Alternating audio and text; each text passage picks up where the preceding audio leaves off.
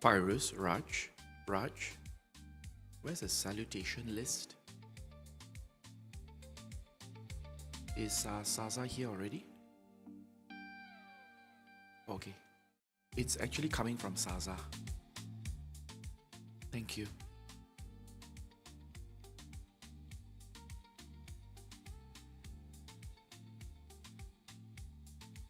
Okay, thank you, Raj.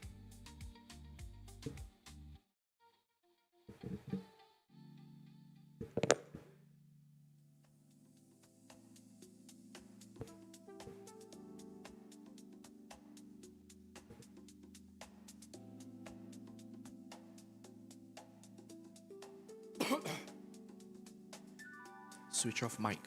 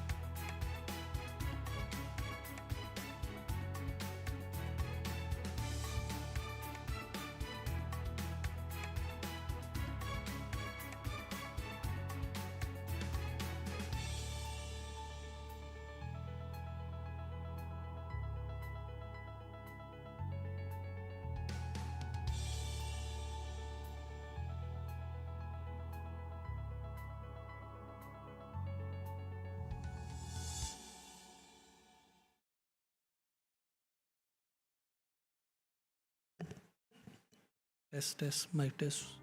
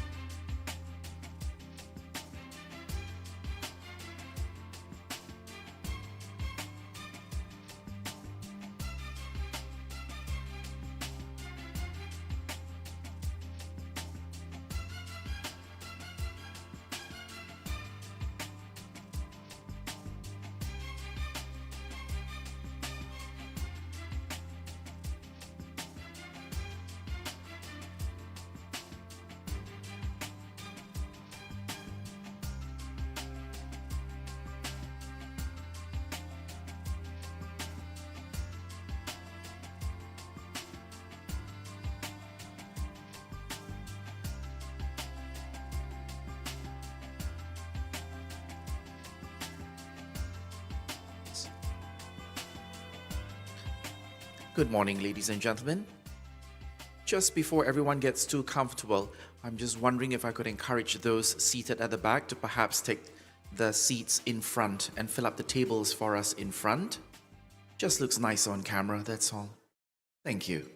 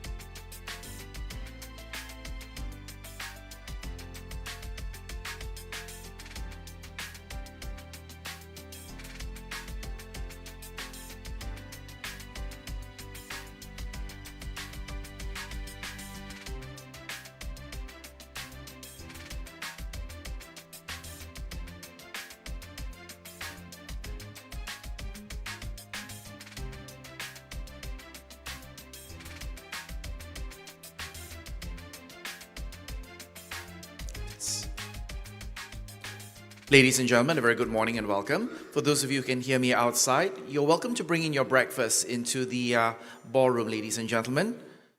We'd like to keep the time today. For those of you who are seated at the back, I'm wondering if I could convince you in any way to take the seats in front. Just kind of looks better on camera for us. Thank you.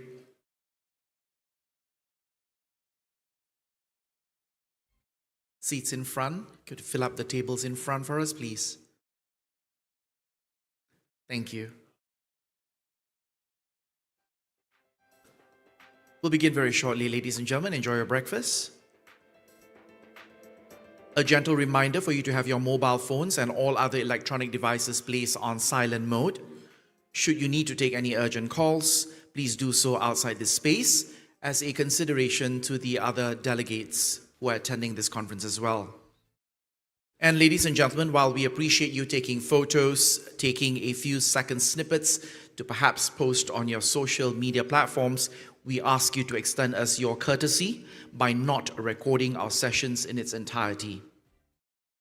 And a QR code, ladies and gentlemen, will be flashed on the screens, the two side screens on the left and right during our panel sessions just before we begin the panel for you to engage with us via the Q&A platform.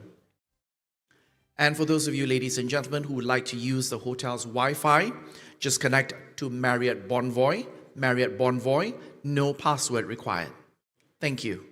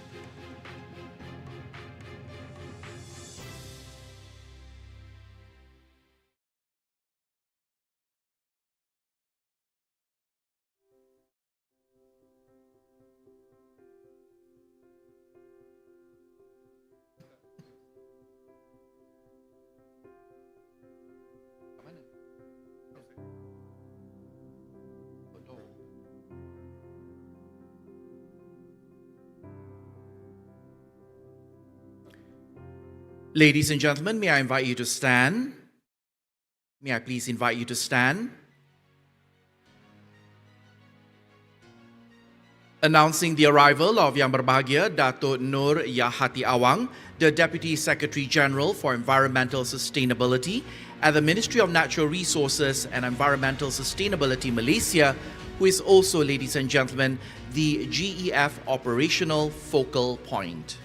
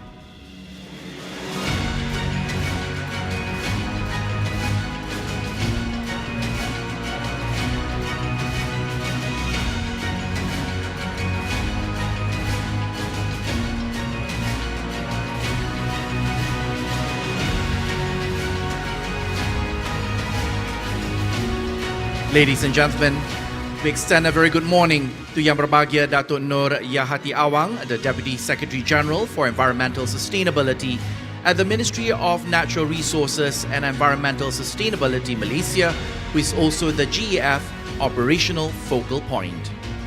Good morning, Datuk.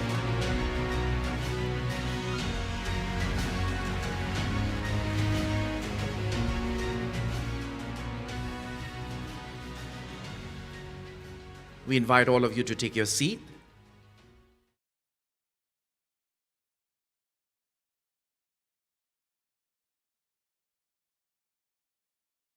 Yang berbahagia Datuk Nur Yahati Awang, Deputy Secretary General, Environmental Sustainability, Ministry of Natural Resources and Environmental Sustainability, Malaysia. Mr. Ahmad Farid Muhammad, Under Secretary, Climate Change Division, Ministry of Natural Resources and Environmental Sustainability, Malaysia. Mr. Besian Xhezo, Deputy Resident Representative, UNDP Malaysia, Singapore and Brunei Darussalam. Delegates, ladies, gentlemen, and our live streaming participants who are joining us virtually via the UNDP YouTube.live channel, a very good morning. Welcome to the GEF SGP Malaysia National Conference 2026, Day 2.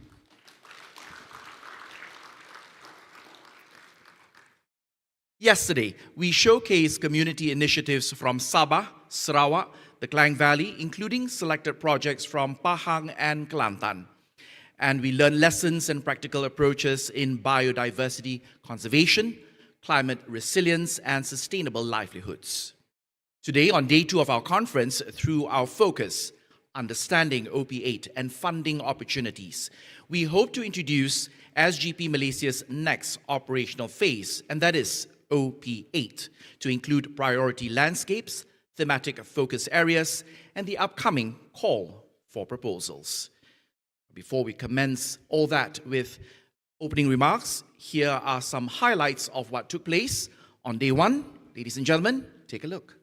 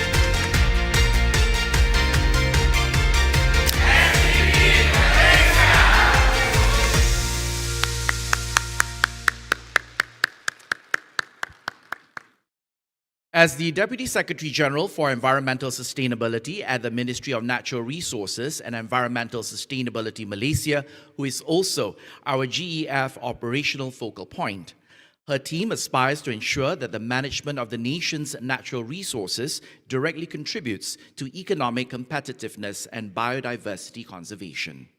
Her role, ladies and gentlemen, has also strengthened our partnerships and collaboration amongst our local communities, government agencies, civil society, and partners who then support and scale community-led environmental action. Commencing Day 2 with opening remarks, please join me and welcome Yang berbahagia Datuk Nur Yahati Awang.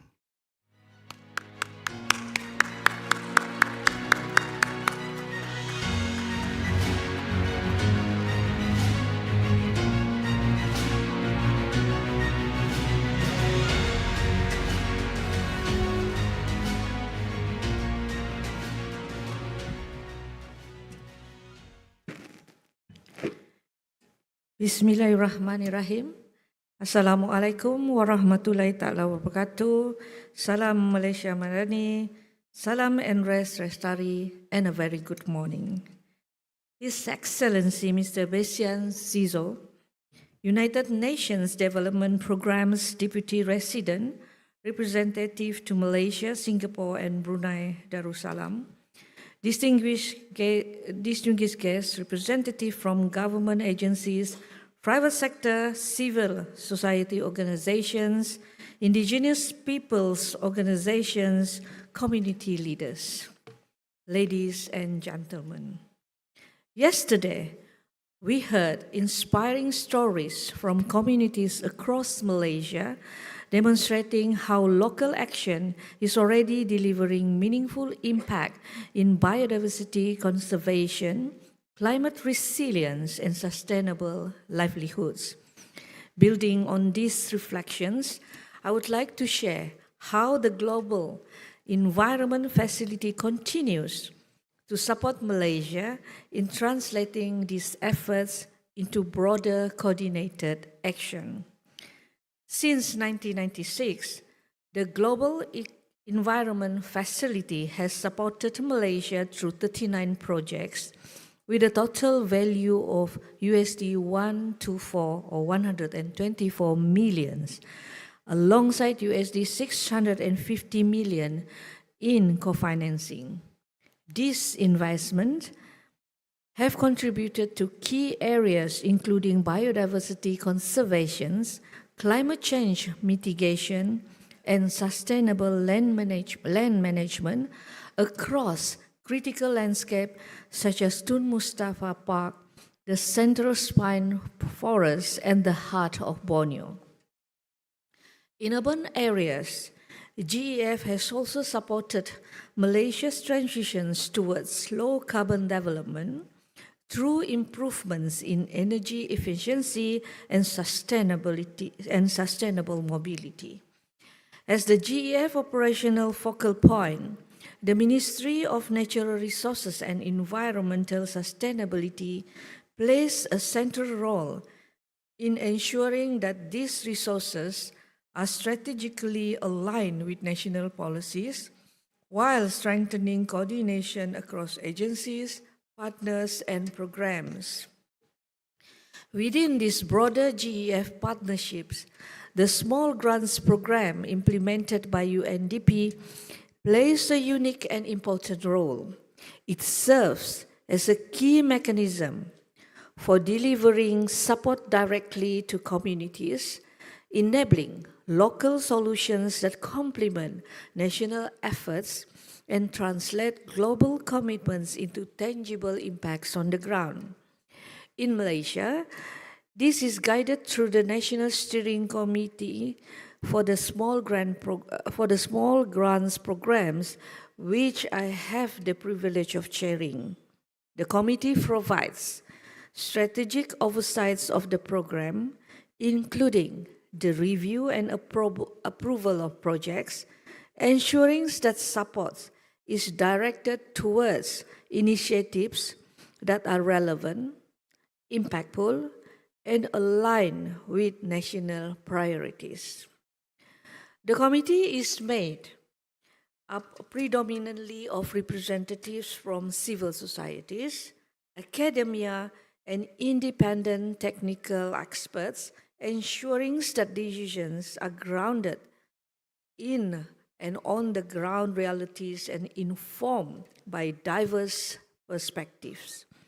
To date, the committee has approved around 294 projects with funding of approximately $10 million, benefiting more than 50,000 people across Malaysia. As we move into the second day of the conference, our focus shifts from what has been achieved to what comes next. The next phase of the small grant programs will place greater focus on priority landscapes and seascapes, while still supporting initiatives beyond these areas where needed. Today, we will hear more about Malaysia's country's program strategy and the priorities that will guide this next phase, including the upcoming call for proposals. We look forward to continued collaborations with all partners in advancing Malaysia's environmental and sustainable development agenda. With the recitations of Bismillahirrahmanirrahim, I am pleased to officiate the operational phase 8, or what we call OP8 GEF Small Grants Programs, Country Program Strategy CPS for Malaysia. Thank you. Yang Berbahagia Datuk Nur, please remain up front a moment more, and we would like to lead you to stage center for the next part of our program. Joining Yang Berbahagia Datuk Nur Yahati on stage, please welcome Mr. Ahmad Farid Muhammad, Under Secretary Climate Change Division at the Ministry of Natural Resources and Environmental Sustainability Malaysia. And ladies and gentlemen, let's welcome Mr. Besian Xhezo, Deputy Resident Representative, UNDP Malaysia, Singapore, Brunei, Darussalam.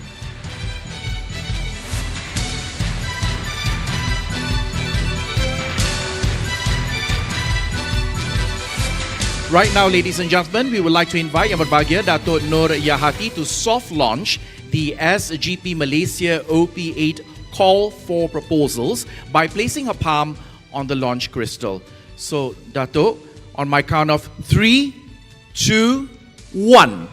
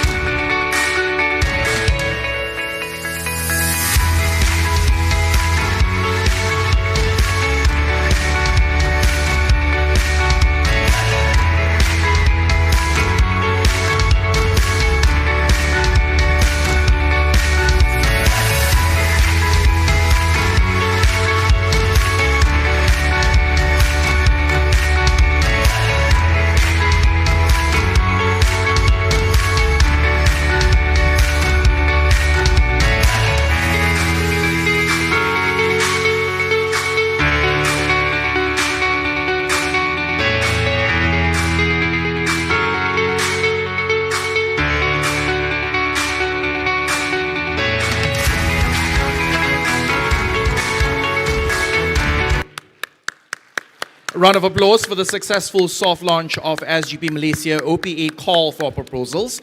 Now, our soft launch video that you just saw indicates that the call for proposals will be open soon to communities living in these landscapes, focusing on the selected landscapes for OP8. Ladies and gentlemen, we're going to be inviting Yang Berhormat Timbalan Ketua Setiausaha. If you could perhaps take a step in front of the launch crystal, we would like some photos with you.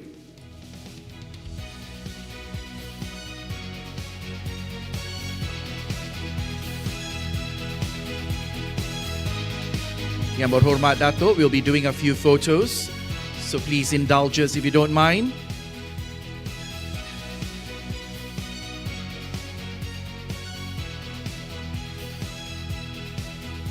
Right now, ladies and gentlemen, we'll be inviting Yang Berhormat Timbalan Ketua Setiausaha to return to her seat, accompanied by our distinguished gentlemen. We're going to be inviting Yang Berhormat to remain standing and face the screen. Yang Berhormat Datuk, apparently this is a UNDP tradition to do a Wi-Fi. So photographer, where are you, Marco? Marco, have I lost you? Marco is going to run on stage. Members of the audience, may I invite you to stand, move closer to the 3 sofas in front, face the screen.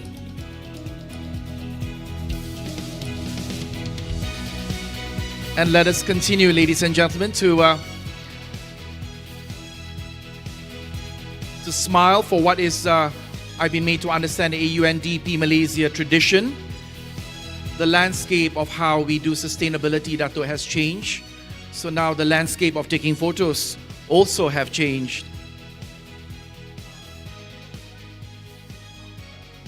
On the sides and those seated at the back, I'd like to invite you to come forward as close as you can to the three sofas. Marco, all yours.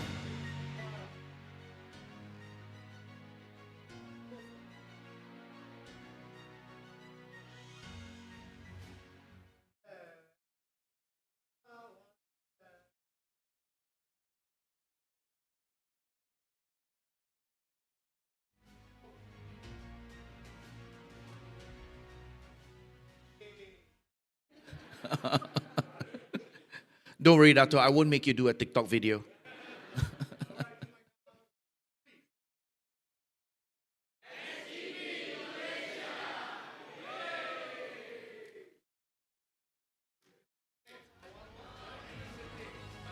With a bit more energy, I've been told, where's the coffee, everyone? Where is the coffee?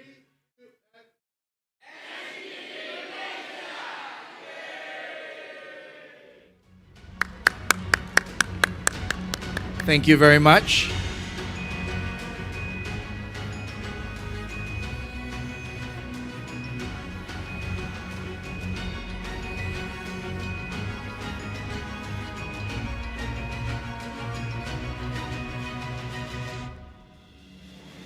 While all of you take your seat, on behalf of the Organizing Committee of the Global Environment Facility GEF Small Grants Program, SGP Malaysia National Conference 2026 and executive teams at UNDP Malaysia, can we give Yang Berbahagia Datuk Nur Yahati Awang a nice warm round of applause for making time for us and officiating the soft launch. And I've been made to understand Yang Berbahagia Datuk will stay for the very enthusiastic panel session, which is just about right now. So, ladies and gentlemen, a QR code will be flashed on screen, on the side screens, just before our panel session begins, for you to engage with us. We will be using Mentimeter as our digital Q&A exchange tool. Please submit your questions through this platform. Ladies and gentlemen, our panel session this morning will provide us an overview of the strategic direction of the Small Grants Program under OP8. It introduces OP8 priorities, expectations, and funding opportunities across the 5 project pillars, as well as the 3 priority landscapes guiding the next phase of implementation. Allow me to introduce you to your panel of speakers as they come on stage. As the Undersecretary at the Climate Change Division from the Ministry of Natural Resources and Environmental Sustainability, he brings an insight as to how OP8 aligns with Malaysia's policy priorities, national commitments, and the approaches for integrated landscape management. Ladies and gentlemen, Mr. Ahmad Farid Mohamad, an SGP project manager from UNOP with experience supporting SGP implementation across countries. She offers perspectives on the OP8 strategic direction, program expectations, and how landscape approaches are applied to scale impact. She spoke yesterday. We welcome back Ms. Rizana De Luca,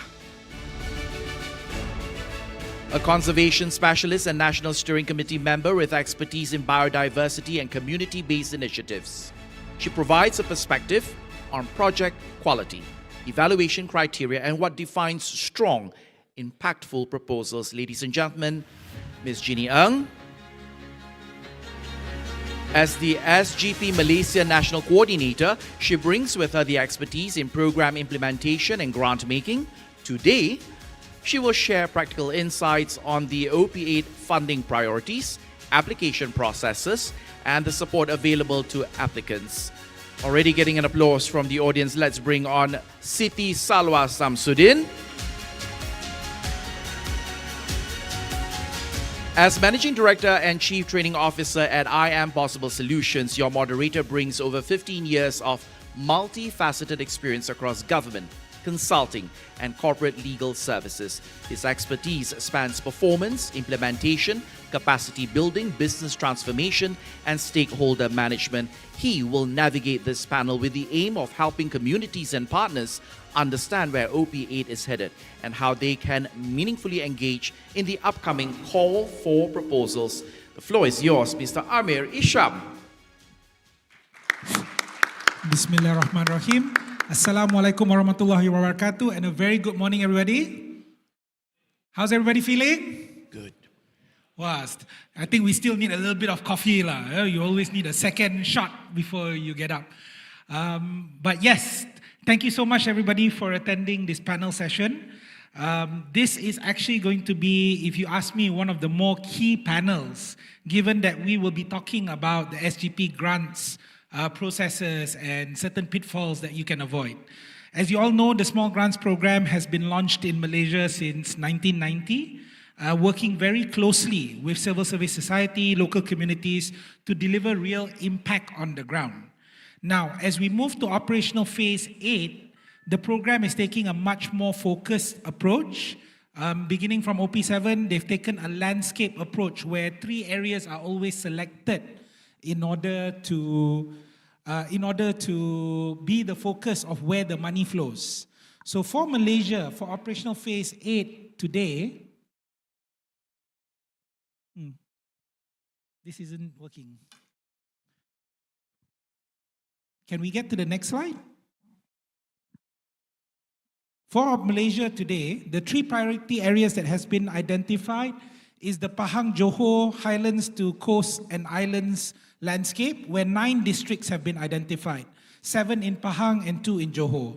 We also have the North Sabah Highlands to Coast and Islands, whereby 7 districts have been identified, as well as Southwest Sarawak Highlands to Coast and Islands as well. In selecting these 3 areas, I believe the SGP team and NSC has approved a landscape approach whereby we really looked at selecting locations from rainforest to reef and ensuring coastal integrity. So there was a very long consultative process undertaken to make sure that we get locations that really had people inside them who could actually take action, as well as key conservation areas that required assistance. So there was a balancing act of multiple factors that led to the selection of these 3. In addition, we also had selected 2 strategic priorities: community-based conservation of ecosystems and species, as well as sustainable agriculture, fisheries, and food security. These 2 strategic priorities are going to guide the proposals moving forward, whereby projects that actually are within this space would be given more priority. So if we go to the next slide, please.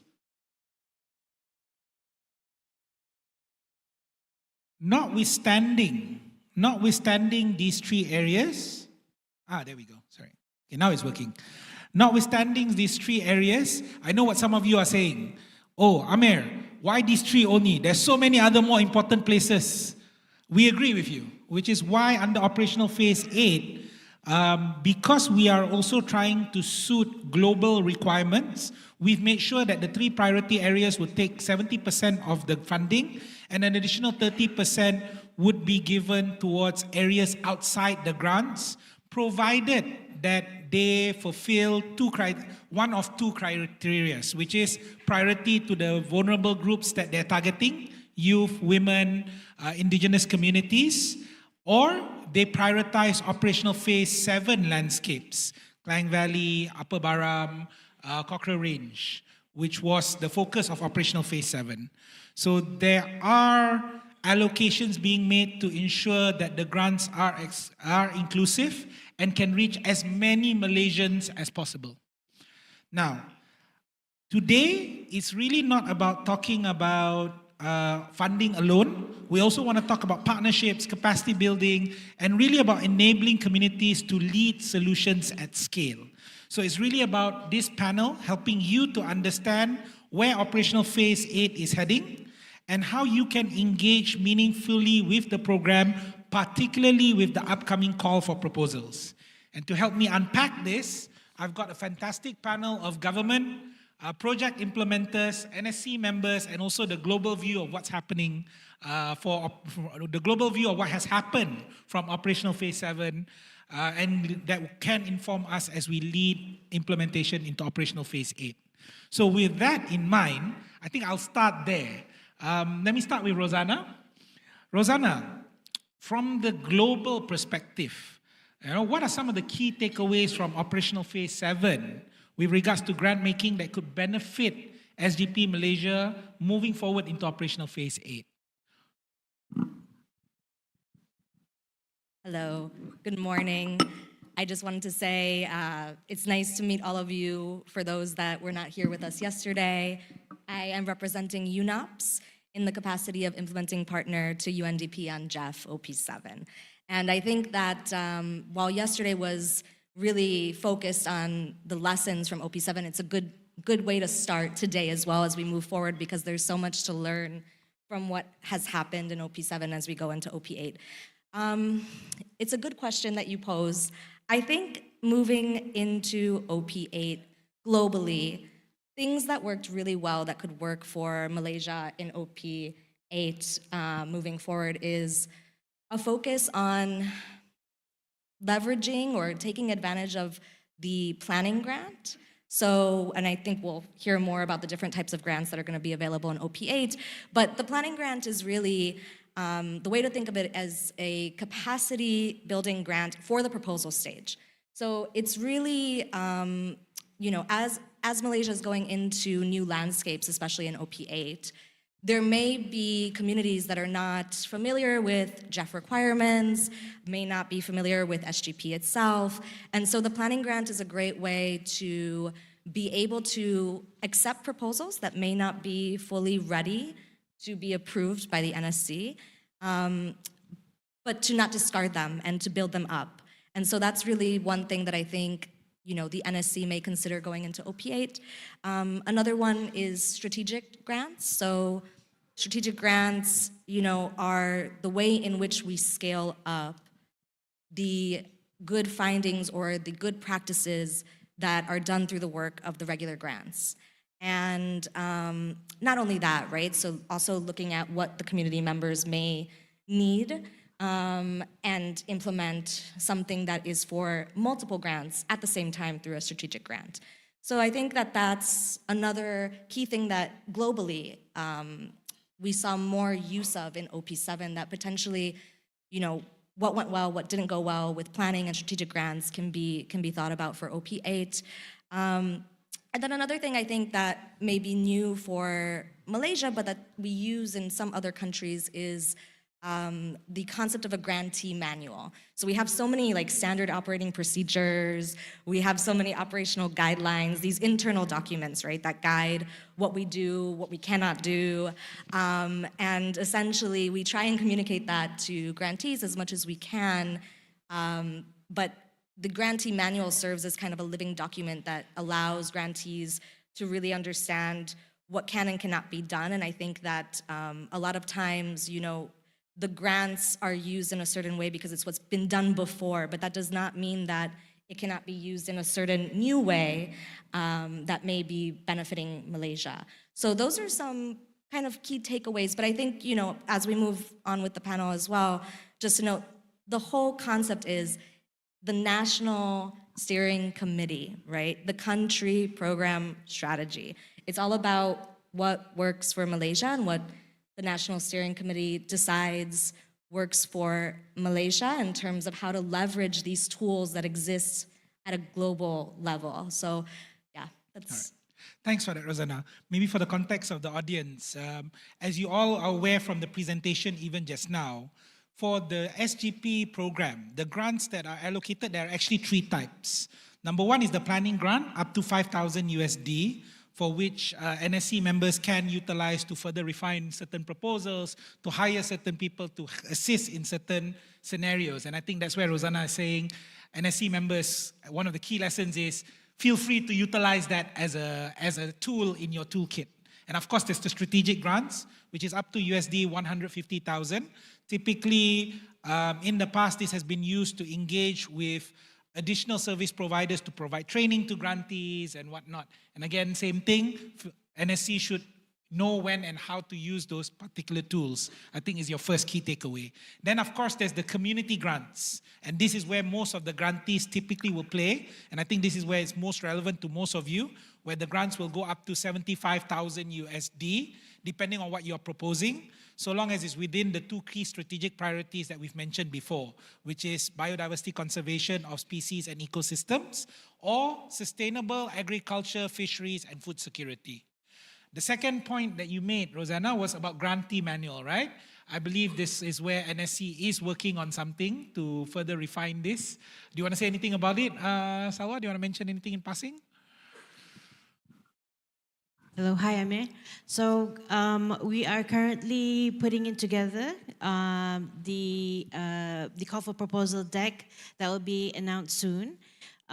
So we will, from these two-day conference, we'll take note of the suggestions on how to make it better, and also the suggestions from Rizana to have a manual that is understandable by grantees. Because yes, as you mentioned, there's a lot of documents, so it's good that if we can put it all together for the convenience of the grantees and also our stakeholders. Fantastic. As Rizana aptly put, it's what works for Malaysians. So on that note, moving to Ginny, from the National Steering Committee perspective, Ginny, why those particular two key priority areas? Because we know that from the global documents, there was actually 5. But Malaysia locked on to biodiversity conservation and ecosystem and species conservation, and as well as food security, sustainable fisheries, and sustainable agriculture. Could you please share what guided that decision? Okay, thank you. Morning, everyone. So I was part of one of the process in which we decided this. And I think a lot of it is based on feedback from stakeholders who were in attendance, but also having worked in this landscape for many, many years, we all, as Malaysians, know that these are the key issues that, although fundamental, are still things that we struggle with. And I think Malaysia being the most biodiverse, one of the mega biodiverse countries in the world, we do have to manage these biodiversity issues.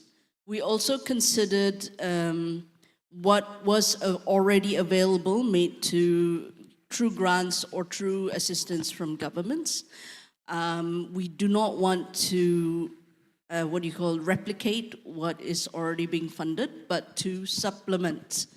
And I think building upon the strength of SGP, which is community action on the ground, in which we have seen, for many of you here, is the results from a consistent investment for community empowerment, is where the key strength of SGP is.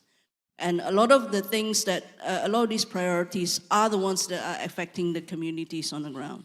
And what we are trying to aim for is to build the resilience of the communities for future climate issues, to ensure that we are able to support their livelihoods and yet maintain the environment around them.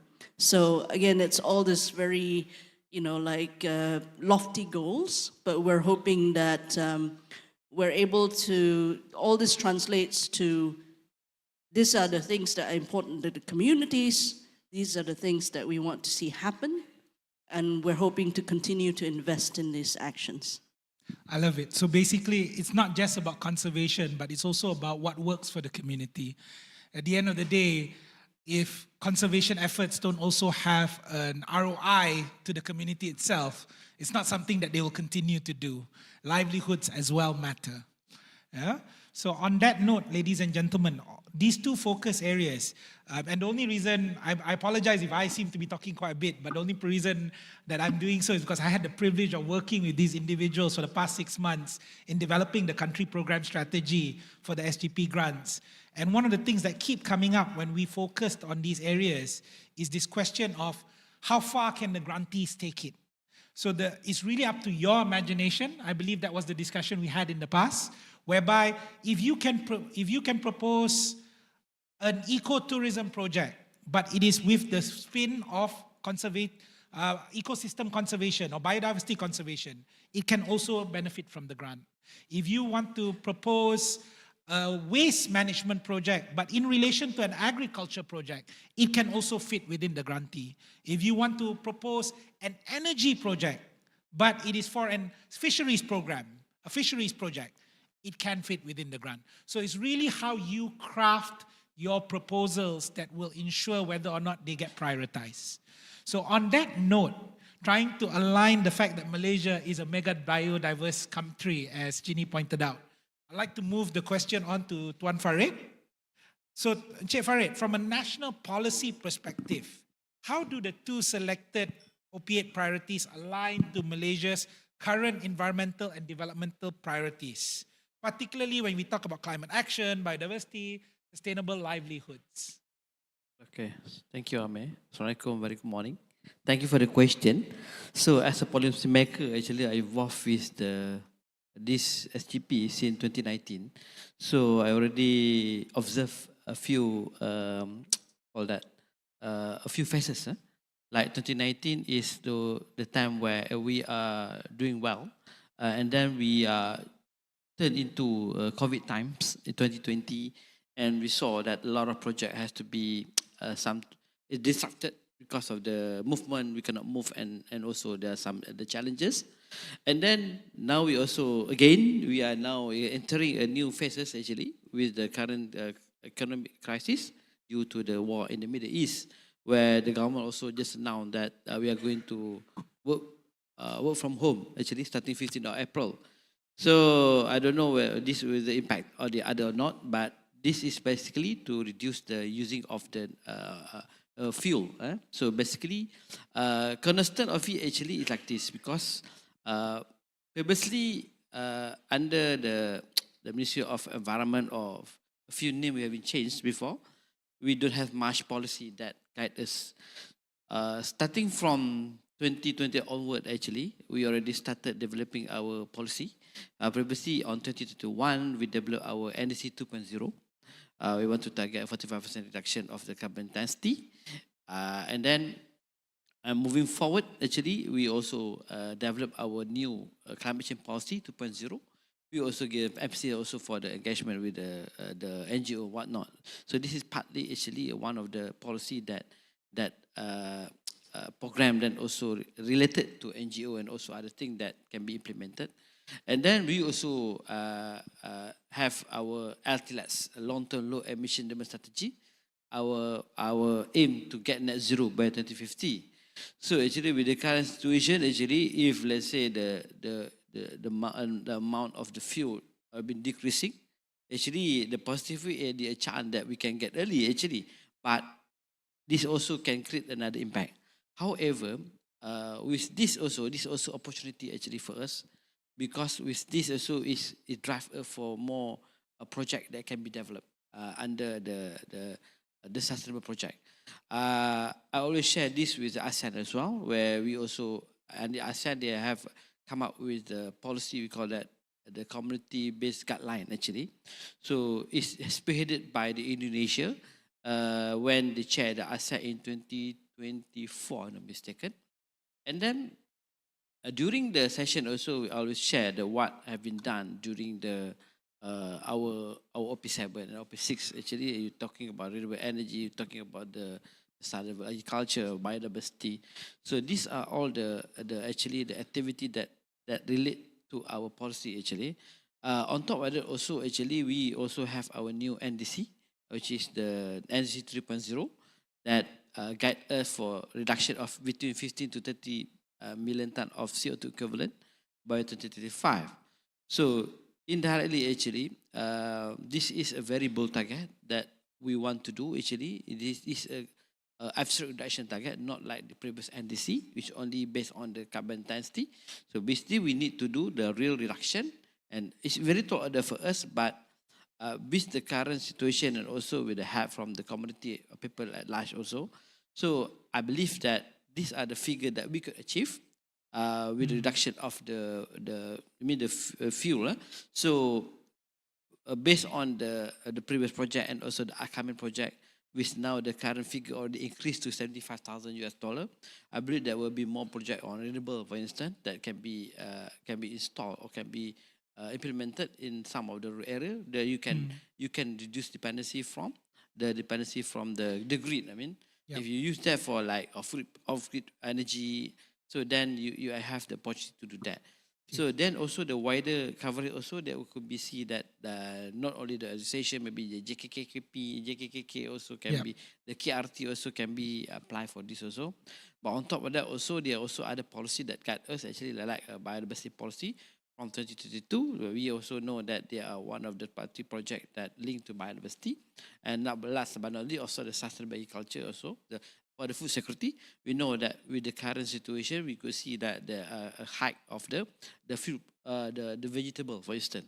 So this also actually one of the, I say that this is an opportunity for us to let's say to use like agriculture actually to gain more even for livelihood also. That some of the community, when we approve this project, they managed to come up with organic vegetable, and then can send it at the high prime at the premium price at the premium grocery.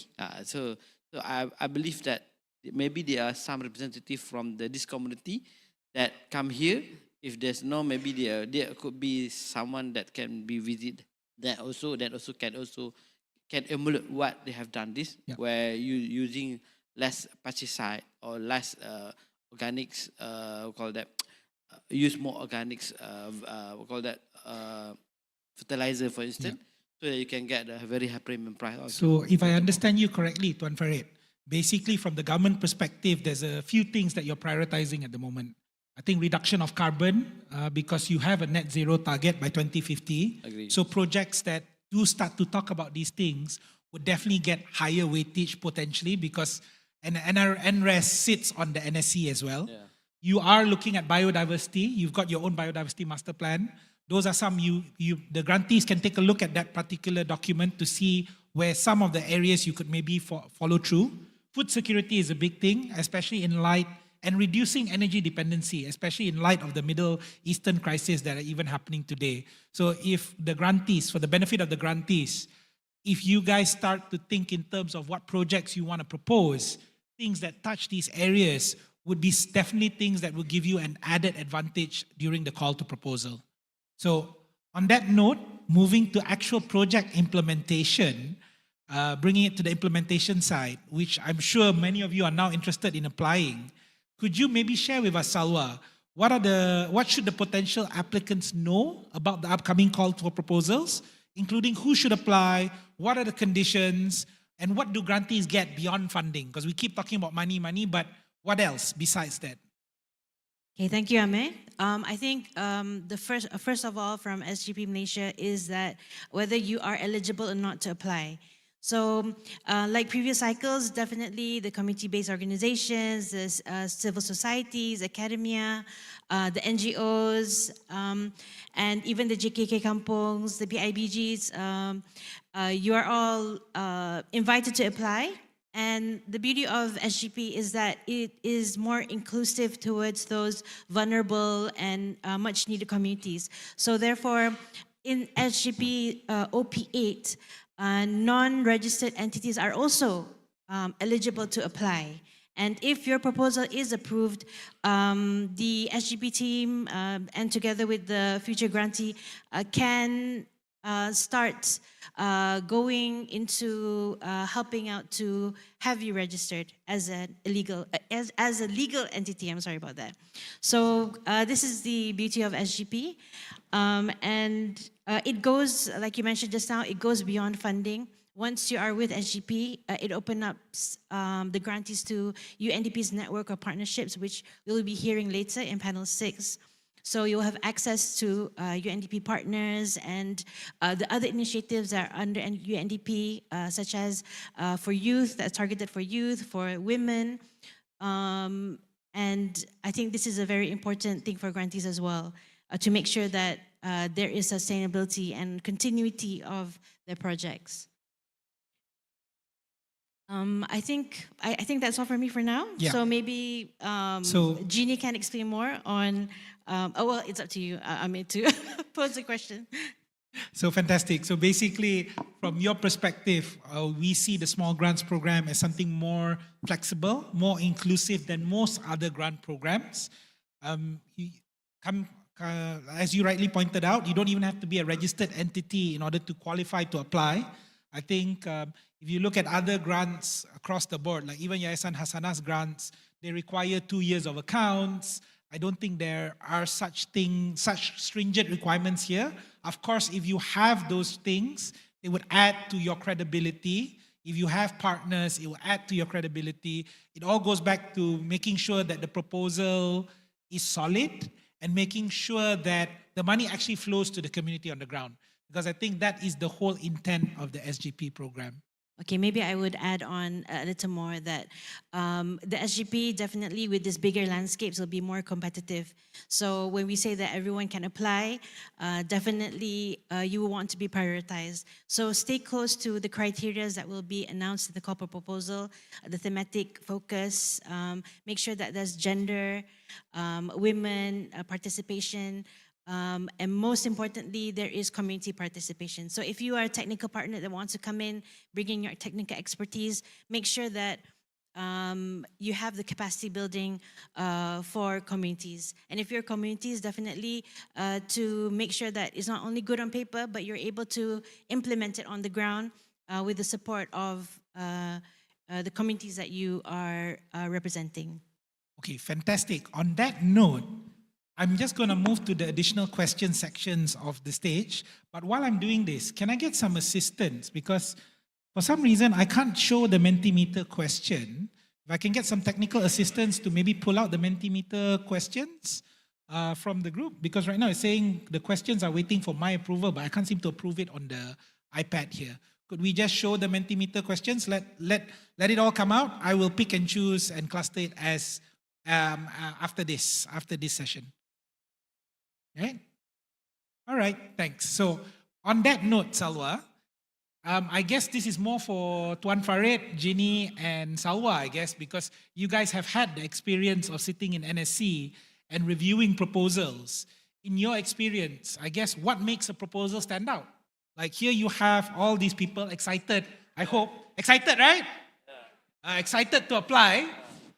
What makes a proposal stand out? What is it? The depth of concept? Is it the partnerships? Is it the clarity? Combination of both? What makes it work?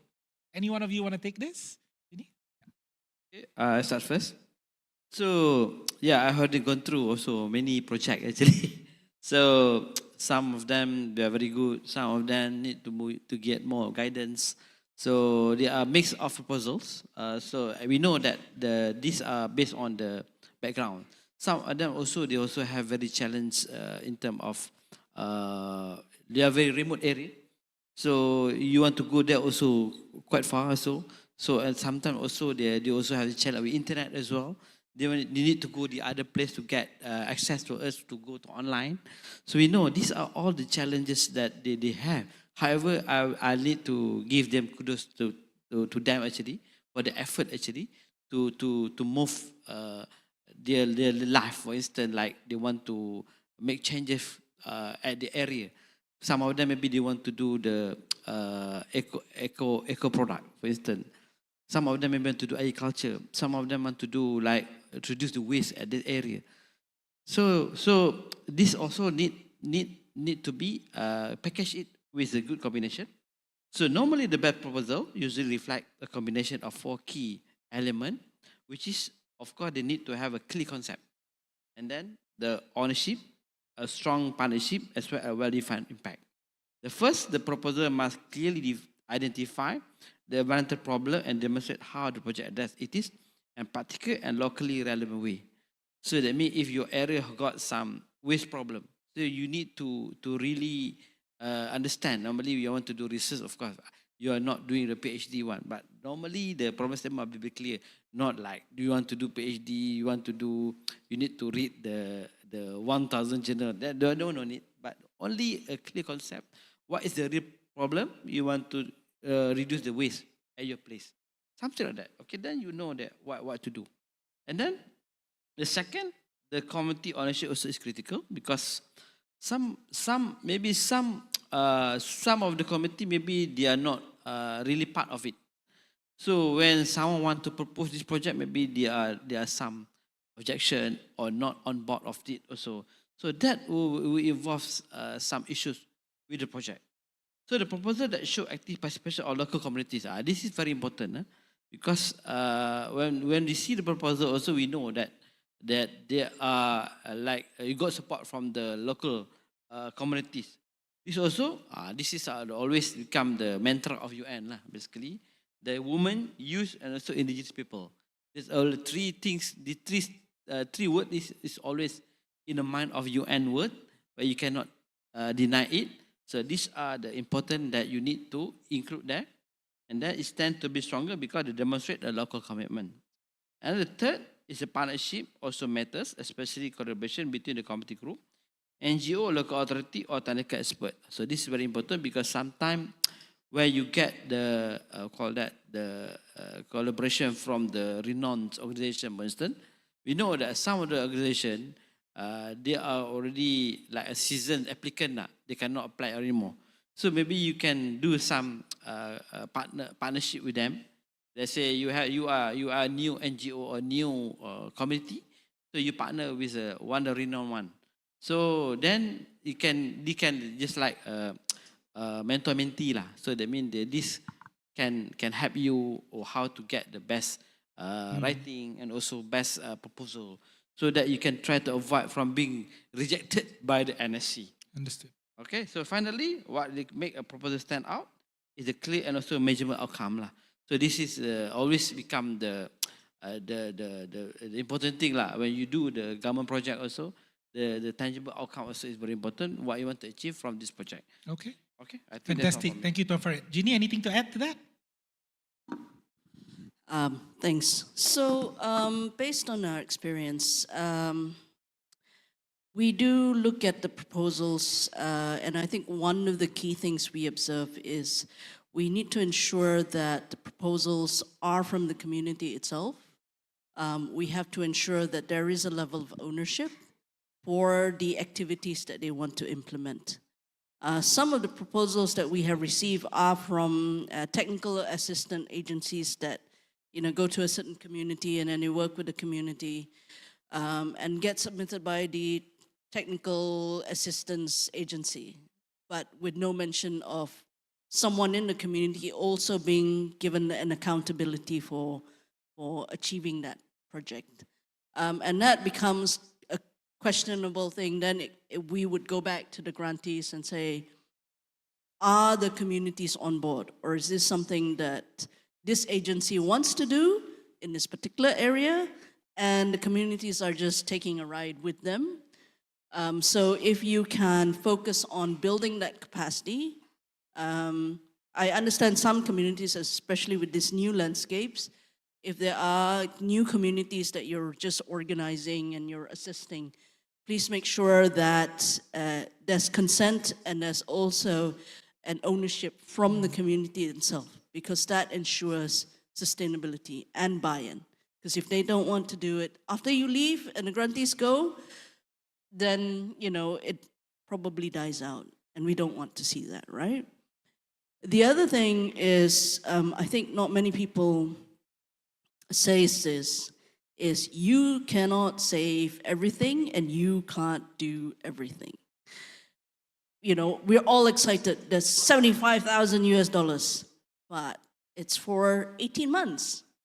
And the capacity on the ground needs to be also be considered. So one of the things with proposals that we've observed is that we receive proposals and they want to do 10 things, which is great because you need to do all these 10 things, but you can't, not within the time frame, not within the budget. So just manage your expectations and submit the proposal in what you can achieve within an 18 months time frame. And if you don't get 75,000 US dollars for it, it doesn't matter. It's the first phase, right? Submit something that is ambitious, but also achievable. we'd like to see that. Because a lot of times we get proposals that we want to do these 5 things. And then you go, but you're only getting 18 months. I don't think you're going to actually achieve that. So we have to go back to the grantees and say, please scale down.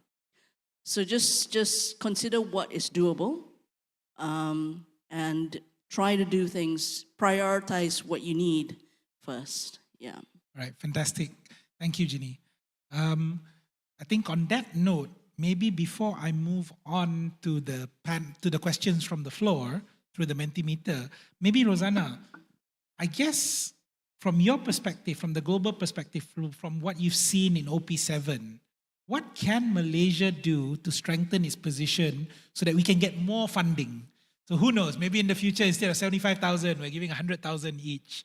Or instead of 50, 75,000 proposals, we can now do 100 instead. You know, what has other countries who managed to increase their pool do? Yeah, I think that, going into these new landscapes especially, the work of the SGP Secretariat will be key in establishing relationships with local government and finding out who else is in those landscapes, what other work is being done, and what other kind of opportunities need to be focused on, so that you can then drive some kind of partnership building. But also not just looking at the typical or maybe the classic partnerships that we look for in terms of funding. Aside from financial resources, there's a lot of things that partnerships can bring to SGP and bring to communities and bring to the projects that are maybe not in the form of actual financial resources, but that are in some kind of way co-financing in kind, that really do bring a benefit and a value to the project. So looking at like academic institutions that maybe can offer some kind of research, technical assistance, or provide communities with ways in which to assess the land that they're working on in agroforestry projects or fishery projects, things like this, as well as especially in terms of energy, because it's something that is so relevant now, especially in academia, looking at them to come in and help. How do we actually assess the impact of the work that we're doing in terms of CO2 emissions and things like this? So I think that there's a lot that can be leveraged, not just necessarily through actual financing, but also in-kind co-financing that potentially, is an opportunity going into OP8, building on OP7. I think that that's maybe something that we've learned in OP7 that needs to be brought forward in OP8. So if I were to bring both questions together, I guess, what makes a proposal stand out would definitely be a clear concept. The problems can be identified. They're local in nature. There are clear outcomes with a strong focus. There's clear ownership from the community themselves, as opposed to it just being something one person wants to do. And I think more importantly, and this is where it links to Rizana's point, partnerships. Who do you have on the table beyond the community? Is there academia? Is there people? And when you bring those wider linkages, you're also helping the Malaysia SGP team make a bigger case for bigger funding for the next operational phase. All right, on that note, we'll move to the Mentimeter questions that you all have submitted. In the interest of time, I'm going to be very transparent, guys. We will not be able to answer everything, but I do believe there was a commitment from the SGP team that if the questions are very relevant, they will document it and address it in a post-event email. But I'm going to focus more on the actual process of application, the things that are related to the SGP program. Because I noticed there are quite a few interesting policy-related questions. If we have time, I'll try to get to it. But I'm going to focus more on the actual application, on the call of proposal questions.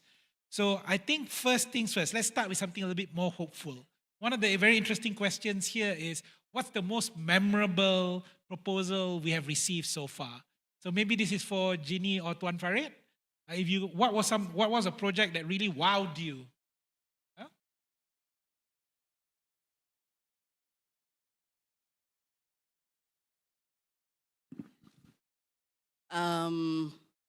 Unfortunately, during my tenure, we did not get a chance to go out in the field. So what, in terms of the projects that I see, has been more on paper. We're hoping that in OP8 there might be opportunities. But I think what some of the projects that wowed me is that there is a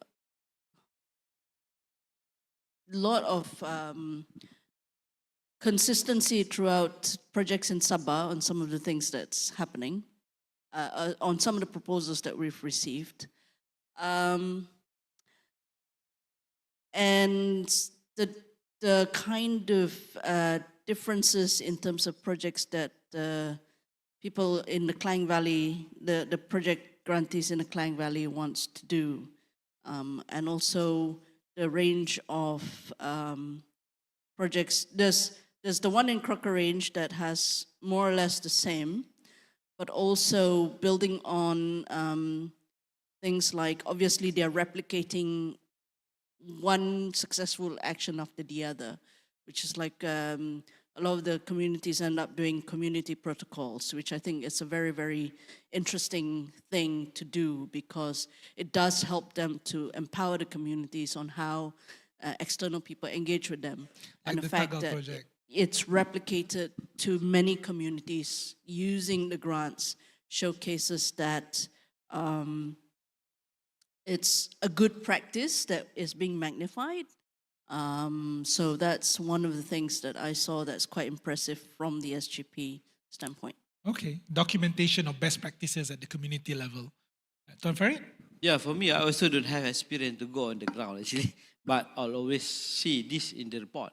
So what actually the project that I like actually is related to there's one community not mistaken to doing the biogas actually, biogas at the area. So it reminds me when I visited India. So in India, there's also one project that they use the biogas from the cow dung. So that means you can get your cooking gas. You know that in India they also have difficult to get the stove is only mostly using wood. They're not using the gas. Difficult to that. Even some of the carbon project is to change from the normal cooking to the gas stove and whatnot. So here there are one community that they use biogas, if I'm not mistaken. So I also would like to, I don't know whether any one of you are here that developed this project. It is very useful and this can be replicated actually. But the other one is more the agriculture. That one is quite normal, but however, it's actually some of them. Even we relate this as a normal one. You want to grow vegetable, for instance. But for them, like I mentioned just now, the community that grow the organic vegetable, so they can gain more actually in terms of the price. So that means they got the premium price. That also something that also attract me actually when they can sell this at the higher price compared to the normal vegetables that using the normal pesticide and also the normal organic fertilizer. All right, fantastic. Your consistency is about in your mind is about that energy reduction, that ability to make the most of what you already have. I guess this is maybe a good segue to this. One very interesting question from the floor. What's the percentage failure rate of the projects that apply for the SGP project, and what can we learn from some of these failures?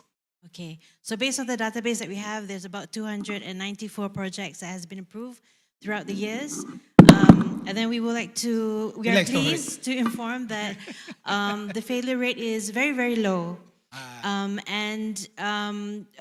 of the things that maybe happen would be like if a project doesn't complete or unable to spend all the total amount, but at least they are able to carry out some of the activities that were stated in the proposal. So in terms of failure rate, I think it's very low. I think for OP7, there are actually no failure rates for now. All projects have been completed. Maybe there are some reports that could not be submitted because of natural disasters such as floods and also um, uh, some natural disasters. But for now, I think the team before this has been very good in capacity building with the grantees and also monitoring together on the progress of the grantees. And hopefully we can continue this into OP8 as well. So I maybe then on that note then, since the failure rate is quite low, what are some of the common challenges you see in most of these projects that keep coming up, that perhaps we can already prep our potential grantees, be ready that this will happen? I think the most important thing is actually keeping your receipts. It sounds very, operational, but it's very important because without these receipts that you keep, you cannot, you cannot, what you call, submit your progress for the next reporting or the next tranche of payments. So all those receipts, make sure to keep it in a bag that is waterproof. Photocopy everything, put it on the cloud. Make sure you don't lose that. So that's one of the most important things when it comes to money, because it's money that has been given to us, and then it's our responsibility to make sure that it's spent wisely and also recorded. Yeah. So maybe Rizana can also add to that as well. Yeah, sure. I was just reflecting on, like Ginny was talking about scope. So I think one of the reasons why I don't like the term failure rate, right? Like negative connotation, but I think that in the approval process, the key is approving projects that can be completed and reach their desired outcomes, right? Like that they are achievable. So that is all done before, so that there is a successful implementation. That's really, that's to say that the NSC does their job really well in that. In terms of like things to improve on, we've touched about it in a way, but I'd like to say it more directly, is that it's really important that the community is involved in the design of the projects, not just the implementation. And I think that's been kind of a key theme throughout this whole conference, right? Like that reminder that needs to be the forefront of it, because that drives the momentum for the project. And so usually it's not necessarily failure, but we do see that there may be like an early ending because there's, something in the design was flawed, or we need to kind of pivot during the implementation because something in the design was flawed. So looking at the design is really important to be able to achieve the outcomes that we want to achieve at the end of the day. Fantastic. Actually, on that note, there's a very interesting question here about measuring impact. What is a clear, because I think even Tuan Farid mentioned just now, you must be very clear with the outcomes you want. So what type of measurement, I think the question here is sort of asking what type of measurements are you looking at, and how do you actually audit and monitor these outcomes? Okay, so the measurements that we are looking at, like how many communities benefited or participated in your programs, how many hectareage of land that has been revived or restored, and also how many, we have a few indicators and related to even the seascapes as well, on how many land has been protected. So for the implementation team, for the monitoring team, it's based on the reports that are sent in by the grantees. Okay. And from time to time, we would be, hopefully in OP8, we'll be monitoring closely and having a better validation of those numbers. Okay. Yeah. So what I'm hearing from you, Salwa, correct me if I'm wrong, there are certain indicators that you are required to track by virtue of the global requirements, but then there are certain things that will be project specific depending on what they're proposing itself. So that will then be able to come out to that wider linkages or partnerships that Rizana was talking about. And in terms of monitoring, it's basically the monitoring reports that are being asked through the MOUs that are signed after they awarded the grants, correct? All right, fantastic. On that note, there's actually a very basic question here, which I think deserves potentially an answer. What is the actual application process? When are we opening up? What's the duration of the projects? If you guys could clarify that for the purpose of the grantees. Okay, so do follow UNDP's Malaysia social media. So we'll be announcing the call for proposal by end of April. And each grantees are given about 1 month or 2 to 2 months to submit the proposals. And in the meantime, the SGP team is also open for those who wants more information or more guidance on how to submit their proposals on the concepts. And it will, the NSC will then evaluate the proposal. And we're hoping to have the first list of projects approved by September this year. Okay. This is actually an interesting question. How many people in the proposal committee are from rural areas of, I guess, Sarawak, Sabah? Are they able to convey some of the constraints and limitations in place that are detrimental to the conditions in rural areas? The NSC, yes, of course, we have representation from Sabah and Sarawak, and we do try to be a lot inclusive. We have government, we have representatives who have worked with indigenous communities, we have a representative from Sabah, Sarawak, so we do try and cover all the necessary experience required. Yeah. And I think we are thinking of setting up a technical group, technical advisory group, a TAG, which means extra work for the NSC members, but also potentially being able to get assistance or advice from external of NSC members with specific experience to help in making those decisions. Yeah. Thanks for that, Ginny. So just to be clear, Tuan Puan, because I've been involved also with the development of the country strategy program strategy, I think credit must be given where credit is due. The NSC members, even NRES, they're very mindful of making sure that the SGP grants are inclusive and benefit Malaysians. In fact, our 3 landscape areas that you saw chosen, there was a very conscious decision at NRES level to make sure, let's make sure there's 1 Sabah, 1 Sarawak, 1 Peninsula. And even as Ginny mentioned, the composition of the NSC members are those from all of these regions to make sure that there is people of experience talking about these proposals. It's not people in Putrajaya only looking at it. Like literally your members of NSCs are people from the NGOs themselves. And in fact, they sacrifice a lot more because once they're on the NSC member, they can't apply for the grants themselves. Yeah? So, yes, please, Tuan Farid.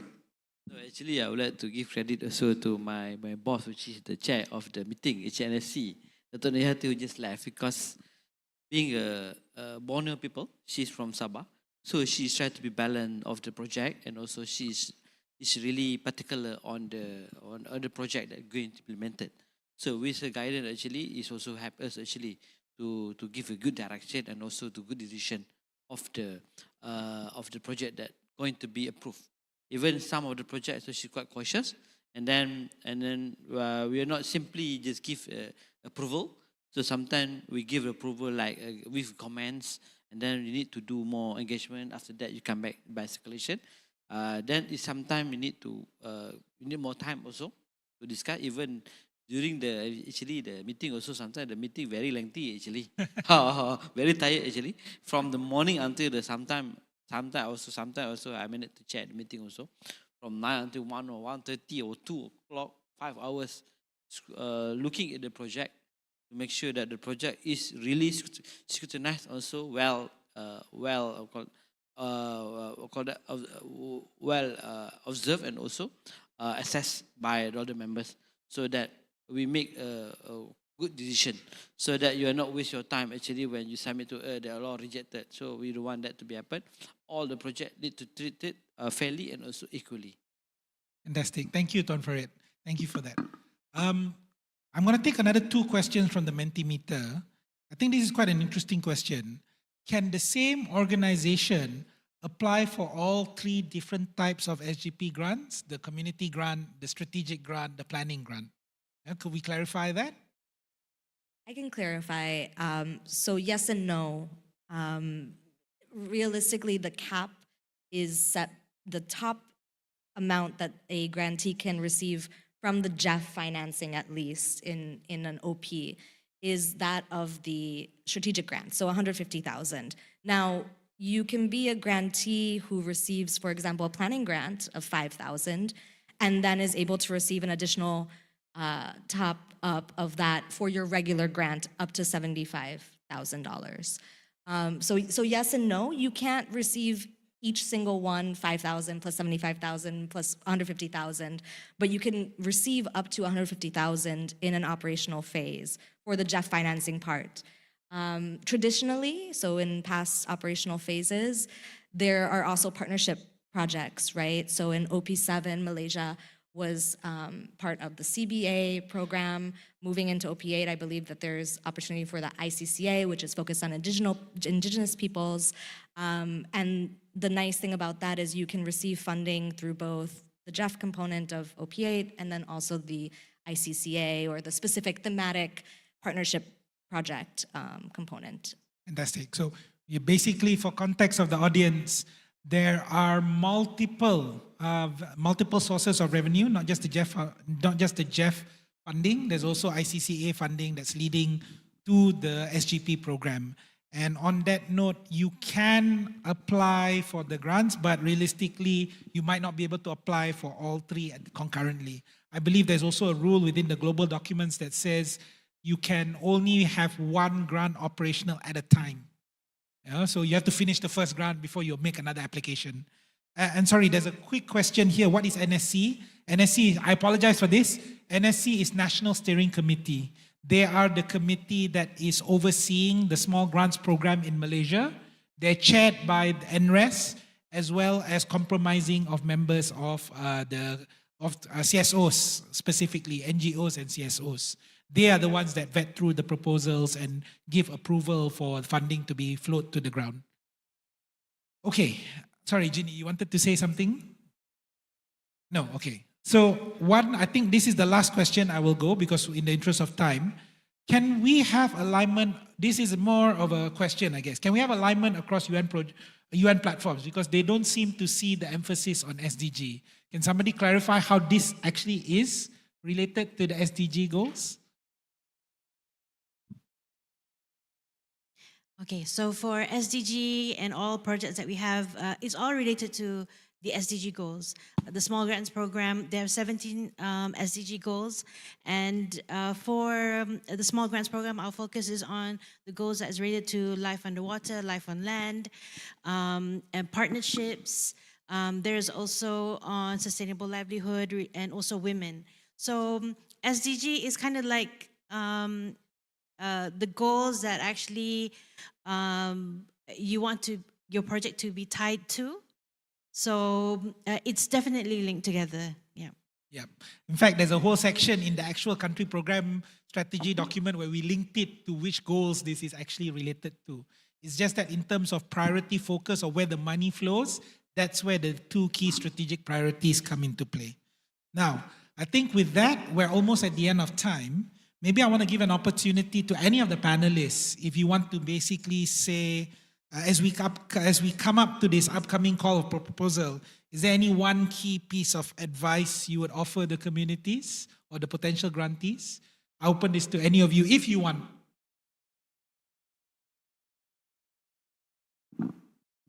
Sort of the last words, right? So as an NSC member, I think I support the SGP personally.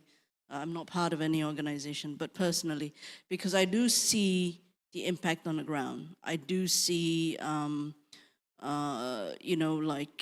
new organizations, new community organizations having been empowered through the different grantees that they have received over time, building their capacity, building their confidence, as we saw yesterday with the presentations.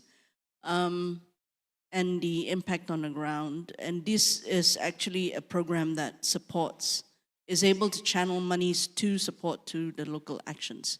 Now, as we move on to these different, as these 3 new landscapes, so to speak, we may come across new organizations that are fresh to this process. People in this room are quite familiar with the SGP program. So I do hope that you will extend your experience and your mentorship to the new organizations so that we can continue to support these new landscapes to build their capacity as well. And also to ensure that we're able to include the vulnerable and the marginalized within the community. And again, because all of us are going to face uncertainties in the future, be it like, a war or a fuel shortage or climate change, we do need to continue to ensure that this program is able to build the capacity of the communities to be resilient towards these changes. Yeah, thank you.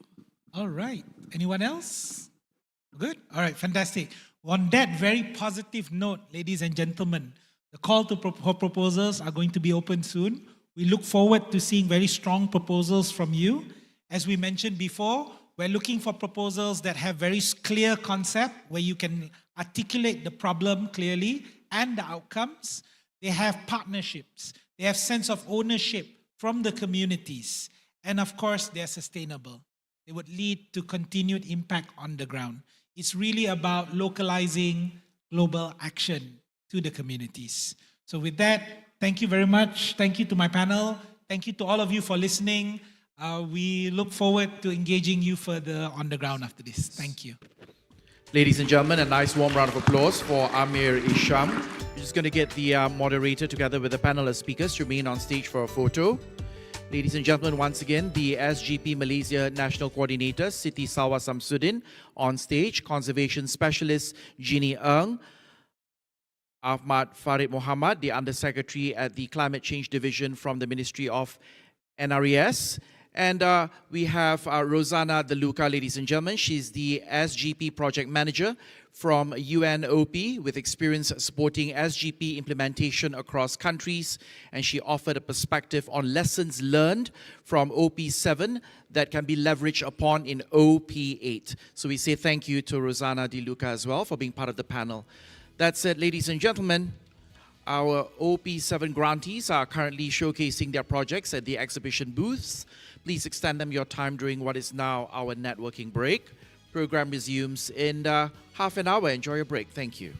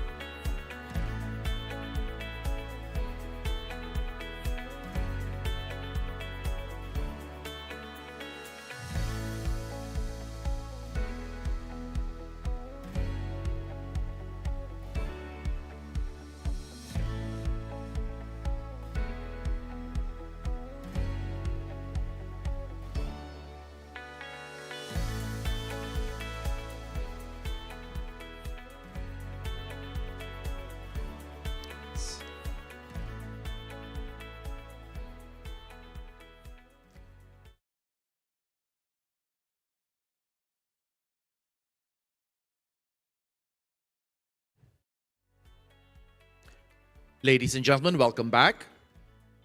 Please take your seats. A gentle reminder for you to have your mobile phones, electronic devices on silent mode.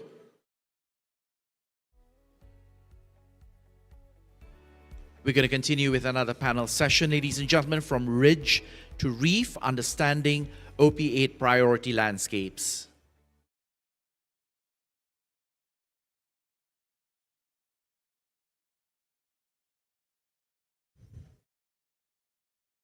Once again, ladies and gentlemen, we'll have 4 panel speakers with a moderator taking us through the conversation.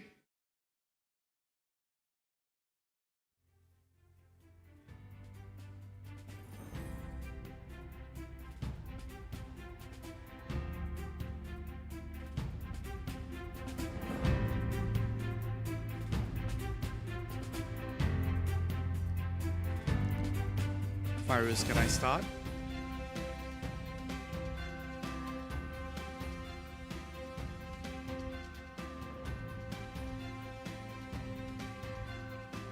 Okay, ladies and gentlemen, ballroom doors closing. Let's begin. We will now examine the interconnected ecological and social economic systems across OP8 priority landscapes in northern Sabah, southwest Sarawak, and the coastal and interland areas of Pahang and Johor. Using a ridge to reef lens, your next panel explores how forests, river systems, coastal zones, and marine environments are interconnected, and how community-led action across these connected systems is critical to addressing climate risks, biodiversity loss, and environmental pressures. Here are your speakers, ladies and gentlemen. Dedicated to the Fisheries Conservation and Protection Division, Department of Fisheries, Malaysia, she is a passionate advocate for the community-based fisheries management, champions the documentation of traditional ecological conservation and biodiversity knowledge amongst the indigenous communities, believing that their generational wisdom is vital to sustainable marine management. Here is Ms. Izarina Matrapin. Are you here? Hi. Good morning. As WWF Malaysia's Senior Manager Social Policy and a WWF accredited safeguard expert, she coordinates environmental and social risk screenings across WWF landscapes and seascapes, facilitates capacity building on safeguards, and supports the mainstreaming of indigenous people's rights and gender equality. We welcome Ms. Lee Shui Jin. He is a Malaysian indigenous rights activist and scholar, best known as the founder and coordinator of the Centre for Orang Asli Concerns, COAC, established in 1989. Dedicated to advancing the rights of the indigenous minority peoples of Malaysia, COAC works in human rights advocacy, land rights litigation, and community capacity building. Give it up, Dr. Colin Nicholas.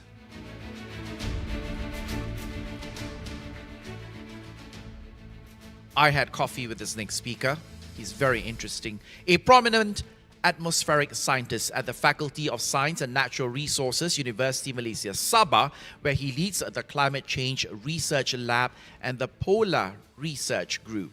He holds a Malaysian Book of Records distinction for his landmark 7-month winter research expedition to Antarctica, ladies and gentlemen, while contributing to the development of the Sabah State Environmental Policy, specializing in green economy inclusivity and forest restoration. Let's hear it, Professor Dr. Justin Sintian. That will be the question to ask Antarctica. Moderating this conversation, entitled From Ridge to Reef, Understanding OP8 Priority Landscapes, please join me and say hello to the SGP Malaysia Senior Program Assistant, Raja Saza Nur Akila. Where are you?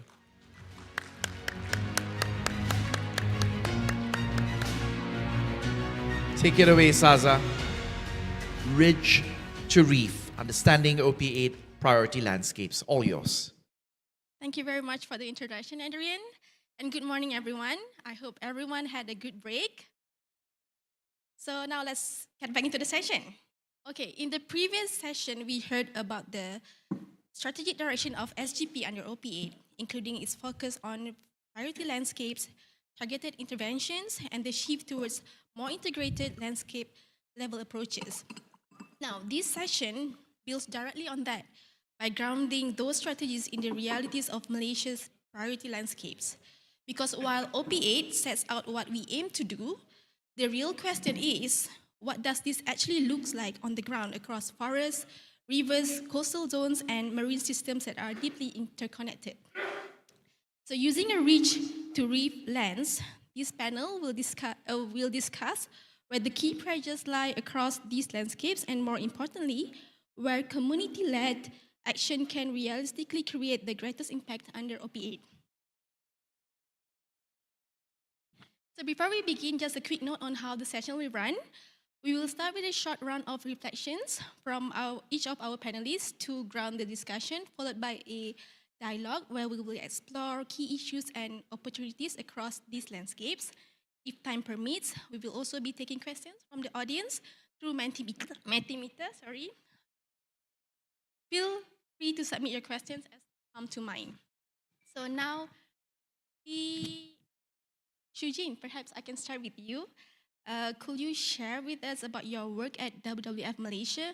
And from your experience, could you share one example that illustrates how community engagement supports reach-to-reef connectivity in practice?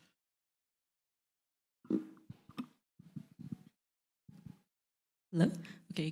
Good morning, everyone. Thank you, Saza. So I'll just begin by briefly introducing WWF Malaysia. I'm sure many of you are already familiar with our work, but just very briefly, of course, we implement conservation programs across multiple landscapes and seascapes in the whole country. And starting from, of course, Sabah and Sarawak, we also have our conservation project sites in Peninsular Malaysia. So from the north, Ulu Muda and Kedah. We also work in northern Perak. That's where our tiger conservation program is. And then we have work in Pahang, the state of Pahang, for Fraser Hill Forest Complex. And we also work in Setiu, Terengganu. That's where our wetlands conservation and terrapin protection work focuses on. Of course, across the landscapes and seascapes, we focus on protection of species and ecosystems such as wetlands and forests, marine and coastal environments. And we also have thematic work such as policy advocacy, education for sustainable development, and sustainable markets and finance. Across all our projects and programs, we also engage very closely with indigenous peoples, Orang Asal, and local communities, recognizing that they are the experts on the ground and they know best the issues and challenges that they face and also the best solutions that should be put in place. So we support communities with, for example, community-based resource monitoring, community patrolling, sustainable livelihoods initiatives and community-based enterprises, and also community protocol development and a lot of capacity building and peer sharing. So one example of community engagement in a reach-to-reef approach. So in WWF Malaysia, we don't, so far, we have not intentionally and systematically adopted a reach-to-reef approach per se, but we do adopt a landscape approach which encompasses marine as well as terrestrial conservation work. So you can see on the screen, there is an example of one of our one of our landscapes in Sarawak. So this is what we call the Rajang Basin landscape. And this is what our work focuses on: an integrated watershed management and habitat connectivity and protection. And it spans an area of around 1 million hectares of the Baleh watershed. And this includes protected areas such as the Baleh National Park, as well as many other important areas along the border of West and North Kalimantan. So our work follows the entire Rajang Basin, and it began in continuous phases. So we didn't adopt this landscape approach in 1 year or one project phase. It took a number of years, starting in the mid-2010s, including through COVID until now. And of course, there's a lot of initiatives that are happening in the landscape, but I want to focus more on the community-based initiatives. So a number of projects that are going on. One of it is in Baleh. There are fish assessments and Tagang project. Maybe if you can go to the next slide, we will be able to see some pictures. So the pictures on the left-hand side are pictures of the Tagang project set up in the Kain River. This was with the local communities in partnership with the Inland Fisheries Division. And you can see the committee members putting up the signboards for the Tagang and also the results that are being seen where fish stocks are increasing as a result of the project. In the Song Katibas catchment area, we are also working under the International Climate Initiative's Green Economy Project to support community members in two longhouses on sustainable organic pepper farming. So you can also see on the other side of the screen some of the produce, the harvest of pepper. And then down to the coast in the Rajang Belawai Paloh Delta, we have marine mammal conservation work. So this is, for example, the Irrawaddy dolphins and also mangrove rehabilitation that involves community members as well. And I guess saying all this, the emphasis is on why community engagement is important, right? Across this sort of landscape or ridge to reef approach. So right now, even if you remember the previous slide, the map, there are pockets of community work being done across the whole landscape, but they're maybe not so connected. So if you can imagine across the landscape, we increase the number of pockets of areas where community members are working in partnership with other stakeholders to lead efforts to protect the watershed right down to the coast, while also ensuring that they have secure and dignified livelihoods and also preserving their cultural identity and heritage, then I think that's a very powerful concept and that is more likely than to withstand any environmental threats to the area. So I think that's just an introduction for now. Thank you. Thank you, Eugene. Yeah, that's a very useful example of how interventions upstream and downstreams are connected. Now, let me bring in the fisheries perspectives from Puan Izarina. From your experience managing marine protected areas and working closely with fishing communities, where do you see the biggest gaps between conservation goals and what is happening in practice on the ground? Bismillahirrahmanirrahim. First of all, minta maaf, suara agak kasar because eating too much rendang, I think. So masih ada batuk-batuk lagi. Okay, so again, thank you Saza for the questions. Again, just a little bit introduction for me. I'm Izarina. I'm a fisheries officer from the Department of Fisheries Malaysia. I'm working under the fisheries conservation and protection under this division. So I've been working in the mostly in the field of marine conservation, marine protected areas, and resource rehabilitation. So previously I was in another department of marine park. Maybe some of you are familiar with that. That's why most of my experience are within the MPA's marine parks area. So after 2019, the department merged together with the Department of Fisheries. So the element of conservation and marine park is now under the purview of Department of Fisheries. So the experience I have now is more on MPA's marine conservation. So I'm glad to be here today to talk about MPAs because I would love to see more Marines project coming in because while we're managing the marine parks, we see not too many Marines project, a big scale. So I think something, the gaps between in managing the MPAs is, this is from my personal experience, working almost 20 years. Ada 15 tahun lagi before pencen, hoping still in this field. Jadi the disconnection is sometimes what we see is from the policy level to the message to be received by the people on the ground. Sometimes we in Putrajaya kita buat the policy very clear, kan? We know the message is for the conservation.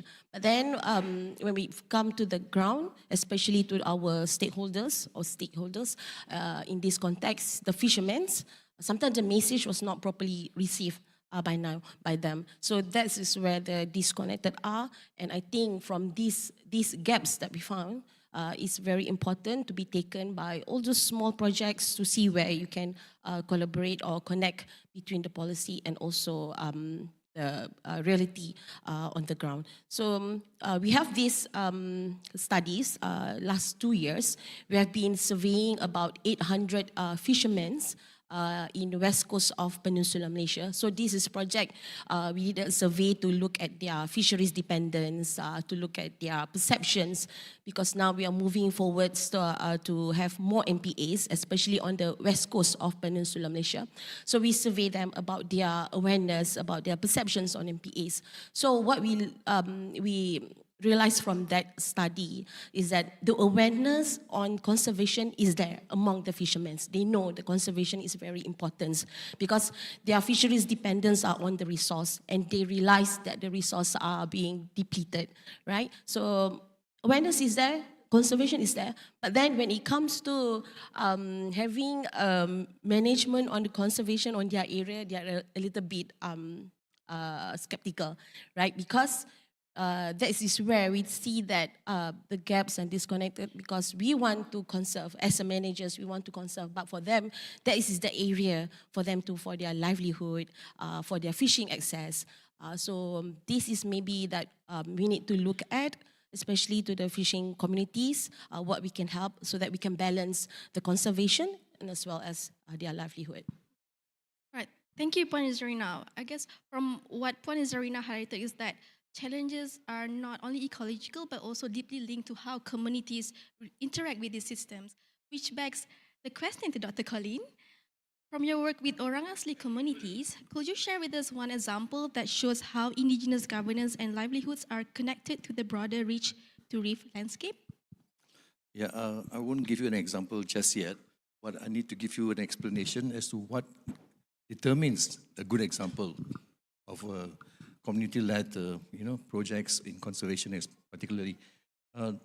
In indigenous governance, there is such a thing called indigenous governance, no? And it's very important that people, NGOs, whoever is working with communities, understand the concept. Because then you come from their perspective, not your perspective, as a starting point. So the most important thing is that every indigenous community is attached to a particular territory, a particular ecological niche, or geographical space, which they call the Tanah Adat or customary lands, or whatever.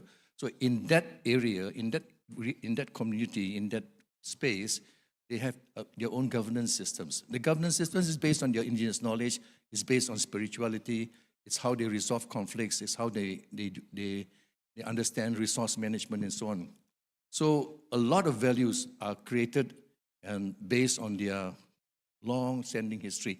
So in the sense, if that community is yours, if that territory is yours, you would not do anything to damage it, because you're held by your community, your help is by your spirituality to make sure that that territory, that space is continued on to future generations. So that kind of a mindset you have, you see.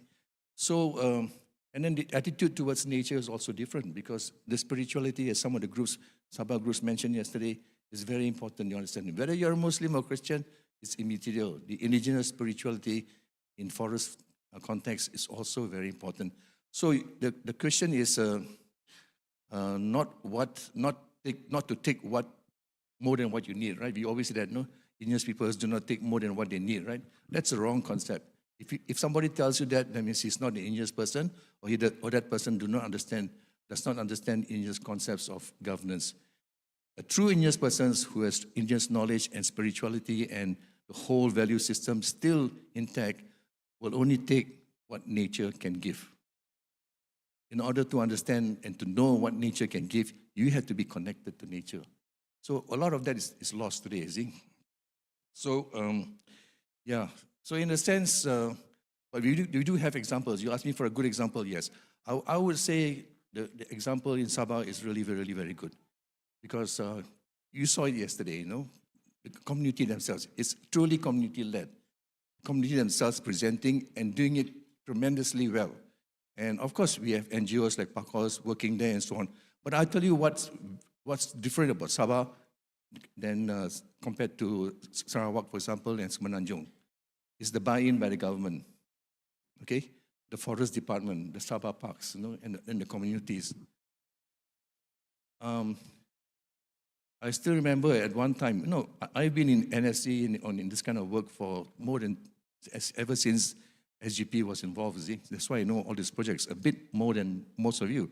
But in the beginning, when communities in Sabah tried to do the community-based forest, natural forest management, or collaborative management of forests, it was working well with Sabah Parks, for example, and communities, and then with Forest Department. And then suddenly, the top guy in Forest Department said, oh, this cannot be happening, put a stop to it.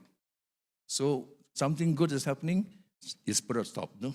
But the next generation of Forest Department people, I think Ricky Martin is here, and Frederick Coogan, their attitude towards people, forests, and communities was very different. And as a result of that, we have, they deserve a clap. And I suggest if government agencies and governments and departments and ministries, if you want to learn something about collaborative management, go to Sabah. Thank you, Dr. Kalin. That's a very good sharing on indigenous governance and livelihoods. Now, to bring in the science perspective that connects all of this, my question to Prof. Justin is, from your work across atmospheric science, land use change, and coastal system in Sabah, what is one environmental change you are already observing that is affecting how these reach-to-reef systems function, and what does this tell us about where current approaches are falling short? Yeah, thank you, Saza. Yeah, I've been working with, before I go into that one, I've been working with the Department of Environment for quite some time, about 7 years before I joined the academia. So based on that experience, I think I have gained quite substantial understanding of how the environmental management function and working. And if you're looking at the issues related to this one, from reef to ridge, for example, across the various landscape, from the seascape, the in-between, and the land, certainly as you also highlighted just now, but I will talk that later, there is a number of, issues, but you only asked me one. And one of the most important things that I notice, I observe is connecting this landscape is the, we call it sediment suffocations. That means it's the sediment transported from inland to the coastal to the sea. And what is interesting here is that whatever we do upland in the terrestrial, in the land, and what we do somewhere in between and somewhere in the sea, most people didn't really see it as a connected. So as the Forestry Department said, but I'm going to mention that again later. So there is a, this is the, important issue, we call it the, connecting these three landscape is the sediment. I mean, that is just one. And why this one is an important, or I will say is critical. One is that I think it mentions is due to their governance discouple. Because most of the governments who are managing the upland, let's say the forestry, the agricultures, they are doing their own. So they are work in silo. They are not thinking of what is the impact of the changes of land use upland to the coral reef somewhere further downstream, maybe 50 or 100 kilometers away. Because that one is done by somebody else. Fisheries Department, your department, or Sabah Park in case of Sabah, and they are not communicating. What happened in between? Nobody's care. So this is the, I would say, the misaligned. And another thing is the, you mentioned about MPA. This is what we call it, conservation model, that it's important, working, but still the same is something like you're protecting a certain area, but you're only protecting the specific spot.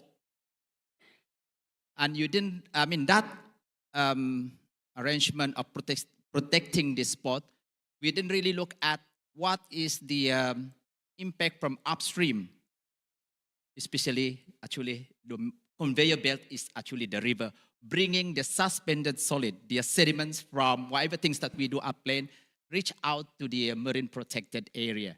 And this is what we call it, you only manage it at one spot, but you are not managing the whole system. So the connection with all this landscape. And I think that's what they call it, the most important misaligned at this stage. Yeah, thank you. Thank you, Prof. Justin. Shujin, let me come back to you. From your experience designing and implementing community engagement strategies, where do conservation efforts most often fall short at the community level, even when the ecological approach itself is sound? Hello? Okay. Thank you, Saza. So I think many of the solutions that we develop for conservation problems are based on, as you said, sound ecological models, planning models and frameworks. The one that we use in WWF is the Conservation Open Standards. And many of these models do include an analysis of the causes and drivers of environmental degradation, for example.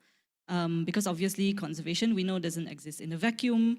You can't throw a purely technical solution to a conservation problem, while ignoring the broader context that the problem exists in. So by broader context, we're talking about the systemic structural issues that cause some of these problems, many of these problems, and also the various social, cultural, economic, and political factors that can, I guess, make or break your conservation efforts, right? The success of it. So things like corruption, poverty, economic disparities, discrimination, power imbalances, and so on and so forth. And I think this very much applies to community level as well. So in carrying out conservation projects, you talk about quote-unquote fails, I guess. If we don't understand the context within the communities, for example, the power relations, the gender dynamics, the cultural norms, the social structures that exist within communities, then this can result in many gaps or unintended negative consequences or impacts. So I mean, we've heard a lot from yesterday, all the examples that were shared by the grantees. A lot of them talked about free, prior, informed consent. If we don't have meaningful and inclusive FPIC processes with communities, you can result in projects that don't align with the community's priorities or objectives. If you don't understand who are the legitimate leaders in the community, you may end up causing, engaging the wrong people and causing tensions within the communities. If your projects introduce benefits that are not equally distributed within communities, this can also lead to conflict. There's so many examples. If you don't include vulnerable or more marginalized community members, that can also end up causing more harm than good. And of course, there's always the examples of elite capture, right? I mean, you only engage with the more powerful or vocal people within communities and not representing the more diverse groups within the community. So all this to say that, these are, I think, failing to understand the context within communities. I think that's something that can lead to conservation failures. And I think more and more we, at least again in WWF, but I think many other conservation organizations, we're trying to adopt approaches such as political economy analysis, gender analysis, human rights-based approach, behavior science, so that they can also help us to, these approaches or frameworks recognize the need to understand the context and also the root causes of the problems that we are trying to address, so that we can make sure that whatever solutions we come up with are community-driven and also more holistic and more sustainable in the long run. Thanks. Thank you, Shujin, for highlighting some of the key challenges that even well-designed approaches can face real constraints during implementation. So now let me bring in the marine and fisheries perspectives from Fani Zarina. Since Malaysia is expanding marine protected areas and strengthening conservation efforts, in practice, what are the hardest trade-offs you face between protecting ecosystems and sustaining local livelihoods?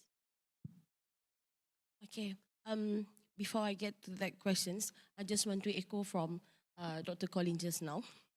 Okay, so I agree with you, Dr. Colin, that in a project, I think the government agencies their involvement, their support are very important in terms of the continuity of the project itself and the implementation of the project. Yes, sometimes being in a agency itself, kan, terus terang personally pun sometimes memang a bit difficult lah to deal with the agency. But then I believe with the new generation and passionate officers and in the department, I think you need to find the champions within the agencies that can really work with the project.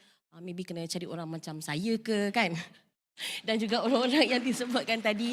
So I believe there are people's officers, young officers yang passion to the conservations and community work. So with that, I think don't lose hope with the agencies. Still, we need each other lah in all these conservation and community works. Okay, so back to your questions, Saza. So yes, currently now Malaysia, in terms of our MPAs, we have about 84 MPAs that have been gazetted in Malaysia, whether under the jurisdiction of Department of Fisheries or under the jurisdiction of Sabah Park and also under the Sarawak State. So I just need to, in this context, the Department of Fisheries, our jurisdictions is within the Semenanjung Malaysia, Peninsula Malaysia, and as well as Sarawak. Meanwhile, in Sabah, the Department of Fisheries manage their own fisheries jurisdiction. So out of all 84 MPAs, marine parks that we had managed to cover around 5.54% of our national waters as an MPA.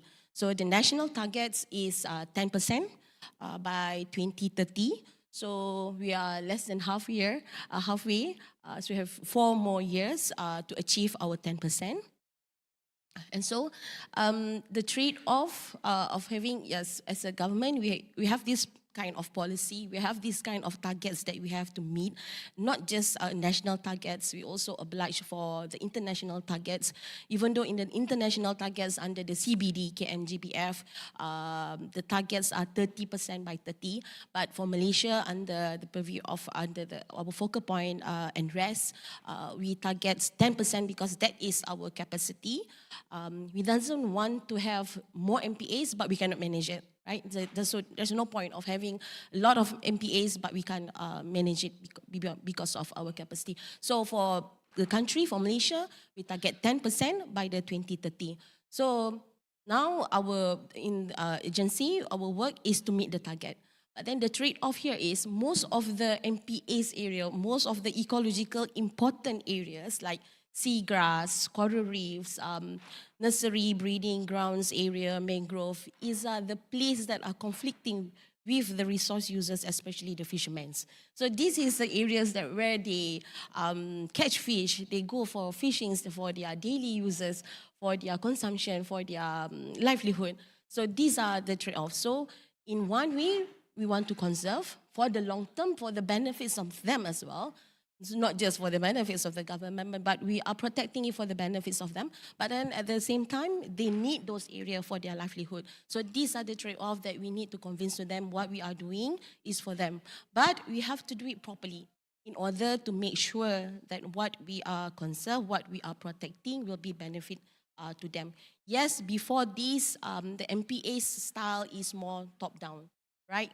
Pick one area, but of course with some consultation. But nowadays, especially for Department of Fisheries, when we want to gazette an area, we have a process of consultation. Before we decide any areas to be an MPA, we have backed by science studies.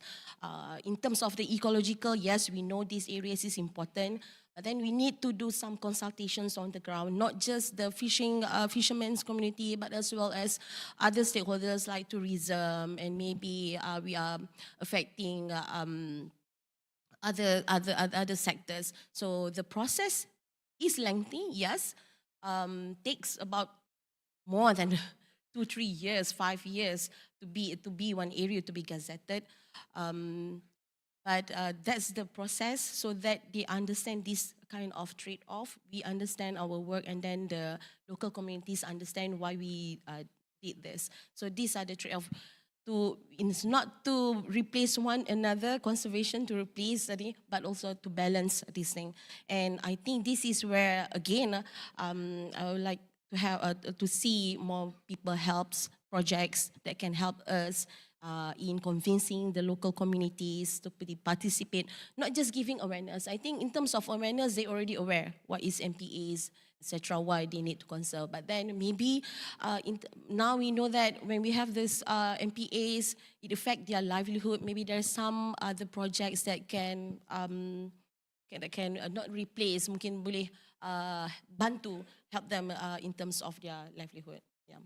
And these trade-offs become even more complex when we look at communities whose livelihoods are directly tied to these landscapes. Dr. Colleen, where do you see the most critical gap in how indigenous and orang asli communities are currently included in decision-making? And what are the real consequences of this? Where do you see the most critical gap in how indigenous and orang asli communities are currently included in decision-making? Decision-making. Okay, we hear the word, in fact, the whole SGP, this ground, is about community-led projects, no? And sometimes we don't really understand what community-led means. Actually, community-led, for me, has two components. It is community-led, no? Led by the whole community, and not just the leaders, no? But women, the youth especially, no? So they are the real people behind communities. And concept of empowerment, indigenous empowerment. Empowerment is not capacity building. It's not skills training. It's not teaching them how to use a computer or a camera or to use camera traps or whatever. Empowerment is much more than that. It's defined. It's very clearly defined. I hope you will look up and Google it. In the UNDP, United Nations Declaration on the Rights of Indigenous Peoples, we have political empowerment for indigenous peoples where they have control over their lives, the right to self-determination. We have economic empowerment of indigenous peoples, where they have the right to determine for themselves how to use the resources and so on, control over the resources, and a whole list of other things. So if in a gist, a community is empowered if they can make decisions on their own for themselves, not being told by others what to do or being directed in a certain direction. If that's the case, they have built capacity, but they may not be empowered at all. Let me give you an analogy. We also frequently hear the word, whatever you call it, axiom, idiom, or whatever. Give a man a fish. Yesterday was mentioned, and you teach him, you feed him for the day. Teach him how to fish, and you feed him for a lifetime. That is how normal people think. Okay? If you want to bring it into the context of empowerment with indigenous peoples, you have to look at it in this way. The Semalai people in Pahang, for example, they have, at least from my knowledge, 104 methods of fishing. From the hook and line to the, the boo-boos, the traps, to huge constructions across the river, with drift nets, or what call it, drop nets, and also the Mariang's bamboo platforms. 104. It's not a matter of teaching them how to fish. It's giving them the right to fish using their own methods. So empowerment involves the rights. Orang asli and indigenous communities are not stakeholders. The perception must change from stakeholders to rights holders. And only then can we start talking about community-led involvement, empowering communities, and communities who are able to manage and protect their own lands which they want to, and which we all want to also. It's just having to find that formula, see? No, Shujin and me, we've been in the committees looking at proposals, and it's actually very good to see the people behind the proposals at this workshop. We always see all these documents and huge numbers, It doesn't make sense to us most of the time, but it's really good. And I tell you this, and many of them will tick off the 17 SDG goals. This project satisfies this. Come on, man. The indigenous peoples, they satisfy all the 17 projects. You know what I mean? You are talking about your involvement in that community, but the communities have already done it. And even the UN has taken up the values and what they call it, principles used by indigenous peoples. In indigenous society, a true indigenous society, true working indigenous society, there is no poverty, no unequal, very high differences in poverty, you see, there is no homelessness. And certainly, no one is left behind in the indigenous community. Yeah, I like your point on that orang asli is not stakeholders, but actually right holders. That's a very good one. Okay, so we are seeing gaps in implementation, trade-offs, and inclusion across this landscape. Let me bring Prof. Justin. From a climate and environmental systems perspective, which risks across these landscapes are currently underestimated, and what are we likely to get wrong if we continue with current approaches? Right. In connection with the issues that I have highlighted earlier on, I think the prominent underestimated risk is what I call it cascading systemic failure of the, we call it fuel, which is food, energy, and water. What does that mean is that upstream or in the inland, there is a lot of activities like agriculture, which is means to generate food for the communities and things like that. In between to the coastal or the marine is the river system. This is what we call it conveyor belt.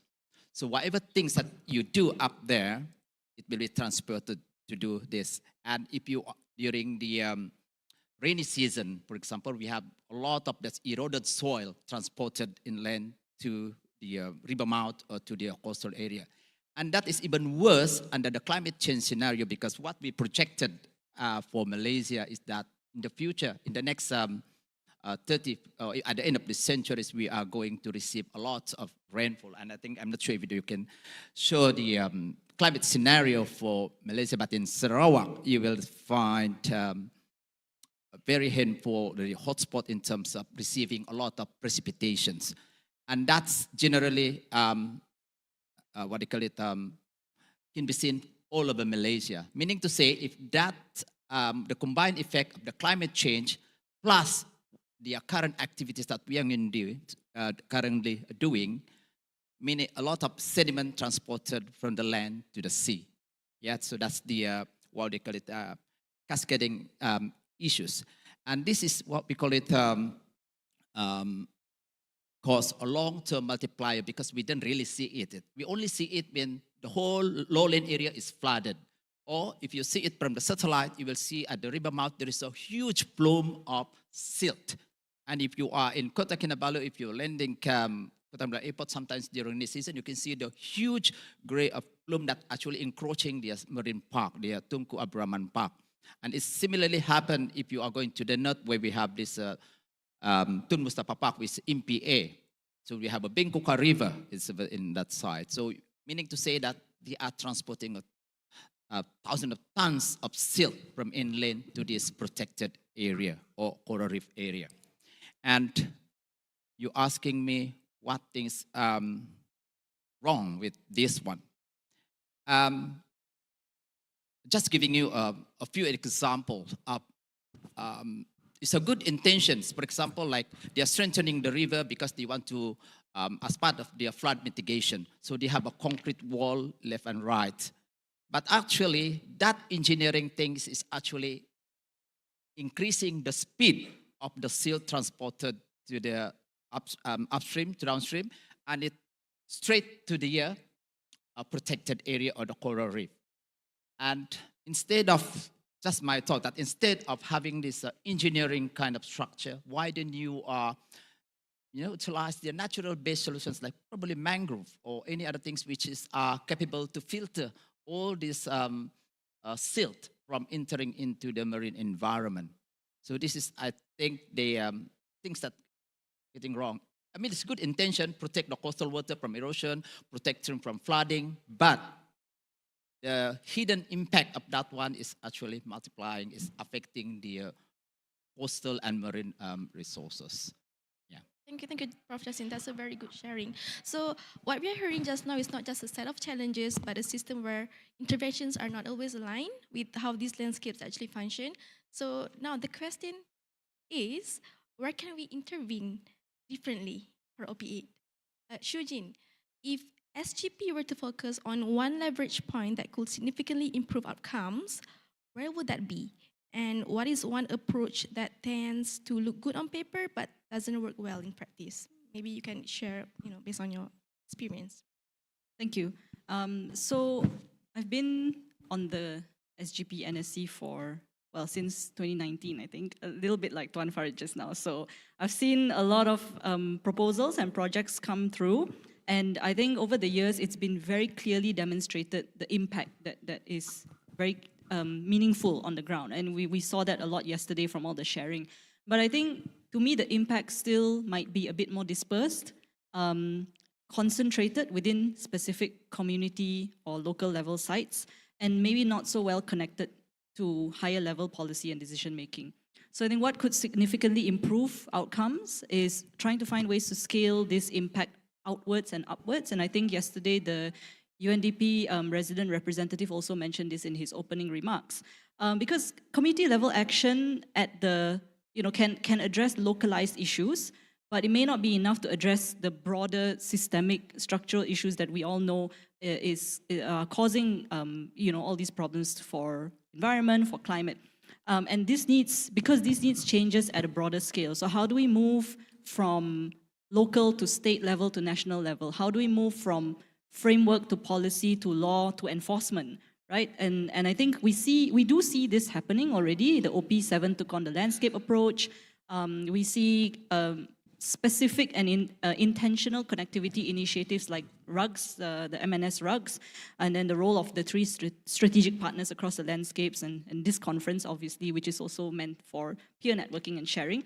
But I think in order to scale impact, we need more targeted initiatives to gather all the positive changes, the challenges and issues, the data and evidence from the community level, raise that up to higher platforms, and use them, to inform, advocate for better policies that will then be able to benefit wider communities, even outside of the landscape across the whole country.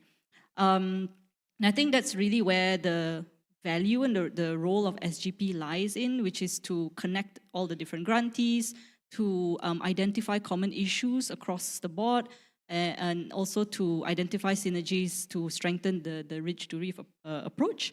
And of course, recognizing that SGP or the Secretariat itself, there may be insufficient capacity, but I think, maybe there might be a need to explore what can be done through maybe more policy-focused initiatives or proposals or grants. So that's the first part. The second part, which is what's one approach that looks good on paper but may not work in practice. So I think in a lot of the proposals, if you see the application form, there's always a section on gender mainstreaming, right, and inclusion of youth and all that. And I think a lot of times this is written on paper, but it does not work in practice, not because it cannot work, but because it has not worked for a variety of reasons. And I think one of the big reasons is because when it comes to gender mainstreaming, we often think about improving or increasing the reach and the benefits. So number of women engaged, number of youth engaged, number of women benefiting from whatever trainings that we do, but we haven't gotten down to the level of transformation, of change, right? So changing attitudes, changing values, changing agency and leadership. How do we move from the reach to the change? I think that's something that is something that we all need to think about and then probably put a lot more efforts in. Otherwise, it tends to be more superficial reporting rather than meaningful change. Yeah, thanks. Yeah, Shin, that's a very good example. That brings us to the question of what is realistically achievable on the ground. For Zarina, SGP places strong emphasis on community-led approaches. From your experience, where can these efforts genuinely strengthen conservation, and where are the limits of relying on communities alone? Okay. For MPAs, I'm talking within our context, Department of Fisheries in Semenanjung, Malaysia, and it's been mentioned by Chen just now. We see the successful community-led action projects, especially in the MPAs, marine parks in Peninsular Malaysia, Semenanjung Malaysia, is mostly the projects that understand the local context. Because even though, for example, under the OP8 there covers the state of Pahang and Johor. And there we have those marine parks in Pahang, 13 islands, and then we have 9 islands in Pahang and 13 islands in Johor, even though they are in the same region. But locally, there are differences in terms of their lifestyle, their behavior and something. And then somehow, even though in the same region, in the context of marine, it's different between the local communities in islands, marine park, and as well as the local communities in the coastal area. Okay, maybe the local communities in the marine park are more restricted, right? They cannot fishing, they cannot this, they cannot that. But then the coastal communities, fishermen kat mainland tu, in pesisir pantai, yes, they can do fishing activities. So projects need to understand the local context. And for marine parks that I see, maybe I can acknowledge lah kan, a few projects that I see very successful, and because they are also involved the departments like those in Tioman, marine conservation groups, Redang, and then we have Pulau Perhentian, Ikotia. So they know the local context, and that's what they strengthen the project. Yeah. That brings us to a deeper questions around what we actually mean by community-led, Dr. Colleen.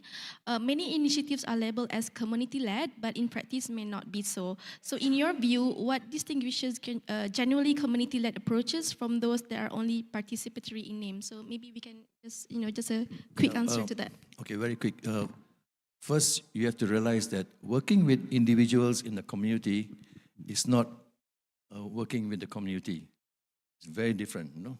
Working with the community means a whole range of the things I mentioned just now, actually empowering them, listening to them, making them take the lead. I like the example of one project that was applied last round, and I think it was Safe Rivers. The community said, I'm sorry, we cannot do it. You don't have the capacity, no time. They rejected it. That was a very good example of empowerment, not being forced down. So it's community that decides. In the end, the community will take the credit, take the blame, they'll take whatever that comes, whatever is deserving of them. Not the NGO, not the whatever what's your technical service agency, which Jenny used just now. Thank you, Dr. Colleen. So now my last question to Prof. Justin. If OP8 resources are limited, where should interventions be prioritized to maximize long-term resilience, and what are the critical priorities we must get right to ensure meaningful impact? Maybe just a quick one. Yeah, a quick one. I think when we are moving to the OP8, I think the most important thing is that we need to recognize that, our landscape is so huge. You said from reef to the land. It's not just a few kilometers. Most important thing is don't lose your sight on the connectivity of the thing. Whatever things that you do upstream, it's affecting in the middle as well as eventually to the sea. And whatever thing that you do, the intervention that you are planning, don't forget about this connecting tool, we call it conveyor belt, which is the river. And the river is not just the water, but also protecting the riparian, because the riparian is acting as filtering whatever things that coming out from the land, especially the erosion. And that, so meaning to say, holistically, if you want to look at the whole system, don't forget the one in between. And make sure there is a connection. So you have to look at the whole ecosystem. Thank you. All right, got it. We do have a couple of questions through Mentimeter, but for the interest of time, we will address it post-event and we will email it to all of the registered participants. Thank you. I think that was a very insightful discussion, and it has surfaced a number of important insights across these landscapes that the potential OP8 grantees can take note of. I think that's all for this session. My sincere thanks to our panelists for sharing their insights, and to all of you. We look forward to seeing how these ideas translates into impactful proposal under OP8. All right, thank you. Thank you very much, Raja Saza Norakila. Understanding OP8 priority landscapes, let's get the panel of speakers to stand together with our moderator for a photo session. Ladies and gentlemen, we say thank you to Professor Dr. Justin Sintian, Dr. Colin Nicholas, Lee Shui Jin, and Izarina Maripin. From Ridge to Reef, ladies and gentlemen, was the topic.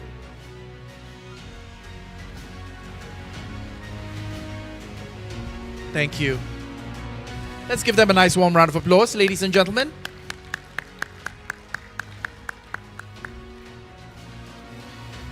We continue with a session that explores how partnerships between civil society organizations, the private sector, and government agencies can strengthen and scale community-led environmental action. Here are your speakers.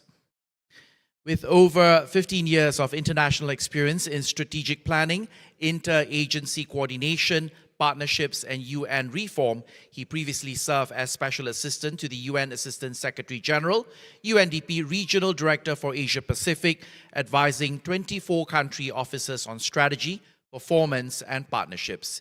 Here is, ladies and gentlemen, the Deputy Resident Representative of UNDP Malaysia, Singapore, and Brunei Darussalam, Mr. Besian Xhezo. She serves as an adjunct professor at UNITA and UCSR universities, bringing multi-industry experience and a strong track record in bridging community voices with policy and practice. She has over 30 years of experience across both private and public sector in accounting and the property industry. As CEO of Amanah Lestari Alam, or just Alam, Bank Pembangunan Malaysia Berhad, she is particularly recognized for her leadership in sustainability, governance, and community-driven initiatives.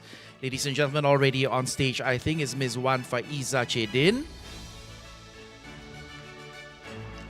As the CEO of Yayasan Saim Dabi, she has led YSD for over 15 years, steering the philanthropic work for Saim Dabi Berhad, SD Guthrie, and Saim Dabi Property. In addition, ladies and gentlemen, she serves on the boards of Cancer Research Malaysia, the Malaysian AIDS Council, the Lost Food Project, Yayasan Jariah Afiat, and is an adjunct professor at University Utara Malaysia. Let's bring on Dr. Haja Yatila Zainal Abidin. With more than 20 years of experience across the public, private, and development sectors, holding roles at PwC, Khazanah Nasional, the United Nations, and CEO of Wanita Berdaya Selangor. She also serves on the INCF University Board. Give it up, ladies and gentlemen, for the Managing Director at Yayasan Hasanah, Siti Kamaria Ahmad Subki.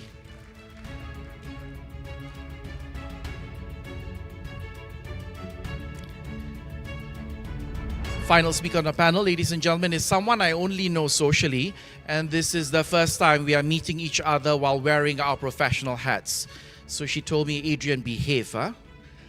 Bringing over 30 years of leadership experience across telecommunications, finance, and corporate affairs, she oversees Maybank's regional narrative and stakeholder engagement while leading the group's social impact agenda at Maybank Foundation after senior roles at Telecom Malaysia and Axiata. Please welcome Head of Group Corporate Affairs Maybank and CEO of Maybank Foundation, Ms. Islin Ramli. In her free time, ladies and gentlemen, she sings jazz numbers of Billie Holiday, Nina Simone, Nora Jones. She is still up to right now obsessed with BTS, the Korean boy band. In Partnerships for Community-Led Action, your moderator will lead a discussion on the opportunities to build a pipeline of high-impact OP8 initiatives, align complementary resources beyond SGP funding, and strengthen pathways for sustaining and scaling community-led climate and biodiversity action. Take it away, ladies and gentlemen. Your moderator is Khairunisa Aris.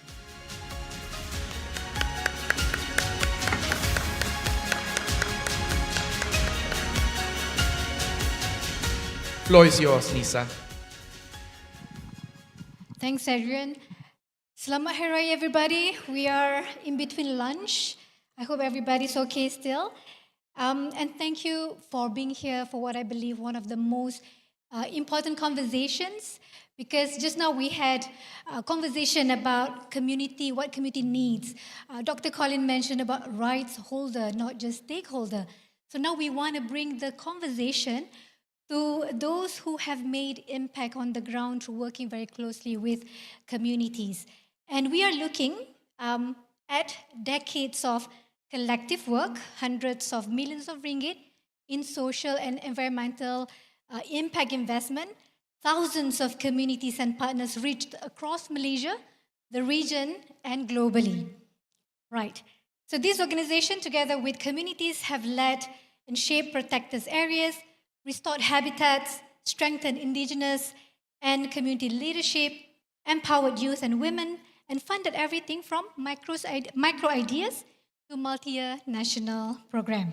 Okay, without further ado, this session, we want to focus on the how.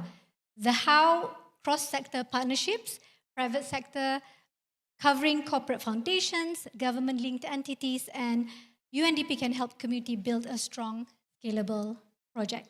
In 3 minutes, I would like to invite each of you to briefly introduce your organization focus areas, the communities that you work with, and what CSOs and communities here today can expect in the next few years, both financially and non-financially.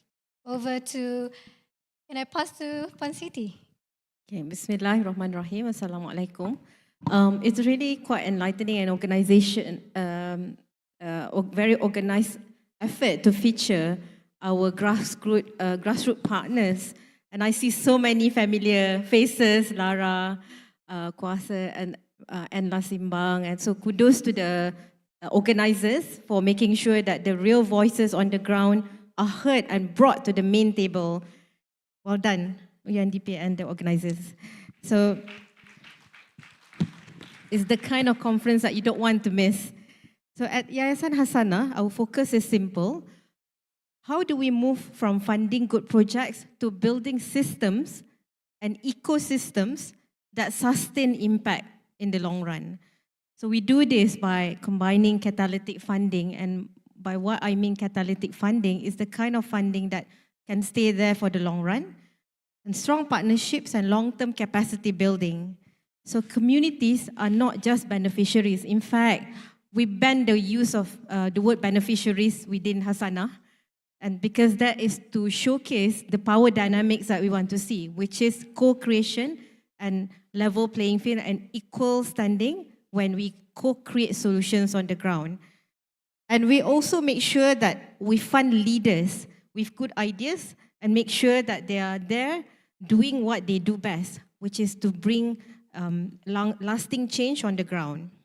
So one of the things that we have started introducing to make sure that the ecosystems are solid, we've introduced what we call micro-grant, Hasanah micro-grant, where it is a special grant that we just launched last year, in which we fund up to 50,000, and with very much reduced and simplified grant scheme.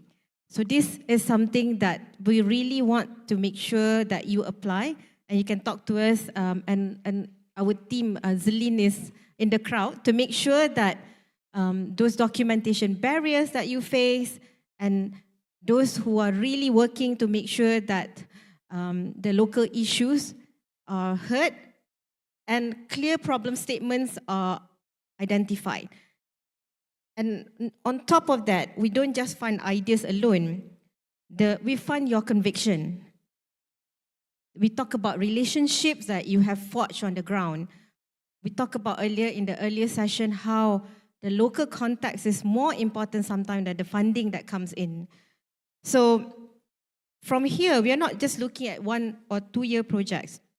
We are asking, what does this look like in the longer run, 5 to 10 years? And many of you already realized that Hasanah, due to our endowment funding, we try to make sure that we are there for the longer run. So it's not just for the 6 months or 1 year. If your cost is truly contributing to the ecosystem, we want to be with you hand by hand in the longer run. So over to you. back to Nisa. Thank you for the opening statement. Thank you, Puan Siti. So for those of you who are here, we know that there's somebody in the crowd that can help you with the small grant, 50K, right? And it's long-term. Think about the long-term perspective when you want to engage. So moving on to Islin. Yes, Maybank Foundation is the social impact arm of one of the largest bank in the region. So could you share a little bit more about what you do, what the priorities area, and perhaps any opportunities in the next few years? Thank you, Nisa.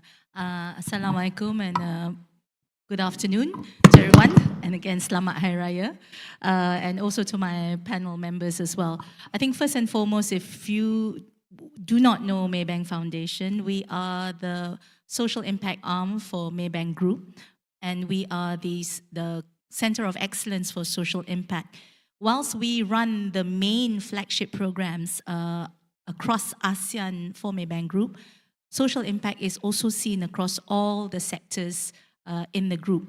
And over the last few years, this has now been centralized under a social impact committee, which Maybank Foundation is part of, that helps to oversee and provide synergies across the group. So we have seen requests coming from grantees from across the group, and so this is the platform that we use. For us, our purpose is, of course, humanizing financial services. As a bank, we stand for financial inclusion and financial empowerment because we do believe that, again, this is about uplifting livelihoods. We talk about raising the floor, raising the ceiling, and this is one of the ways we do it across ASEAN. So when we say what is available for opportunities in Malaysia, we do not run a grant program, but we do have avenues for grantees to come into our ecosystem of partnership and social impact, and those are via two routes mainly. One is via our Empowering Youth Across ASEAN platform. Is very unique. Maybank Foundation is an ASEAN accredited entity. Alhamdulillah, we got that in 2021. We operate under three main pillars. In fact, the group operates under three pillars of education, community empowerment, and environment. I think that's quite similar to most foundations, and you will see that also fits in to another pillar that we will talk about the ecosystem, which is the GDARA network, of which most of us are members of. We can talk about that under another topic. But the Empowering Youth Across ASEAN platform, EYAA, has been in place since 2019. We are in 6 cohorts. It is primarily a youth volunteering program because we are ASEAN accredited. So it's kind of like a Mood ASEAN, mini ASEAN. We bring 110 youth across all ASEAN countries, including Timor-Leste, and we match them to only 10 CSOs a year. And this runs for about 2 to 3 months, but we are now in our 6th cohort. Within that, we have had, in fact, one of our CSOs is in this room today, warming up from Sarawak. Thank you. So they can attest, and they have been with us for 3 cohorts. So congratulations, and we urge more CSOs to come forward. We've received over 300 applications this year for those 10 spots, which we closed. So like I said, there are opportunities, but it is also very limited. The second one is our employee volunteerism program at the group level, which is called Cahaya Kasih, or Ray of Light. And this is where every year, every 2 years, we will, it's not an open application, but our sectors and human capital support business will go out and reach out to CSOs, and it's micro grants running for about just under 25,000 ringgit. With the EYAA is also quite small, goes up to about US 25,000 a year. So I feel like a bit small here compared to the giant funds available. But trust me, the collective impact that we've had over the years far outweighs, as you said, it's really about reaching local needs, local requirements, and rebuilding narratives across the communities that we serve. So I think let me stop there and allow the others to speak, and then we'll come back. Thank you. Thanks, Islin. I love that Maybank is future-proofing by training the youth and involving employees in organization and what we do on the ground. Now we're looking at Yayasan Samdabi. Yayasan Samdabi is one of Malaysia's oldest and most respected foundations. So there's so much that we can learn from Yayasan Samdabi. Over to you, Dr. Yatela. Okay, thanks, Nisa. Assalamualaikum. Very good morning. Yeah, we were set up in 1982. Yeah, so next year will be our 45th year, 45th anniversary, inshallah. We're the philanthropic arm of 3 companies, Saim Dabi Berhad, SD Guthrie Berhad, and Saim Dabi Property Berhad. And we have 5 pillars: environment, education, community and health, sports and arts and culture. I think, Nisa, when we were talking, you wanted me to focus a lot into environment. So today I'm going to talk a lot on our environment projects, but actually across our 5 pillars, we work so closely with the communities. Without working with the communities, we cannot see sustainability. At the end of the day, it is the causes that have to do with the communities, and the ownership is with the communities, and we will not be where we are with the impact that we have made on the ground without really, really good communities working with us together with our partners, the CSOs. I met 2 of our long-term partners here. We have Rimau, Lara, as well as Sri from Green Growth Asia Foundation, long-term partners. So we are predominantly known for our long-term projects. For environment pillar, we have put in about 220 million across the years, focusing on long-term science-based environmental conservation that combines biodiversity protection, habitat restoration, and very importantly, community stewardship. Now we focus on not only terrestrial work, but also marine. So just now on marine, right? Marine, not so big so far, 9.5 million across about 5 years. No, sorry, longer than that. No, 10 years, because we've been working with, Reef Check in Tioman for more than 10 years actually. And also working with the community. Of course, Department of Fisheries, just now met our friend, and we focus on endangered threatened species across Malaysia, half Sabah Sarawak, about 100 over million, and Peninsula, 100 over million. And we focus also in Peninsula, like on the Central Forest Spine, and then we work with state agencies, very important, very close state agencies like Department of Fisheries, and then we have Sabah as well as Perak. And NGO partners, of course, and we look at endangered species, not many, I think, look at endangered species, hornbills, tigers, orangutans, elephants. That's what we're doing right now. Unfortunately, this year, we are undergoing internal restructuring. We're not opening grants, but we're only continuing with our long-term partners. So our long-term partners, we're continuing on with the communities there, but nothing new this year. Thank you. Thanks, Dr. Yatela. Even though it's not this year, keep yourself close, get updates, because there's a lot of wisdom that we can learn from Yayasan Samdabi. Thanks, Dr. Yatela. Moving on to Alam. Alam is one of UNDP's partner. Yes, can you tell us a little bit more about the background of your organization, your focus, and communities that you work with, and maybe opportunities for people here to learn from? Thank you, Nisa. Assalamualaikum everyone, and Selamat Hari Raya. Congratulations UNDP for putting a row of very, very powerful female here. We have the oldest, the wealthiest, and the most diverse. And Alam is the youngest. We started operations in 2022. And how we started was actually, if those remember, especially those in Johor, if you remember Sungai Kim Kim tragedy in 2019, I was still with Bank Pembangunan that time. 6,000 community were affected by chemical pollution of Sungai Kim Kim. 3,000, especially school children, was hospitalized. That was the day when Bank Pembangunan was launching our sustainability development fund. And my chairman said that as a development bank, my chairman of Bank Pembangunan said that as a development bank, we owe a duty to educate our businesses to not just think profit, but must also think planet. And that's how Alam was started, to create awareness and instill whistleblowing culture on environment through education with a long-term vision of changing mindsets, behavioral change. The reason being because we are from corporate sector.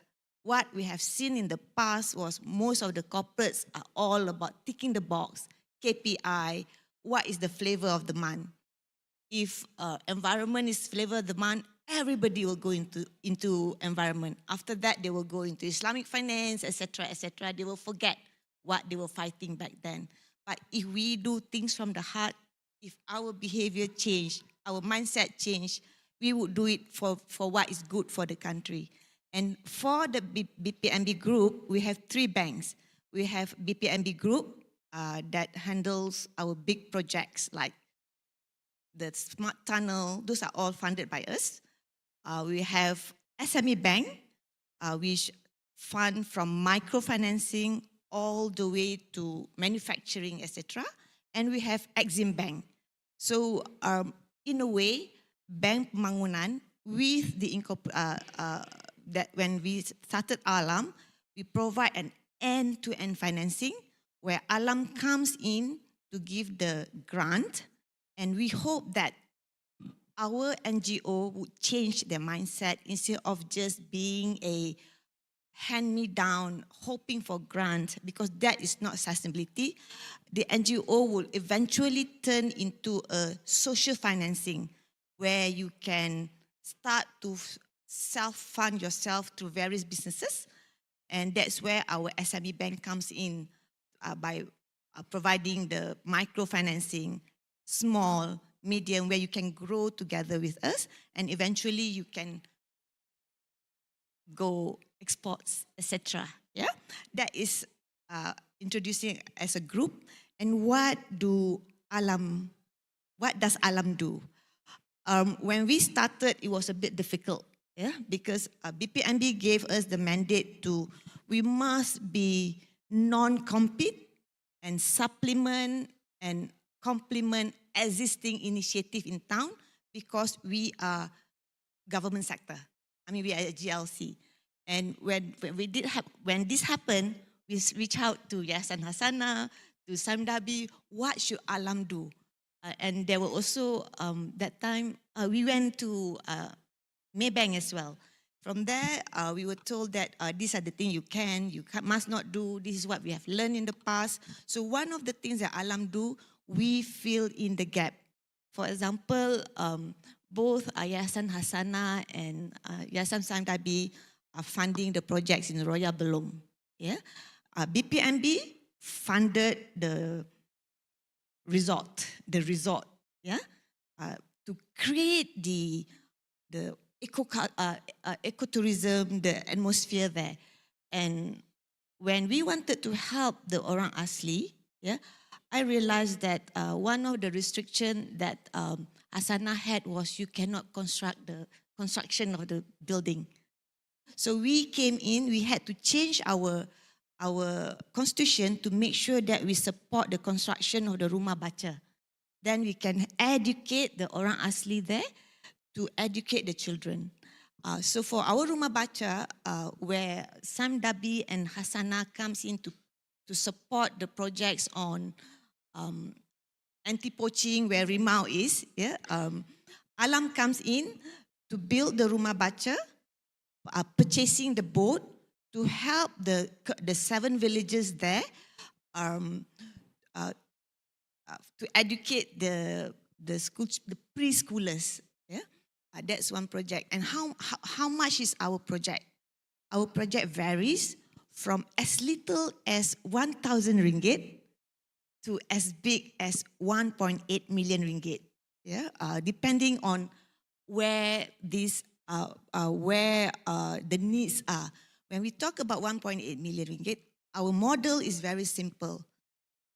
My 1 ringgit, your 1 ringgit will become our 10 ringgit. To date, BPMB has invested 7.7 million in Alam, of which half of it are spent on our OPEX. Yeah? 3.3 million was spent on projects. Alhamdulillah, with that 3.3 million that we started spending in 2022, to date we have delivered project worth of 20.4 million through collaboration. We have introduced one grant last year called Sinar Alam Grant. We had Reef Check and another organization in STEW that benefited from our cohort 1. We will be launching cohort 2 very soon. And inshallah, I will mention in the next conversation about our conversation with nature, which will be working with UNDP. It will be made available middle of this year. Thank you. Thank you, Padwan.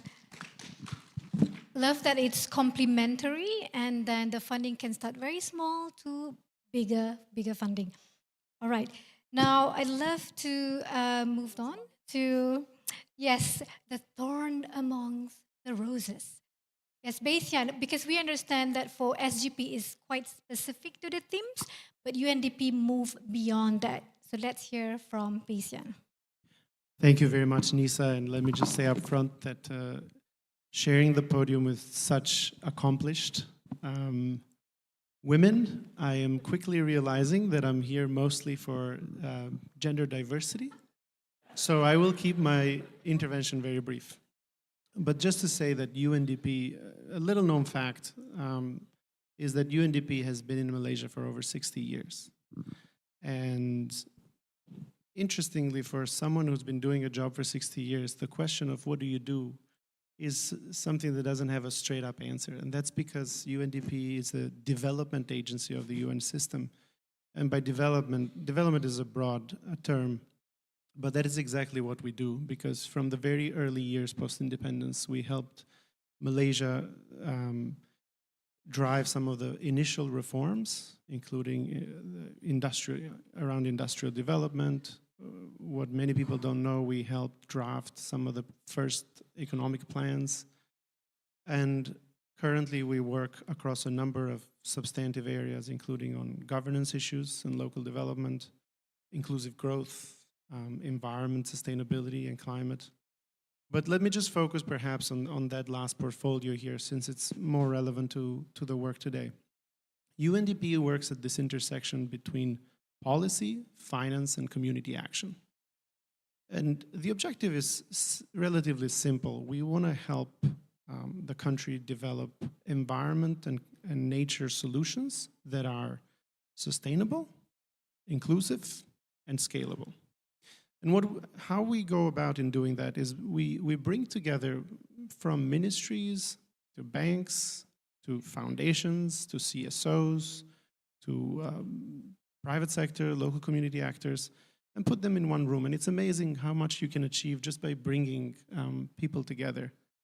And what we try to do with that is to build, take small local solutions and walk them through developing programs, policy, financing, and finally and eventually, hopefully, scale. We take these small local ideas and help nurture them across the way, whether by capacity building, linking them with the right actors.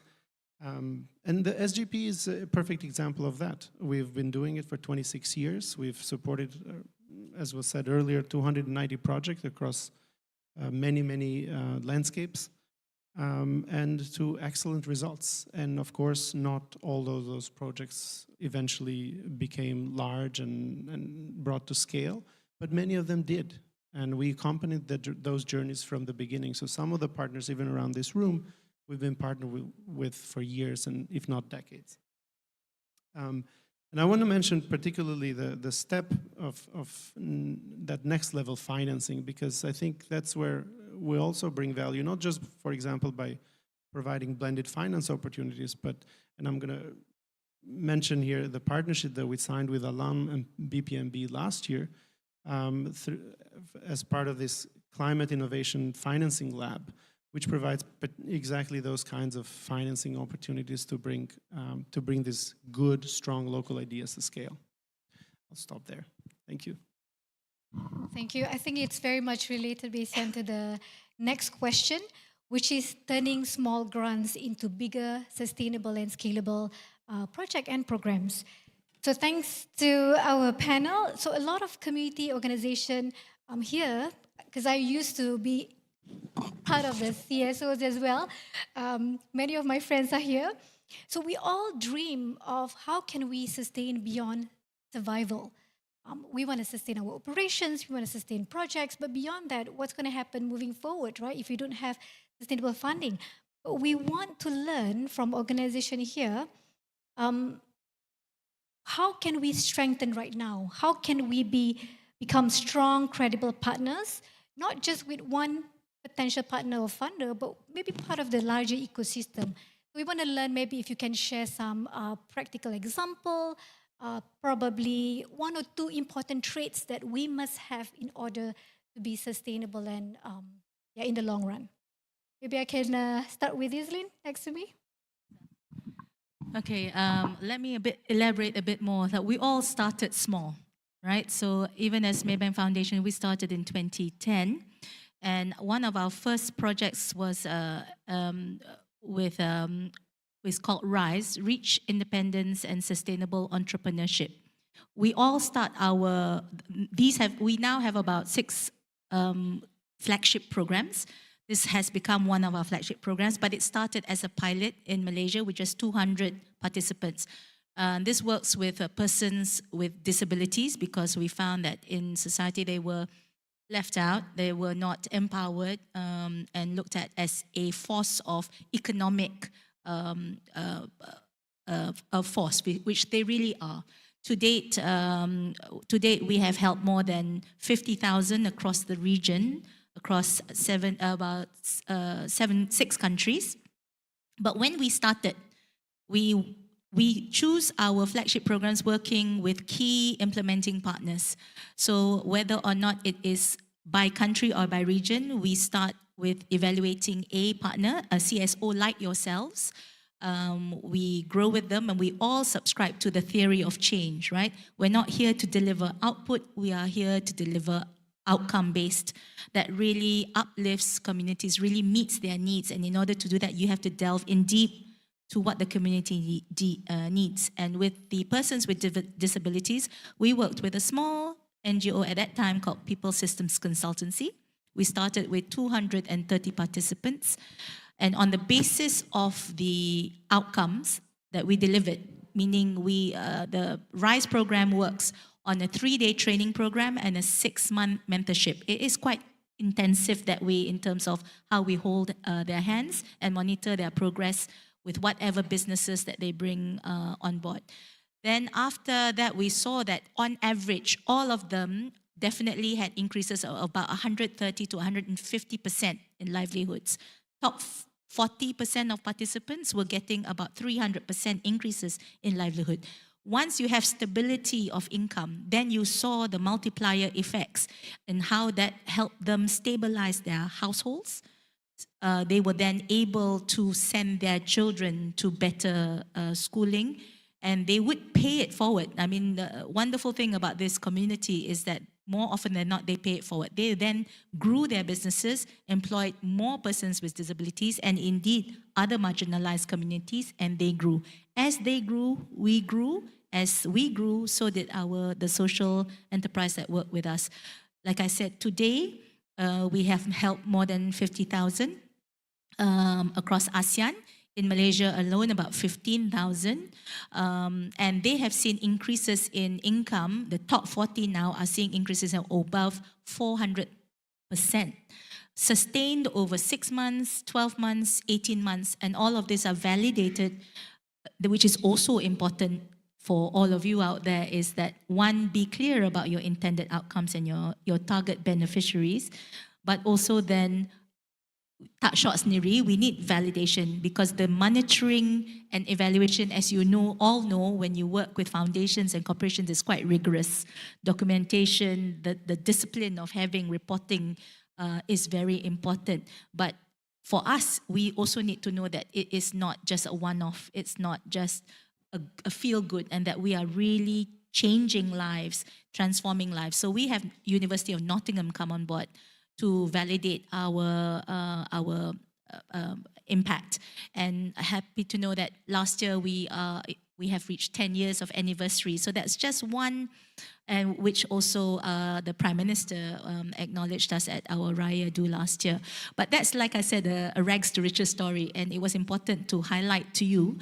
We have many other stories like that, but I wanted to highlight that one to show the discipline of intended outcomes, your business planning, how we work closely together with you as the funder and project monitoring, but also with you, the CSOs and social enterprises, as our implementing partners, working together with the communities and ensuring that they are progressing the way they should, at the same time ensuring that we help you capability build, that we help your organization grow at the same time. It may be one organization at the time, but we feel that if we get it right, then the multiplier effects across the entire ecosystem will be felt, because we are now, when we work in different countries, we also work with sub-implementing partners, local agencies, ministries. So it wasn't just a job for us alone. It took an entire village to get the impact that we saw across this one program. So we have 6, but I wouldn't want to go into details. But suffice to say that with those programs that we have in place, Maybank Foundation alone, thankfully, alhamdulillah, has been able to reach 600,000 lives across the years that we have been in operation. And as a group, since 2010, since 2020, when COVID hit, we started measuring our impact a bit more holistically at the group level, because obviously there are 2 ways we look at social impact. Social finance, as to your point, we are a bank. We do look at affordable financing, affordable insurance, anything financial services related, we deem under social finance. But anything that we do under social empowerment looks more at capacity building, financial empowerment. So separating those two is very key for the bank. But as the bank, we have now, alhamdulillah, again, reached over 5 million lives across ASEAN.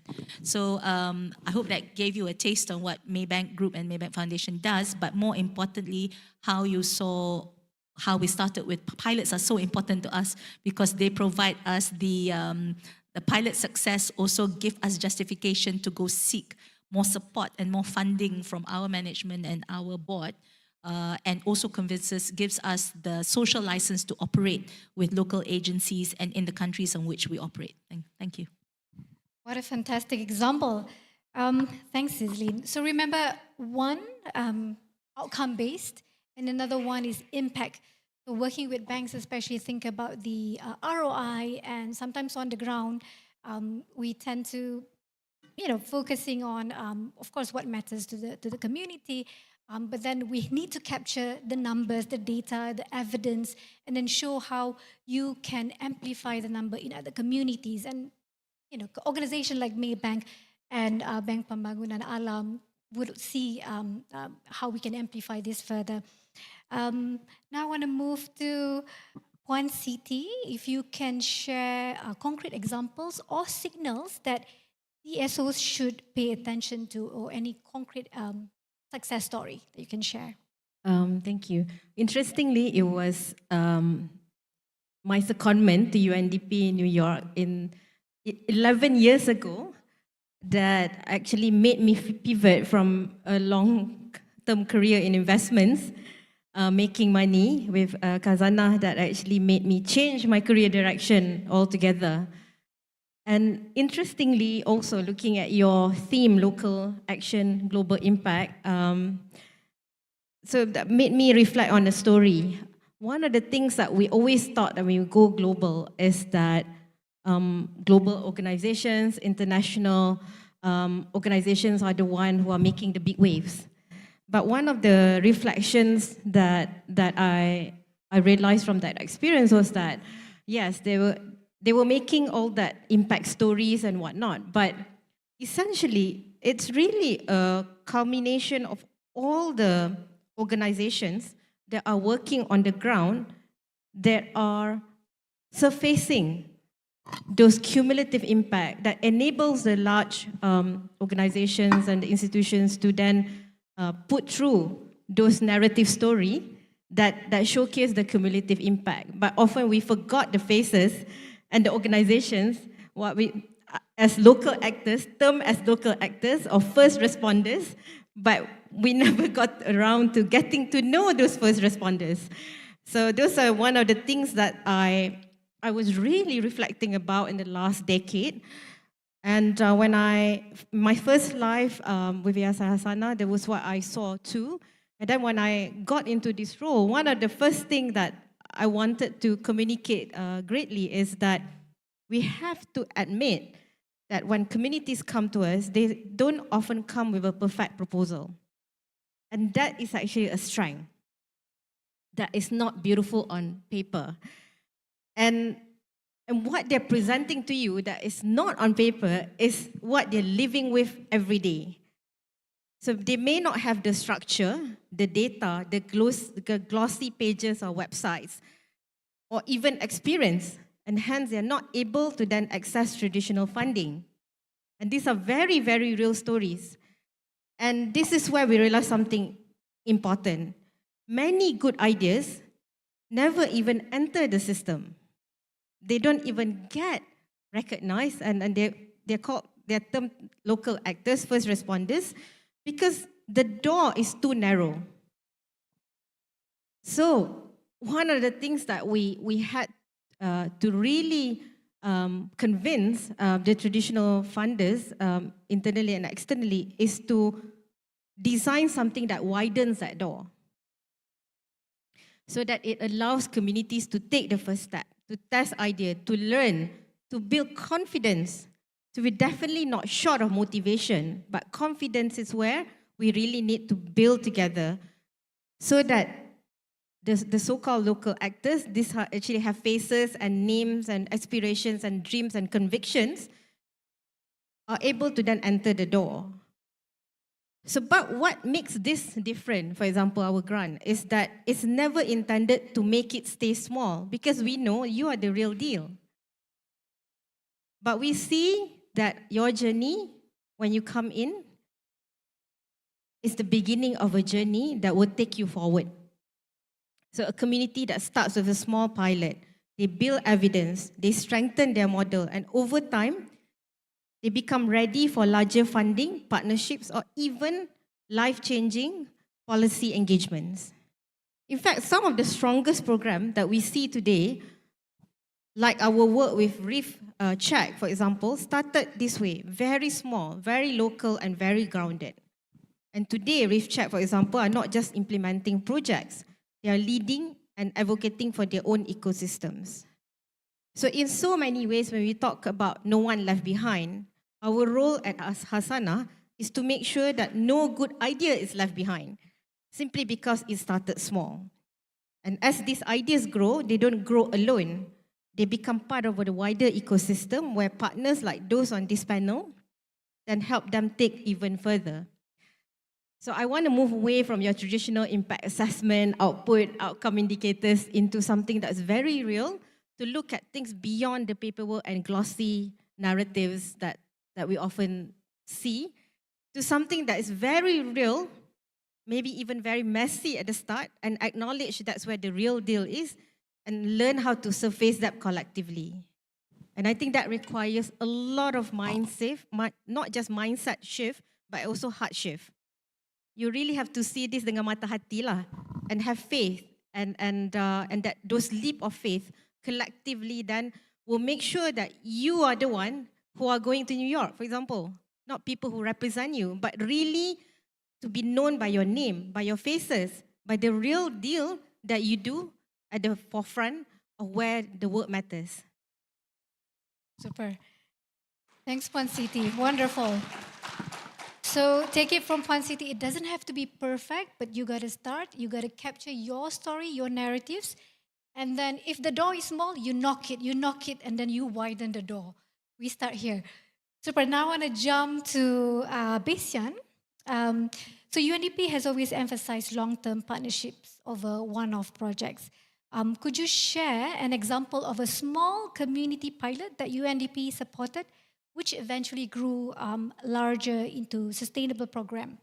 And perhaps one of the turning points, maybe one or two traits or what they do differently. Over to you. Thank you, Nisa. For this one, I'll maybe refer to a partnership that we have with Kwasa, who I think are also in the room, and a beneficiary of the SGP program in years past as well. Our partnership started very small. It was a 50,000 USD grant, mostly on forest stewardship and some youth training. It was nothing flashy, and I think this speaks to the point that Puan Siti was making. Nothing flashy, nothing glamorous. There weren't big logos or anything. But what we saw in Kwasa was just strong community leadership. Fast forward 10 years, and now we have a multi-program partnership with them across climate resilience, sustainable tourism, youth leadership, where we're also joined by Alam in that journey. How did we don't get to this point with every partnership, but what made the partnership with Kwasa stand out and grow into such a big partnership? There are a number of items that I would mention, but the first and foremost is a deep community trust, especially with indigenous groups that they had. A second one was clear governance. A third one was reliable data, and this was also mentioned by many of our fellow panelists. But also an ability to innovate, blending traditional knowledge with modern approaches. If I were to sum it up, Nisa, you asked for a lesson. If I were to sum it up, I would see three key ingredients. I wouldn't say secret ingredients because they are not secret. One is delivery discipline, making sure that you deliver what you promised you would do. Second one is building evidence, showing results. They don't have to be sophisticated, but they need to be measurable and they need to be visible. And the third one is partnership readiness. And I want to pause a little bit on this third one because sometimes it's misinterpreted. The question I would ask is, the question that organizations should ask is not where can I find a donor, but it's how can I become a partner that others will invest in me? And this is where you don't look for funding. You look for much more than that in your partnership. You look for government if you want to engage on policy. You look for foundations if you want flexible capital. You look for partnerships with financial institutions, banks, if you want financing to go to scale. And also you look for universities to build the evidence base. So you shouldn't see, if you're an organization that you're looking to grow, you shouldn't see money as a grant. You should see that these partnerships as a door to an ecosystem that is willing to work with you. Those would be my 2 cents.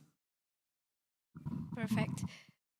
So think about how you can add more players and partners into the ecosystem rather than just look for donor because it's going to be forever one-off. So think about ecosystem and also think about other stakeholders. Like Dr. Collins said, not just stakeholders, but right holders, involving everybody in the ecosystem. Now I want to, looking at Dr. Yatela, could you share specific example how small project or community-led initiative that leads into something bigger and sustainable? Thanks, Nisa. Okay, I'd just like to straight away go into example for what we did over in the Central Forest Pine. You know that we do conservation of endangered species, various endangered species. So like Central Forest Pine, there's the elephant. And Oi Ching, our scholar is here, she just messaged me. One of the earliest scholars in with Nottingham University. Oi Ching, were you? Awesome, where are you? Now, sorry. She's one of the earliest scholars under Nottingham University MEME. Working with the community, her research was on community and how they feel about living so close to the elephants, yeah? right? Okay. So going to Central Forest Pine, we look at elephants, hornbills, and the Malayan tiger. Malayan tiger we do together actually, all four of us. Malayan tiger. Okay, so actually in the Central Forest Pine, on Malayan tiger, we started off in Perhilitan. We had a 3-year collaboration with Perhilitan in Taman Negara. And then we began a similar effort with Perak State Park Corporation in Royal Belum. More than 10 years ago actually with them, and we're still working with them until today. And while we were working with Perak State Park, Rimau came to us and said that we want to work with the orang aslis. Now we were working a little bit with the communities with Perak State, but not as direct as what Rimau was thinking about. So we said, of course, yes, we want to do that. In 2021, we started working together. And now from just anti-poaching, looking at, ranges and with, of course, a little bit of the communities and protecting the tigers, we are now working with a long-term project with also, aside from Perak State, with Rimau, who work with the orang asli there, the Jahai community, who live, who breathe the forest there, and they are trained with the ability of Rimau, and to appoint them and train them as forest rangers, playing very active role in protecting the forest, tigers, monitoring the landscape in a program called Menrak, right? The Menrak Rangers. And at the same time, we have the Menrak Junior program, which Rimau runs in collaboration with various other NGOs, Teach for Malaysia, etc., where we fund to support education and environment exposure for the orang asli kids, the Jahai kids there, helping to build conservation values across generations for stewardship, for ownership. So this shows how an early, just anti-poaching with the state agencies can evolve into a broader people-centered conservation approach that is more sustainable over time. Now, I just want to touch a little bit about the community, because we're talking about what kind of skills for the community to not only seeking donors, but seeking collaborations, partnerships for causes, yeah? So we have this project with Global Environment Center on mangrove, right? With the B40 coastal communities across 4 states, Kedah, Perak, Selangor, Johor.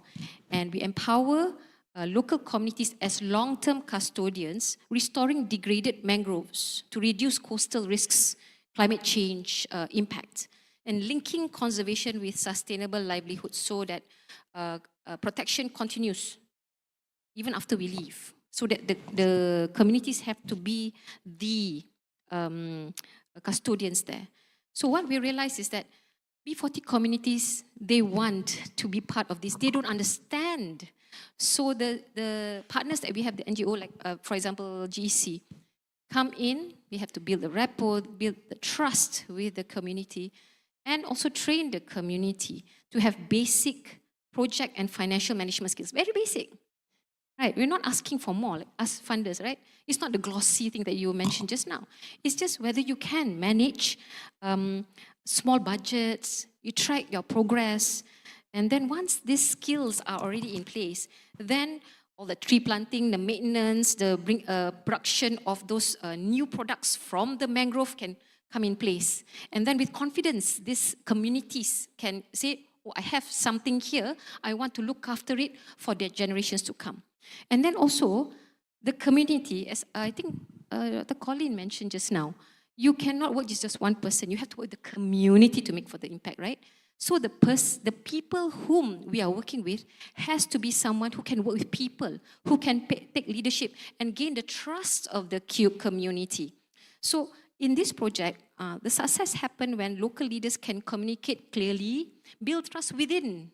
So it's not us only building trust, the NGOs, and us building trust with the community. The leaders themselves motivate participation among the community. So in our mangrove sites, conservation became like a shared livelihood effort. And with this innovation, new projects, new items came out of mangrove like cordial lah, like coffee lah, tea lah, kan? You've had, and then this sense of ownership keeps mangroves protected over long, long periods of time because it's in your interest to protect them, right? So actually, the communities here, it's just to show that you have that wanting to adapt and to learn at the end of the day in order for us to build partnerships for sustainability. Thanks. Wow, Dr. Yatila, that's a lot for me to wrap up. But what I'm hearing, correct me if I'm wrong, it's basically getting everybody on the table and for communities on the ground to show that you really want this, you really want to capture this. And then when they see that, you've got data, you've got evidence, you've got stories, then they can bring the resources. It may not be through funding, but it could be through other technical expertise and whatnot. Last but not least, one, could you share some example, success story that we here can learn how you scale up small projects into something sustainable? Before I go there, I would like to know how many of you all here started from WWF? Raise your hands.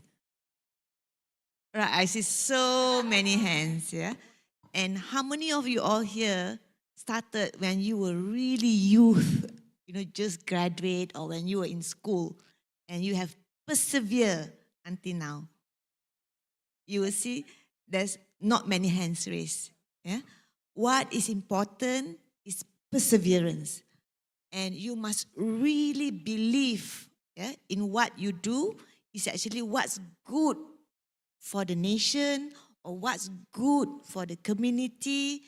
And so that even when you're no longer there, because being youth, right, eventually when reality sets in, you start working, you get married, and you have to decide, whether you need the money to start working, climb the corporate ladder, or you start driving for this. Because if it's something good for the nation or something good for the community, even after you leave, somebody else will follow and carry what you started. So on that, right, some of our success story, we started with just that 1,200 ringgit, a fresh graduate that started Kelab Belia Perhatian.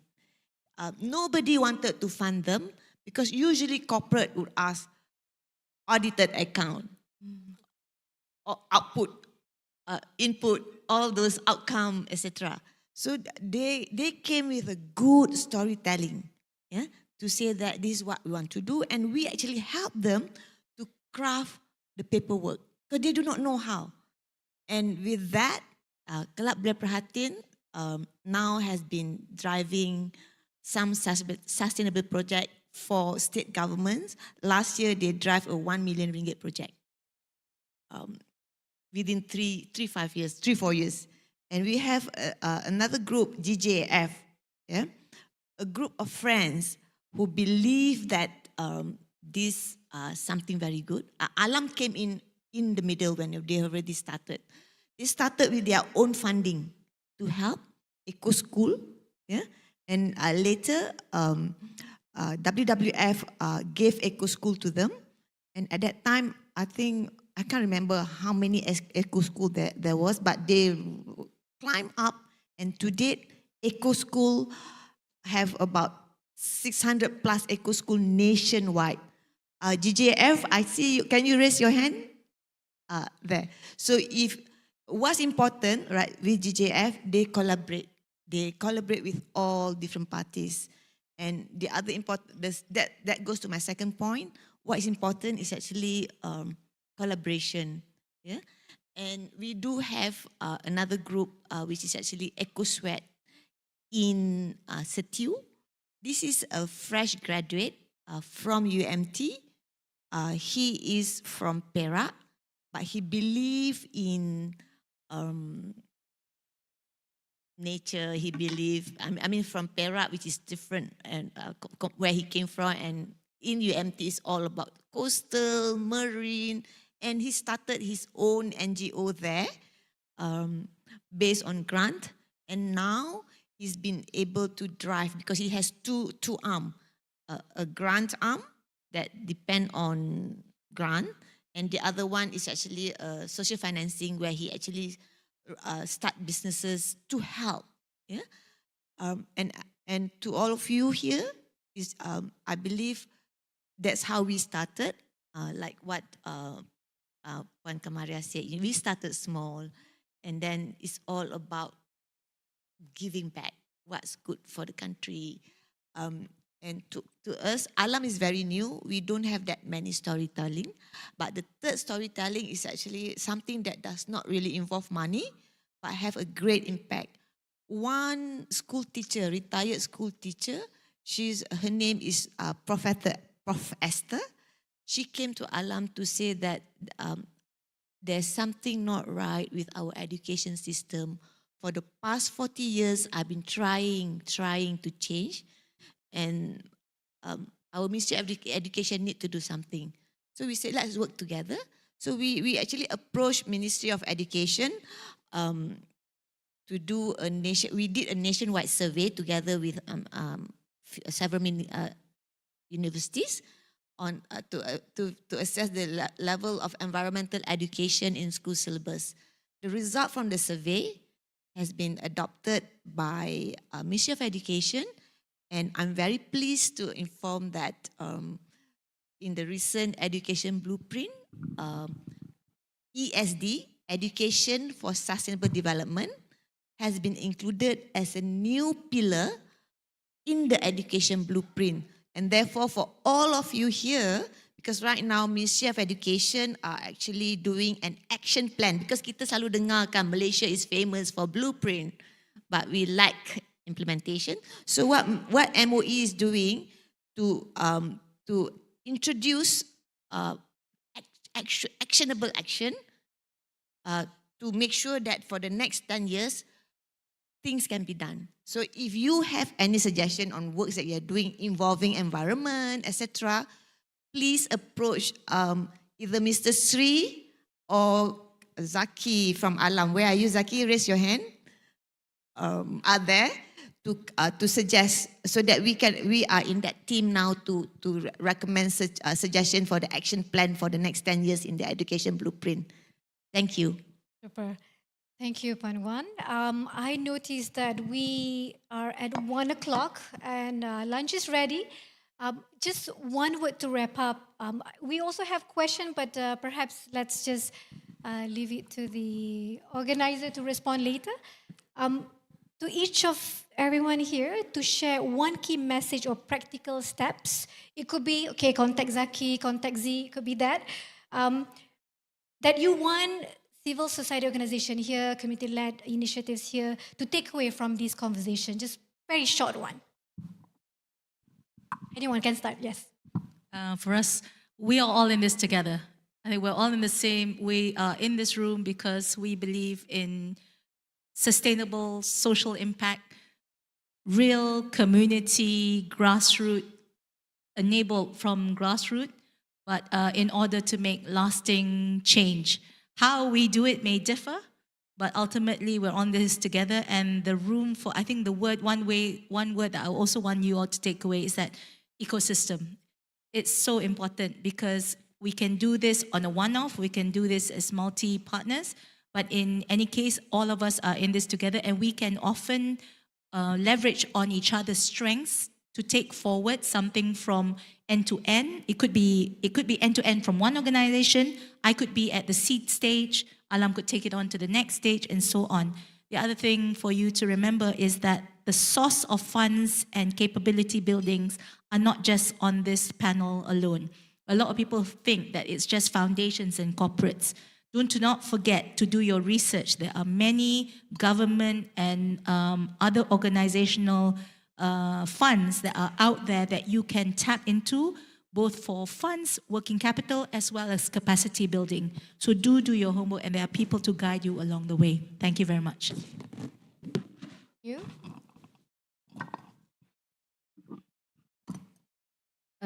Don't wait to be ready. Start small, start now. And Lakshwin and Zelin is in the crowd. I think Okay, yeah, there you are. Speak to them and we help to journey together with you. Thank you. Okay, one takeaway. Now, with your passion, don't only invest in your cause, invest in your capability, your capacity, and the community that you work with. Because strong ideas don't fail because of lack of passion. We all have the passion. They fail when planning, financial management, community engagement aren't strong enough to carry them through. Start small. I think everybody's saying, start small. Build your systems. Get them solid.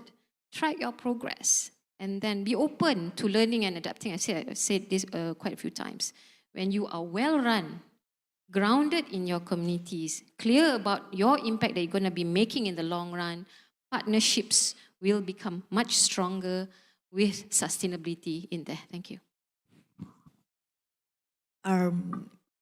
Your storytelling must be convincing, must be honest, must be genuine.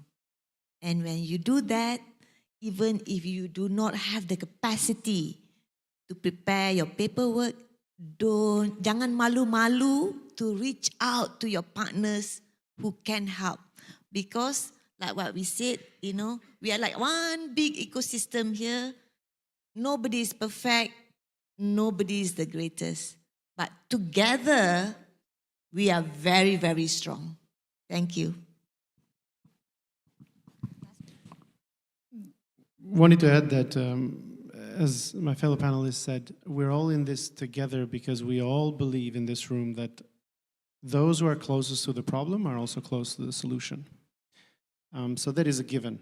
But what I would advise from the UNDP's perspective is to build credibility before you build scale.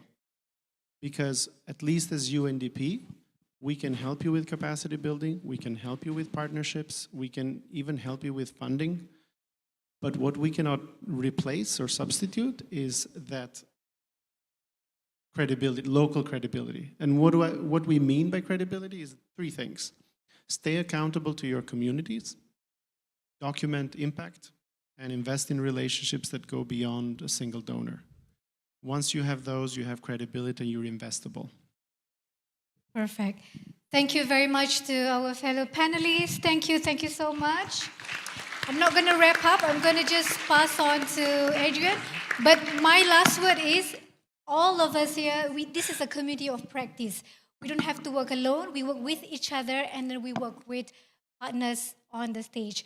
Thank you very much, and enjoy your lunch. Ladies and gentlemen, a nice warm round of applause for your moderator, Khairunisa Aris, Partnerships for Community-Led Action. I'm going to get the panel of speakers to stand a bit forward of the stage for a group photo with our moderator. Ladies and gentlemen, for, I think, gender equality, Mr. Besian Xhezo is on stage with a team of girls that rule the world.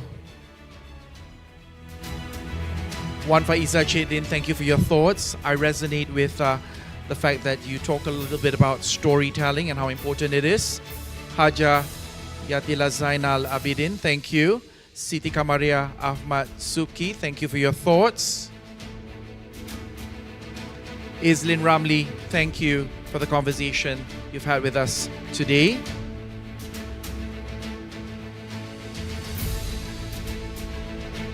Okay, ladies and gentlemen, before we open the ballroom door for you to perhaps enjoy a spot of lunch, once again, can we give our panel a nice warm round of applause? Our OP7 grantees continue to showcase their projects at their respective booths. Give them a visit. Now, it is important for you to come back after lunch. Co-founder of the Fourth. Now, Ian Yee talks about Malaysia's climate, biodiversity, and development challenges using the power of storytelling, ladies and gentlemen, to drive environmental change. I also know, how many of you from KL, PJ? KL, PJ, lots of hands. I know how very tempting IOI City Mall Putrajaya is. It's 5 minutes away. Please do not go there. After lunch, come back here there is a great opportunity for you to meet the UNDP stakeholders, ladies and gentlemen, who will be around for you to ask them specific questions about the grant programs that are available for 2026. On that note, lunch is at Zest Restaurant, believe it or not, 2 floors down. It's called Level 1.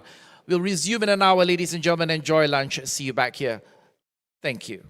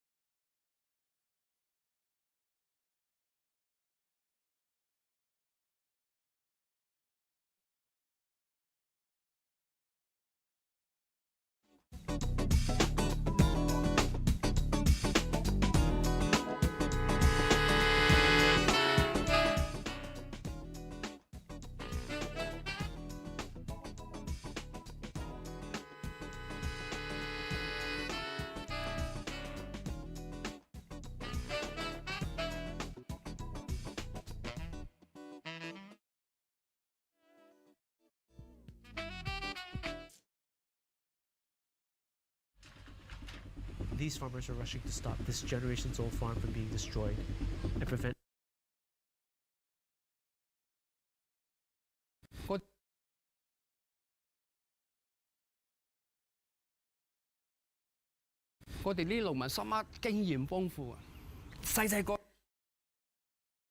Food prices in Malaysia have been going up, and it's probably going to.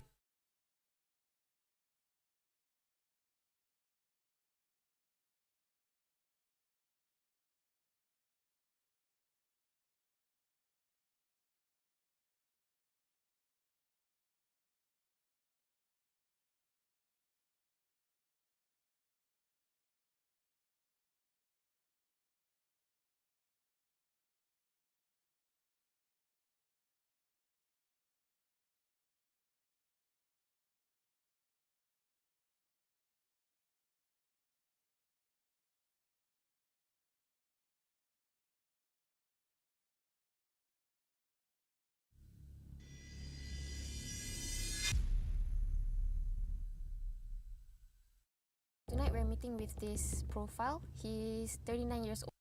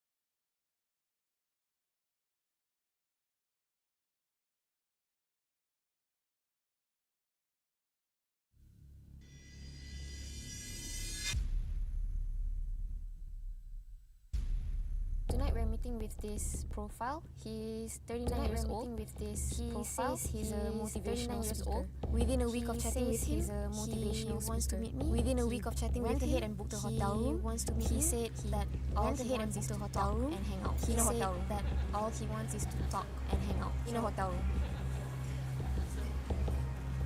So when he finally appeared, I at first didn't know it was him. So when he finally appeared, I at first didn't know it was him because then he bumped into a group of friends. At that point, I thought he was going to just up and leave. But at that point, I gestured with his hand and said, "Aku makan dengan anak aku." Gestured with his hand and said, "Aku makan dengan anak aku." He just kept on walking, came and sat with me, and acted like I really was his daughter, like everything was normal. Sebab bila abang nak kenal dia, abang akan fokus 100% nak kenal. Ini semua gangguan. Tapi orang tak ada benda nak cerita pun. Tengok masa bilik kan banyaklah cerita. Banyaklah. Kalau dia sekat dengan bos, suruh bos datang bilik. Nampak? Dia ada kedai kopi tak boleh. Idea tak ada. So I was trying to get more information on what he does, but he is really good and comfortable and confident as he evades my questions. Sebab abang nak dia percaya kat abang. Memang masih was-was. Sebab abang dah bukan kena Nadia seorang ramai. Dia orang semua muda macam orang ke? Ada? Nanti abang cerita. Form 3 ada, Form 2 ada, Form 1 pun ada. Apa yang abang dengan diorang macam mana abang cerita ni. Sini tak sesuai. Cuma kita lagi untuk elakkan masalah. Okey? Kita dengan dalam sebelah lah. Belakang.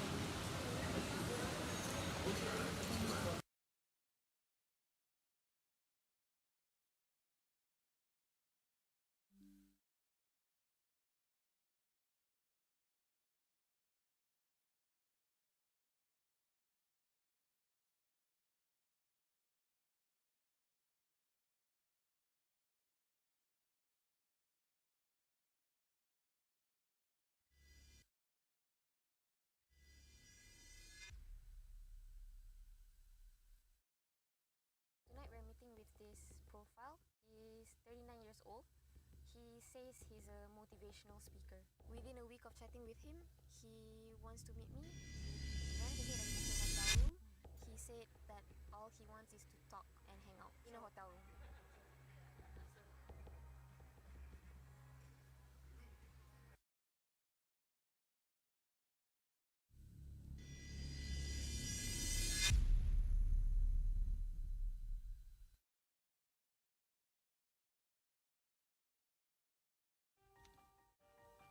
Rolling and Hi guys. Hi. Hi. Hey everyone. Hi. By now you've probably already seen this. Biologically speaking, the human body needs to be doing it at the age of 14.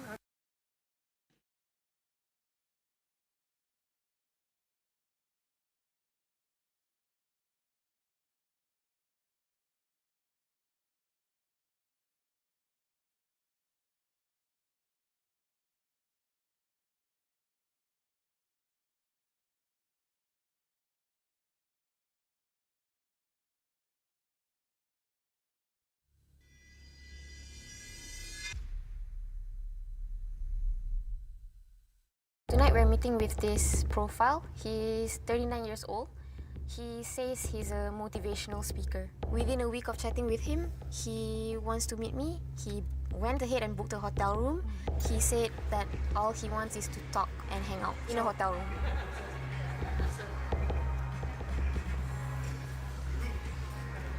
So when he finally appeared, I at first didn't know it was him because he looked a little different from the picture that he sent. But then he bumped into a group of friends. At that point, I thought he was going to just up and leave. But then he gestured with his hand and said, "Aku makan dengan anak aku." He just kept on walking, came and sat with me, and acted like I really was his daughter, like everything was normal. Sebab bila abang nak kata kenal dia, abang akan fokus 100% nak kenal. Ini semua gangguan. Tapi orang tak ada benda nak cerita pun. Tengok masa bilik kan banyaklah cerita. Banyaklah. Kalau dia sekat dengan bos, suruh bos datang bilik.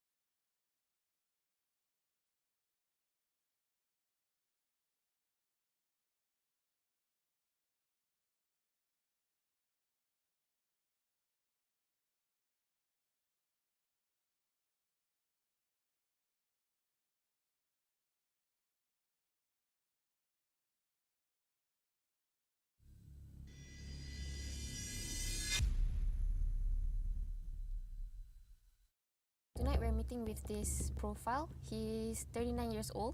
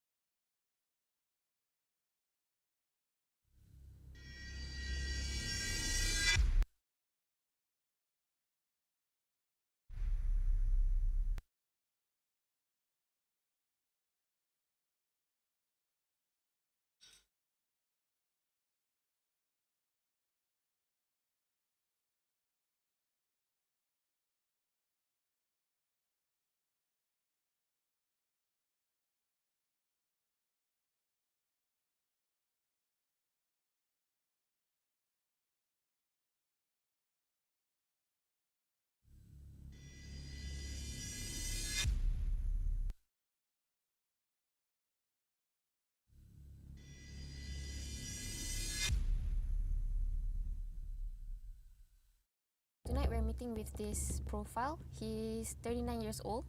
He says he's a motivational speaker. Within a week of chatting with him, he wants to meet me. He went ahead and booked a hotel room. He said that all he wants is to talk and hang out in a hotel room.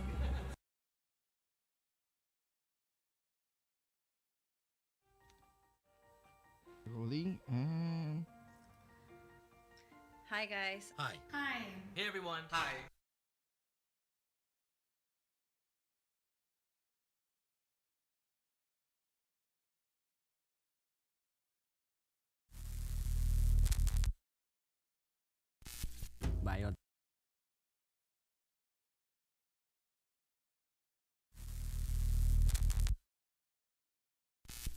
Bio atau bio janan aja nama student bisa passport.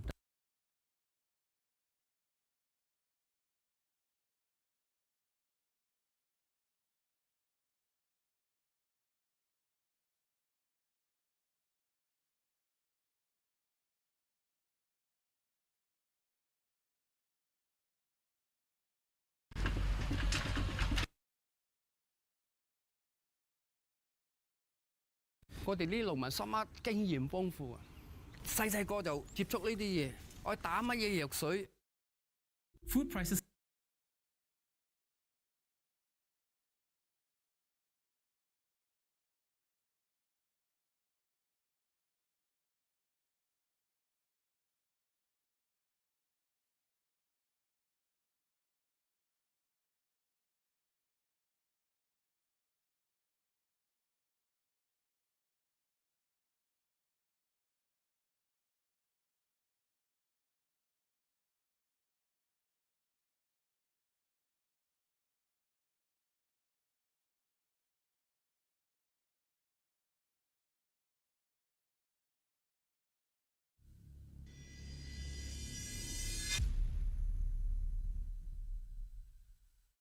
Tonight we're meeting with this profile. He's 39 years old.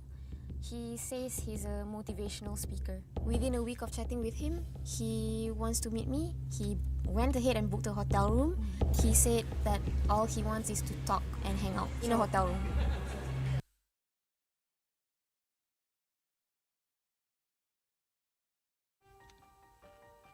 rolling and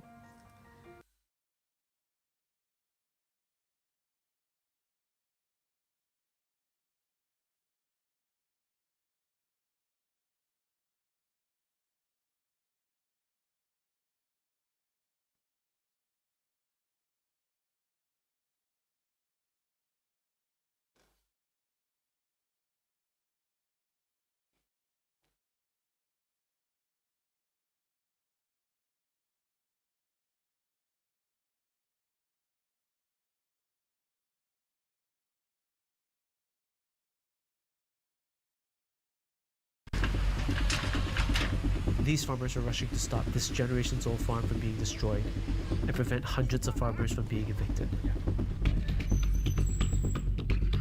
Welcome to Sumi. We came in because the farmers are having problems. Because of you guys. Their ancestors were encouraged to farm by British colonialists, but they were never given land titles. Now, state governments are selling their farmlands to private companies for development. About 102 acres of farmland in Pusing was given free to a businessman from KL, which makes you wonder why they're doing that. This issue has been done across so many parts of Perak. My biggest concern is that it's going to be something that benefits those who have the contracts. Okay, no problem. Another SB.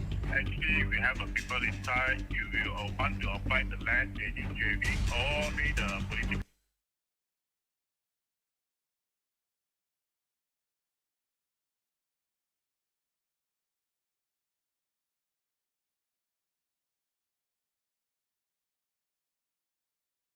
我哋呢啲農民心乜經驗豐富啊，細個就接觸呢啲嘢，我打乜嘢藥水，應該做啲乜嘢，佢哋心乜都曉做噶啦。呢種係咪一種資產嚟嘅？係我哋阿爺訓練阿老豆，阿老豆訓練仔咁樣，心乜訓練出嚟嘅？呢係咪應該珍惜Food prices in Malaysia have been going up, and it's probably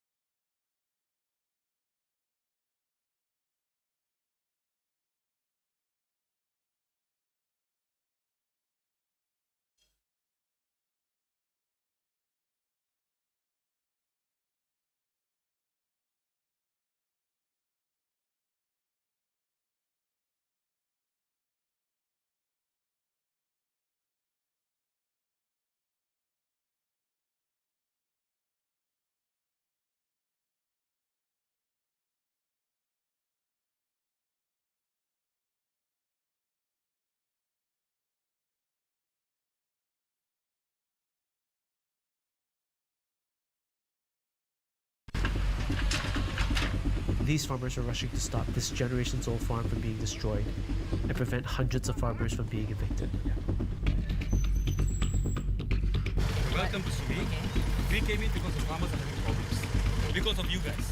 Their ancestors were encouraged to farm by British colonialists, but they were never given land titles. Now, state governments are selling their farmlands to private companies for development. About 102 acres of farmland in Pusing was given free to a businessman from KL, which makes you wonder why they're doing that. This issue has been done across so many parts of Perak. My biggest concern is that it's going to be something that benefits those who have the contracts. Okay, no problem. Another SB. Actually, we have people inside. You will want to apply the land in UJV. Only the political funds, usually it's not less than $1 million. They will 100% approve the land to you. But the farmers are not leaving without a fight.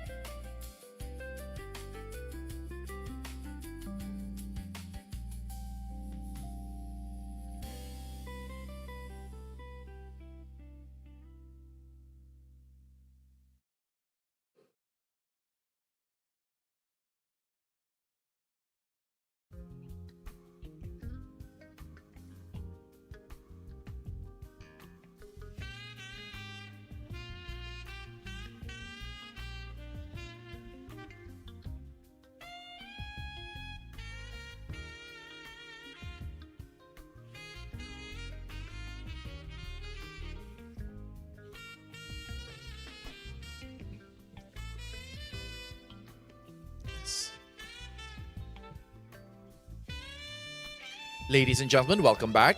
We hope you had a good lunch. We've got 2 presentations before closing remarks, ladies and gentlemen. So once again, a gentle reminder to have your mobile phones and electronic devices on silent mode.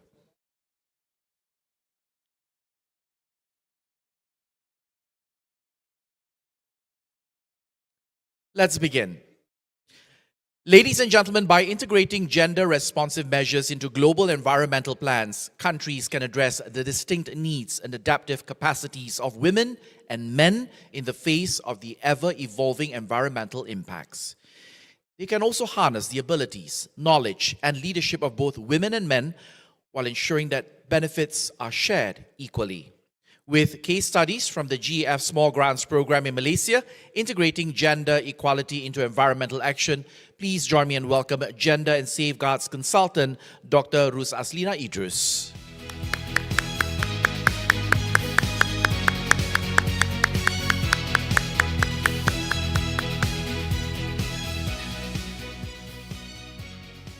All right, good afternoon everyone.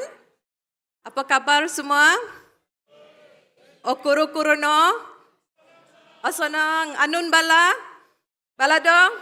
Okay, bagus. Semua orang happy ya, sudah habis lunch. So I hope you had a good lunch. I'm Rizana. I was previously engaged as a gender consultant of the UNDP GEF Small Grants for OP7. So I was involved with this project for about a year.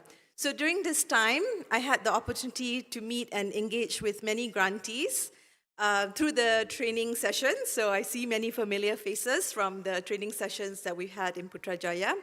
And also I had the privilege of visiting projects on the ground across Sabah, Sarawak, and also Kuala Lumpur.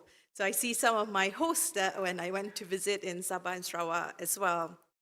So as part of this engagement, we developed a set of case studies. We developed a set of case studies highlighting lessons from this process. So this presentation draws from these cases and focuses on what we learn when gender is meaningfully integrated into community environmental projects.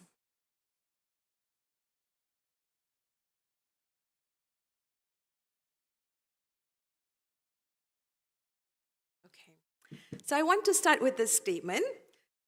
Projects that meaningfully integrate gender considerations are not only more inclusive, but also more effective and sustainable.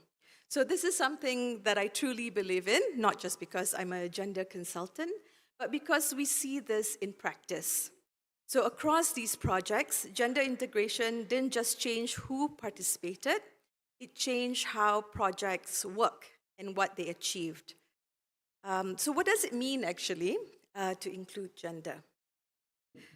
So it's not just about adding women into the activities, so it's not the add and stir concept. It is really about asking better questions. Who uses the resources? How is it different? Who holds knowledge? Who makes decisions? Who benefits? In other words, gender is about how we design the project itself. So this gender continuum is helpful for us to understand how this might work. Project can range from being gender blind to gender sensitive to gender responsive and ultimately gender transformative. What we are aiming for is not just participation, but approaches that shifts inequalities and expand opportunities. So often I get asked, why, when you talk about gender, you often spend a lot of time talking about women? So I do want to just address that up front. Well, women, what we know, women are central to environmental knowledge and practice. And they hold knowledge on seeds, biodiversity, food systems, and ecosystems, and they play key roles in conservations and livelihoods. But their roles are often informal, invisible, or undervalued, and they may be excluded from decision-making. So focusing on women is not about exclusion, it's about recognizing what already exists and addressing imbalance. And that leads to the key question. If women are already doing so much work, how do we recognize and build on that? So we'll look at some of the lessons from the field, and And here I'll share some of what we've learned from looking at what communities are doing in practice. So the first lesson, women are knowledge holders. They are not just beneficiaries. So across the projects, women hold deep knowledge about seeds, medicinal plants, food systems, and ecosystem. For example, in Kampung Tiong Temburong, Puan Ladom in blue is a specialist on medicinal plants. She was able to share her knowledge with the younger generation, and this knowledge has now been documented into a book about medicinal plants and capturing this knowledge further for future generations. In Kampung Tiong Karanan, led by the interpret Angeline, we're already saving traditional seeds like sorghum and millet and planting them in their kitchen gardens and kebun and exchanging seeds with neighbors. So the project didn't introduce this idea of seed saving. It was already there, but it helped support the expansion of this practice in supporting the creation of a seed bank and the development of an ethnobotany edutourism project. So the shift here is important from seeing women as recipients of support, not just beneficiaries, to recognizing them as central to the knowledge and design of a project. The second lesson is that women were already there, but not always visible. So often we talk about, oh, how do we get women to participate? How do we include more women in this project? But actually, they've been there all along. In many communities, women were already contributing to conservation. They were involved in food production and community work, but their roles often were informal and often overlooked. In Kampung Terian, women were already active in community work. They're extremely active. Diana, that is one of our leaders in Kampung Terian. But the project made their roles more visible through leadership and training opportunities. In Kuala Lumpur, the Free Tree Society has already been led by women for years, I believe since 2012. So the grant didn't create this leadership. It helped scale the work that they were already doing and provided more opportunities to reach a larger audience and formalize networks with other organizations and policymakers. So inclusion is not always about bringing women in. Sometimes it's about seeing and recognizing who is already there and what they are already doing. The third lesson here is about leadership. When women moved into leadership roles, we saw stronger outcomes, more innovation, more coordination, and often more community engagement. So in Long Tungan, for example, we have Auntie Monica here, led a project where women developed ways to produce their own chicken feed using local materials. Realizing that the cost of transporting chicken feed would be high given the remote location of their village, she started experimenting, making their own, using local resources. When I asked her, where did she learn how to do this? She said, YouTube lah. So Auntie Monica is an inspiring leader, moving the community further with her innovative ideas. In Long Banga, we have Felicia, also someone who has had a long experience of volunteerism, stepping into a leadership role after attending trainings afforded by this project, gaining confidence to lead. So these examples show that leadership is not lacking. It emerges where the right support and space are provided. Our fourth lesson is that gender integration is not about women alone. In the strongest projects, men and women work together, sharing labor, responsibilities, and decision-making. In Long Semyang, for example, men and women work side by side cleaning a river, and this involves physical work of moving these huge logs and debris from the river and building infrastructure. This was physically demanding work, and it challenged assumptions about what women could or could not do. But just as importantly, it also showed something else, that men were part of enabling this shift, working alongside women, supporting their participation, and recognizing their contributions. So gender integration is not about separating roles or creating parallel spaces. It's not one against the other. It's about recognizing and reshaping how roles and responsibilities are shared across the community. And that shifts involves everyone. Our fifth lesson is that small design choices can make a big difference. So participation is often shaped by practical realities, sometimes gendered, like caregiving responsibilities. So when projects don't take this into account, it becomes difficult for many women to participate fully. But when projects create family-friendly spaces, flexible timing, or allow children to be present, participation becomes much more possible. Sometimes the difference between inclusion and exclusion is something as simple as whether a woman can bring her child to a meeting, as we can see in this family-friendly meeting space in Kampung Terian. We also saw this in Kampung Bolotikon, also in Sabah, where women form a weekly group that met regularly, teaching each other new crafts and tending to their shared medicinal garden. And I've also been told that occasionally they would break into a session of Zumba or Pocho Pocho after that. So that space allowed them to come together, learn skills, and support each other and participate consistently. So these might seem to be small details, but they're not. They shape who is able to show up, participate, and benefit. And this is why inclusion is not just about intention. It's about how we design the details. So it's not enough to have good intentions. We have to think about how we design the details. So lesson 6 is to ask who is not at the table. This lesson is about planning and inclusion. So one of the major learning from gender work is the concept of intersectionality. That we are not just men or women, but we are men or women with different backgrounds, experiences, and identities. A gender-responsive approach helps us ask better questions from the beginning. Who holds knowledge? Who is not at the table? Who benefits? And what barriers exist?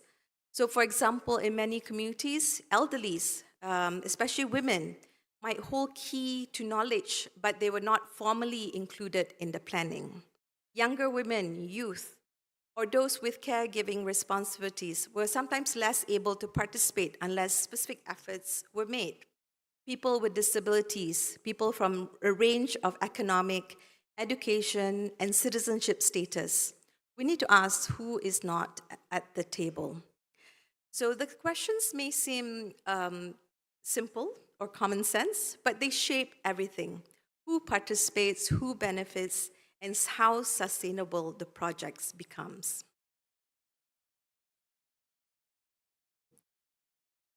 So what does this all mean? And what does this mean for how we design and support projects? First, gender needs to be integrated from the design stage, not added later as an afterthought. That means taking the time early on to understand who in the community is doing what, who holds knowledge and what barrier exists. If we wait until the implementation, it's often too late to address these properly. Second, we need to move beyond participation and invest in women's leadership.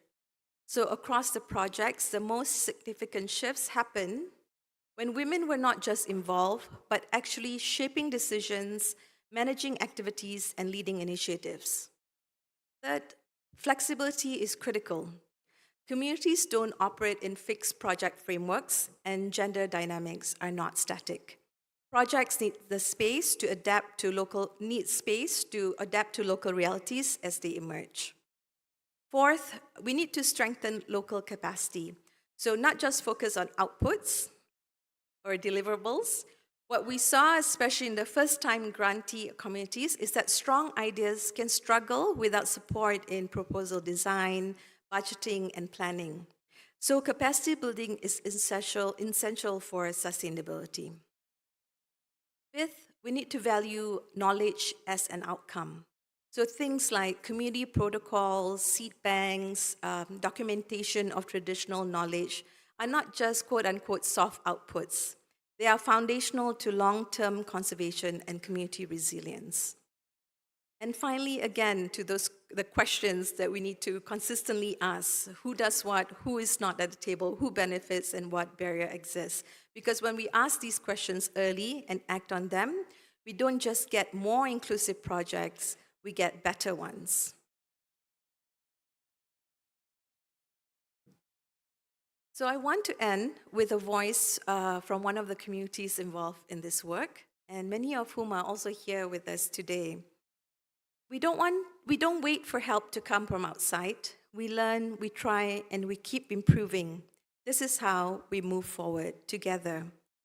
This quote stayed with me from the fieldwork that I conducted last year, because it reminds us of something important. Communities are not starting from zero. The knowledge, the practices, the leadership, they are already there.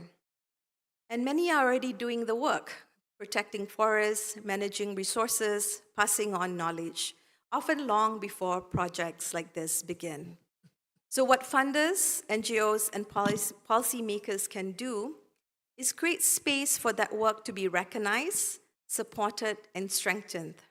And when women are fully part of shaping that process, not just participating, but defining priorities and decisions, we see stronger and more sustainable outcomes. Thank you. Thank you.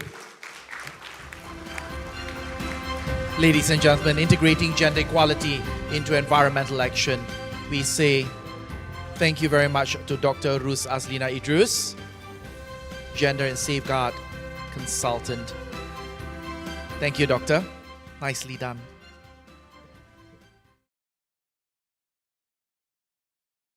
Delegates, ladies and gentlemen, a social impact entrepreneur and co-founder of The Fourth, an impact storytelling and inspective studio dedicated to driving social change. He has received over 50 major awards, including 2 Peabody nominations and the UN Malaysia Award. Now known for courageously paving the way for high-quality investigative journalism that tackles social injustices through compelling multimedia documentaries leading to public action campaigns that save lives. He presents Malaysia's Climate, Biodiversity and Development Changes, using the power of storytelling to drive environmental change. A nice warm round of applause already on stage, Mr. Ian Lee. Hi, good afternoon, everyone. I think I'm the last speaker today, right? So I'll try to keep it short. So it's good to see a lot of familiar faces as well. I think a lot of you attended our training. So this might feel a bit repetitive for you, so just bear with me. I do want to ask the crowd some questions, so please don't answer them if you already know the answer, all right? Let them try, let them try. Watch them fail and then laugh, you know? Okay, so I'm from this organization called The Fourth.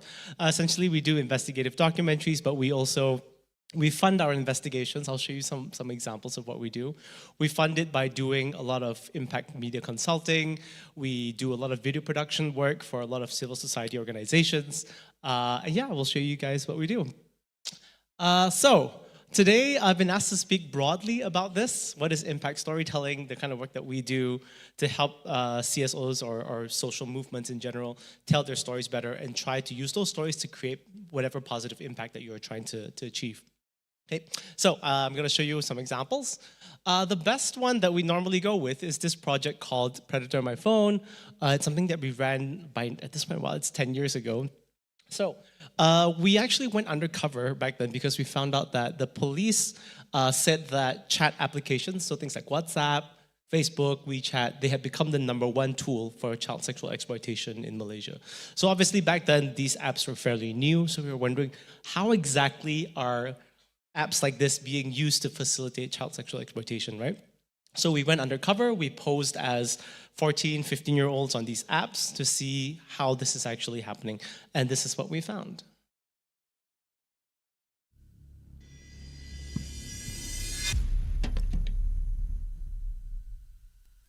Tonight we're meeting with this profile. He's 39 years old. He says he's a motivational speaker. Within a week of chatting with him, he wants to meet me. He went ahead and booked a hotel room. He said that all he wants is to talk and hang out in a hotel room.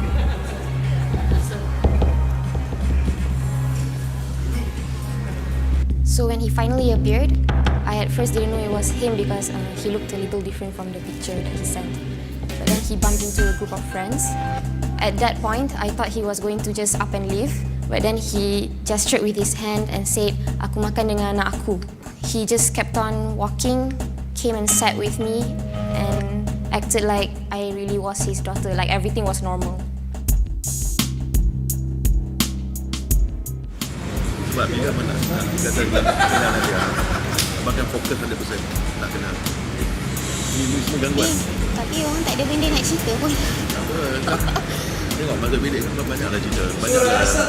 Kalau dia sekarang dengan bos, suruh bos datang bilik. Nampak? Dia ada kedai kopi tak boleh. Idea tak ada. So I was trying to get more information on what he does, but he is really good and comfortable and confident as he evades my questions. Sebab abang nak dia percaya kat abang. Yes. Memang masih was-was. Sebab abang dah bukan kena nak dia seorang ramai. Dia orang semua muda macam orang ke? Ada. Nanti abang cerita. Form 3 ada, Form 2 ada, Form 1 pun ada. Apa yang abang dengan diorang macam mana abang cerita ni. Sini tak sesuai. Okay. So this is an example of one of the documentaries that we made. But obviously, investigative work is a very different thing from what we normally do with civil society organizations. But clearly, there is a huge problem there, right?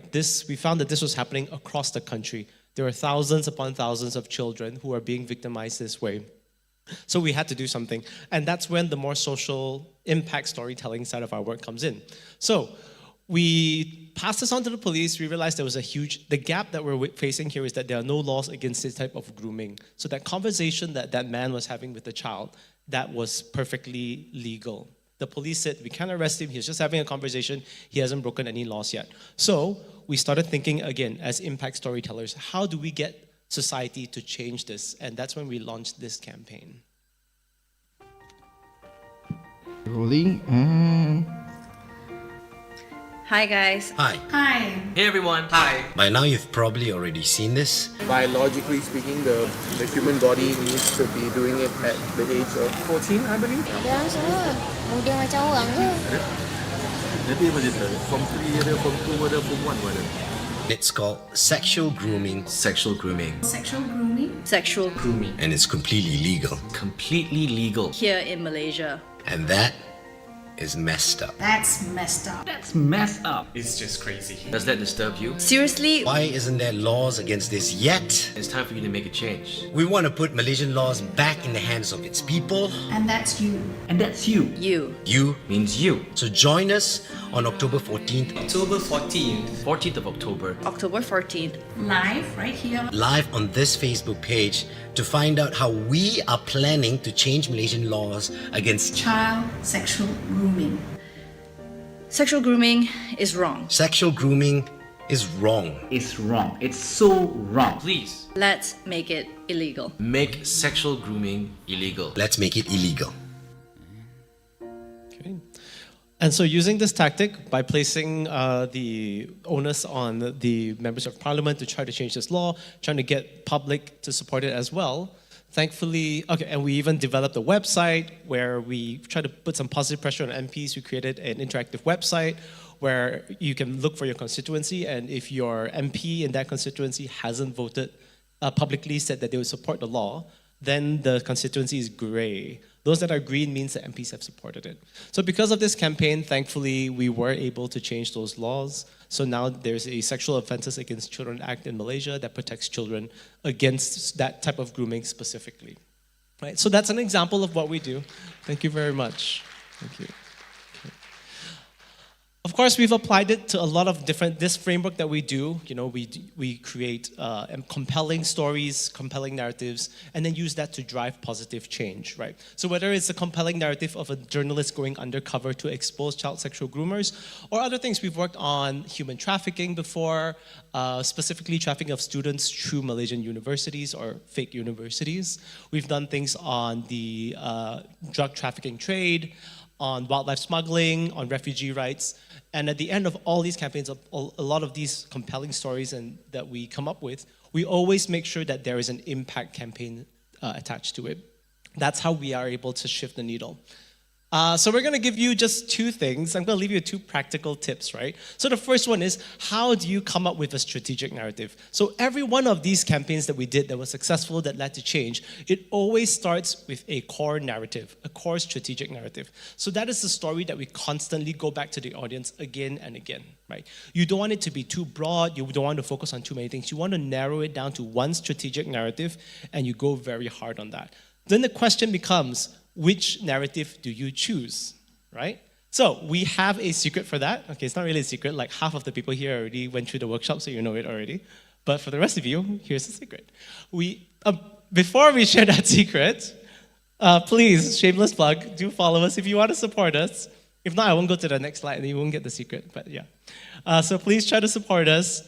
Follow us on social media, and also if you can become a paid subscriber, sure as well. I see some people scanning, so I'll just accept lah. Can. Okay, secret. News values. This is the guiding principle for us to come up with really powerful strategic narratives. So this comes from our background in journalism, right? So in journalism, in news organizations, usually editors, they will decide what stories are of interest to the public using these news values. So there are 7 values, right? If your narrative has these 7 elements, we can almost guarantee you that your story, your core narrative, your strategic narrative will be effective.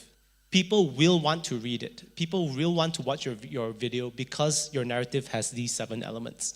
Because we are short on time and I do not want to keep you guys from going home and getting stuck in traffic, I'm just going to quickly talk through them. Timeliness means it's something that feels urgent, that is important now, right? So whatever issue you're working on, try to find that one element of it that shows that this is something that is new, that is current, right? Number 2, impact. We always measure impact in terms of how many people are affected, right? So give it a number. For example, with child sexual grooming, the one we showed you earlier, we are able to tell the audience, because we did our research, we went to the police, we said thousands and thousands of children are being exploited this way. So give it a number, how many people? Proximity, very straightforward. How close is this issue to your target audience? Prominence, if there's someone or something famous involved, you want to include that in your narrative. Conflict, if there's an element of 2 entities that are in conflict with each other, you want to include that. Novelty means anything that's strange, weird, surprising, bizarre. And last but not least, which is something I think a lot of people, especially in civil society, we tend to forget, which is human interest.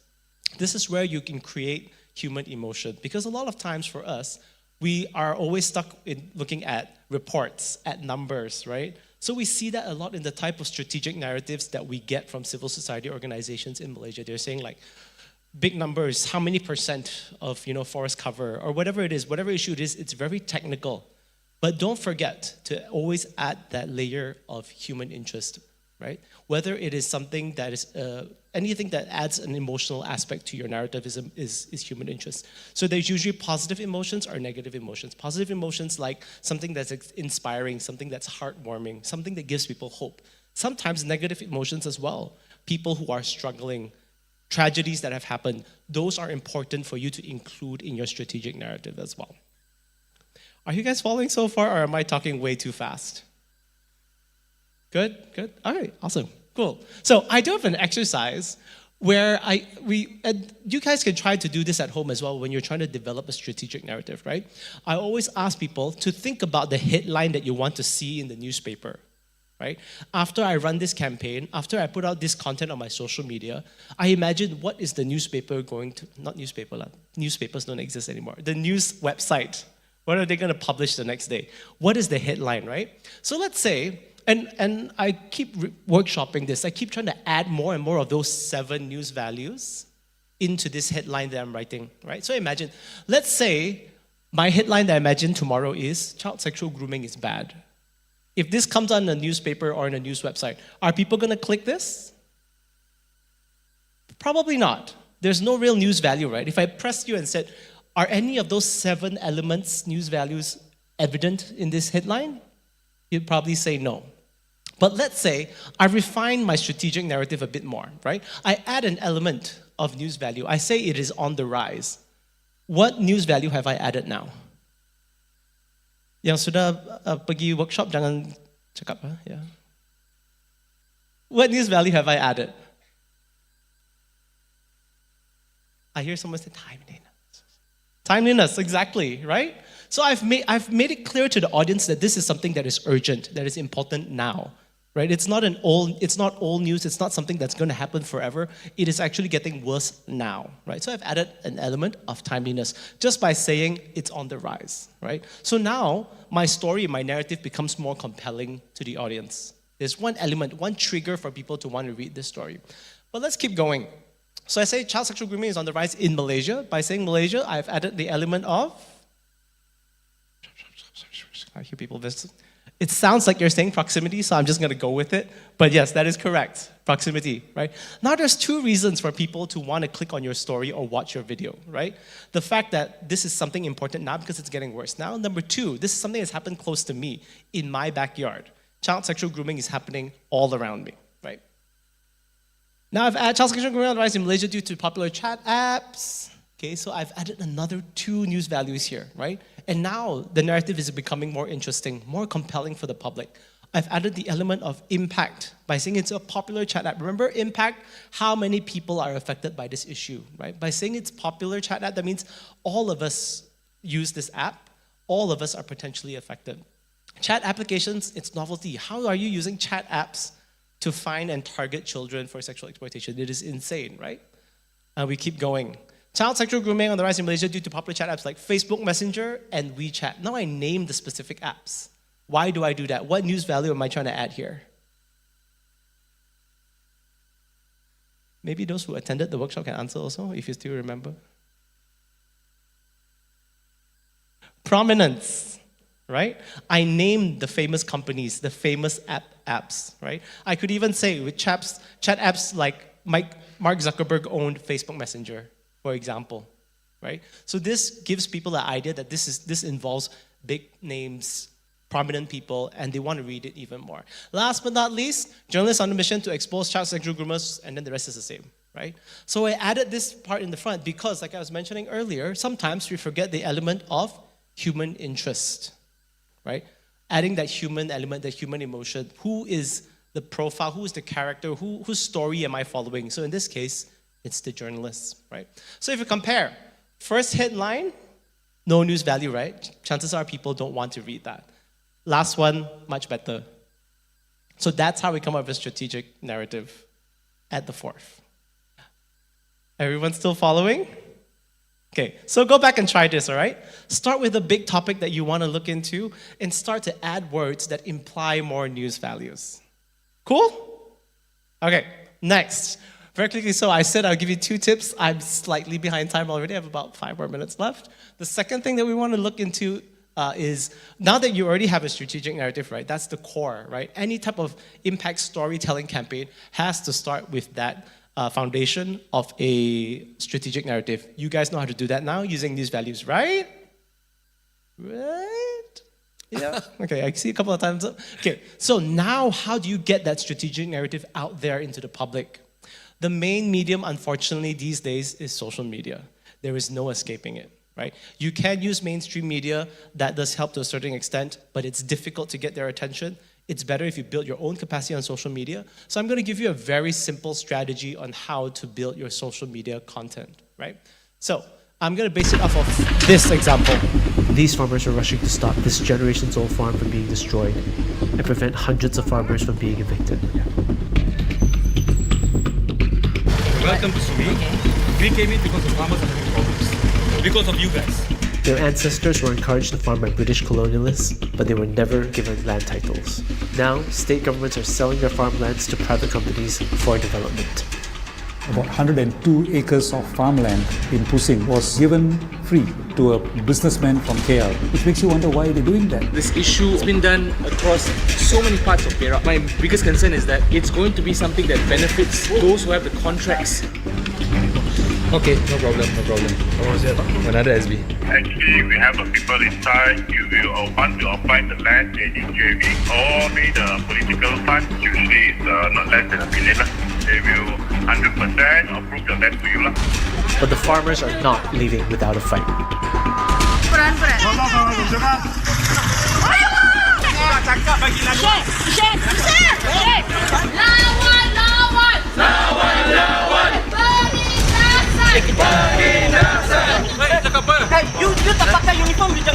With the farmers racing against time to save their farms, will the country's leaders listen?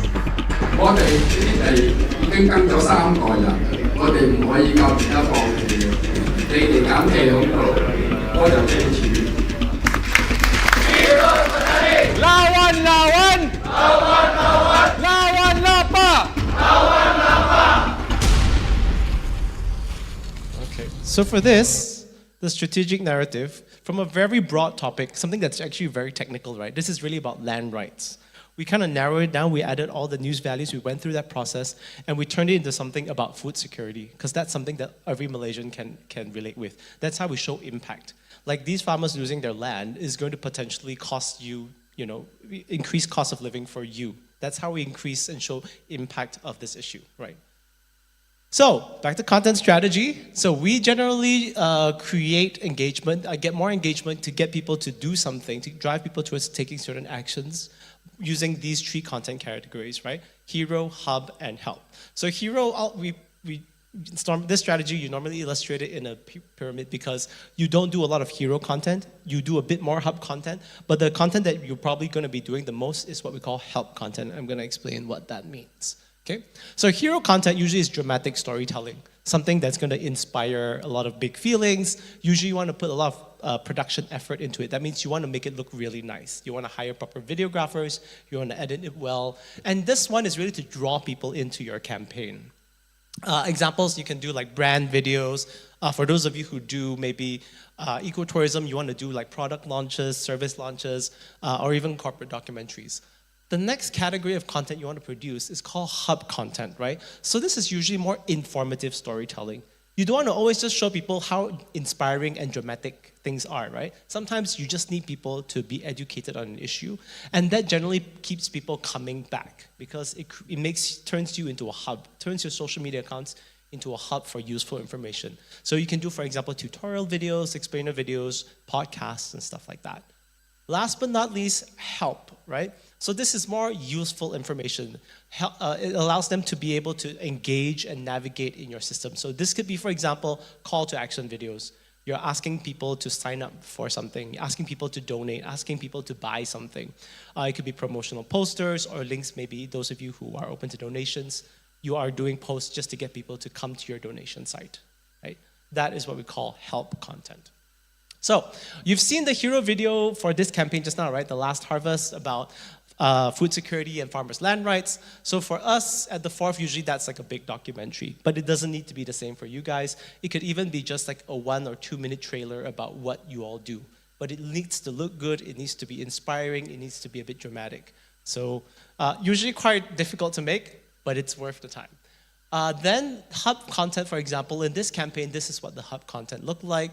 It's usually, in our case, it's about 3 minutes long, and we usually focus on one profile. That's, again, making us a hub. People want to keep coming back to learn more about the issue. I'll show you guys one way we did that with this video. 我哋呢農民心乜經驗豐富啊，細個就接觸呢啲嘢，我打乜嘢藥水，應該做啲乜嘢，佢哋心乜都曉做㗎啦。呢種係咪一種資產嚟嘅？係我哋阿爺訓練阿老豆，阿老豆訓練仔咁樣，心乜訓練出嚟嘅？呢係咪應該珍惜？ Kawasan kami sudah start berusaha oleh nenek moyang kami pada tahun 1920-an sampai sekarang. 蘿蔔要種45日就有得收成㗎啦，價錢唔知道，我載咗上去3、4日，並講俾我哋聽，我哋呢個蘿蔔值幾多錢。細嗰陣時，我哋都係有嚟㗎嘛。我哋讀小學，我阿媽種紅樹，咁樣要種紅樹，佢鋤個窿，我哋就放嗰啲苗落去咯，都慣咗啦，幾十年。你講忽然間俾你攞走，真係好可惜嘅。第二個州我唔知道啦，響秘勒州嚟講啦，你真係揾唔到一幅好似咁樣嘅地啊！行過啲嗰度有水塘。坦白講，如果你問我咧，我唔反對發展，不過你要安住我哋。好似啲做到咁好嘅農業地，你即係講收咗呢個農業地，去做一個未必成功嘅工業，係咪真係咁理智啊？加一減一你都冇賺到嘛，係生活嘅一部分啊，係咁種，係咁種，係咁賣，係咁種，一係為咗揾食。你話貢獻咧，我哋真係冇點樣諗過呢樣嘢。或者真係有貢獻，或者政府根本上就唔當我哋係貢獻。係我哋講真，你講華人，好多人講政治人喺度炒都冇得睇話華人唔愛國，其實肯定我哋係愛國，就係問題係個國愛唔愛我哋啫。